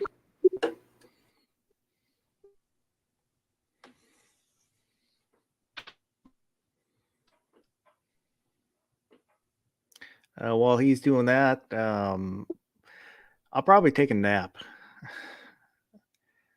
I'm kind of tired now. I'm tired. I think I'll go home.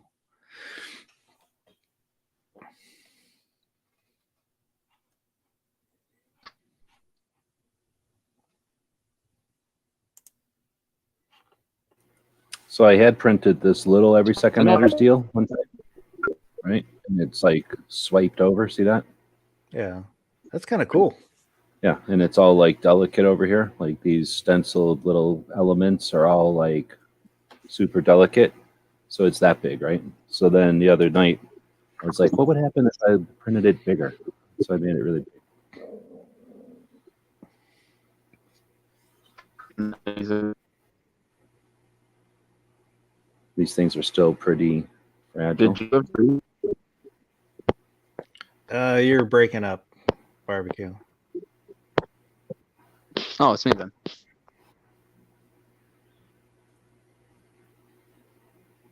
This took 10.5 hours or something like that to print. It's a long time. It's a pretty cool visual effect, but damn, It's all that's hollow. a long time. It's all hollow. Like, how would you make money like that? Like, I don't think you can make money on What, by having multiple printers. but you'd have to have a shitload, like the overhead, like what, 20 printers? Like if you were selling a product or something, like to actually have a decent turnout. I mean, you might get what, 40 pieces a day out of 20 printers or something. That's wow. Seems like a hell of a, yeah. You'd want to print something worth money. Oh, that Or is save neat you money. looking.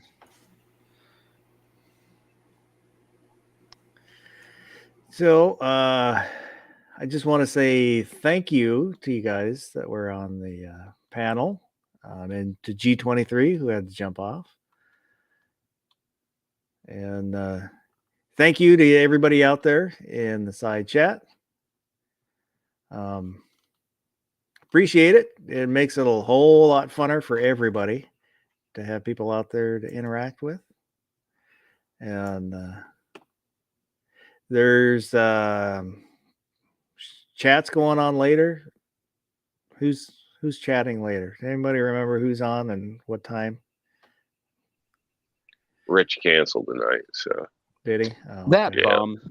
And Loaded has AD on, I think, tonight. Awesome. I think and there's maybe Scotsman. Yeah, Scotsman at 7, I believe. Is Midnight doing anything tonight? I know he hasn't for like almost a month now. I don't know. Last week he didn't have internet, so maybe the closer. And I don't know what time. Later at night, Bawoosh, in the dark time, so nobody can see him.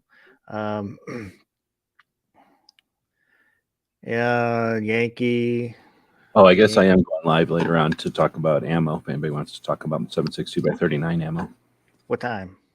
I don't remember. I have it set up for like this afternoon. It might be now. I have to go look. I set it up earlier last week. Never enough ammo. And I don't know. You'll have to check your TV listings because I don't remember what time. But thank you to everybody. Appreciate it. And hopefully it was somewhat entertaining for everybody. So go out and oops. I gotta find my thing. So go out and seize the day. What you have seen here today Where there is fire, there is smoke. And in that smoke, from this day forward, my people will crouch and conspire and plot and plan for the inevitable day of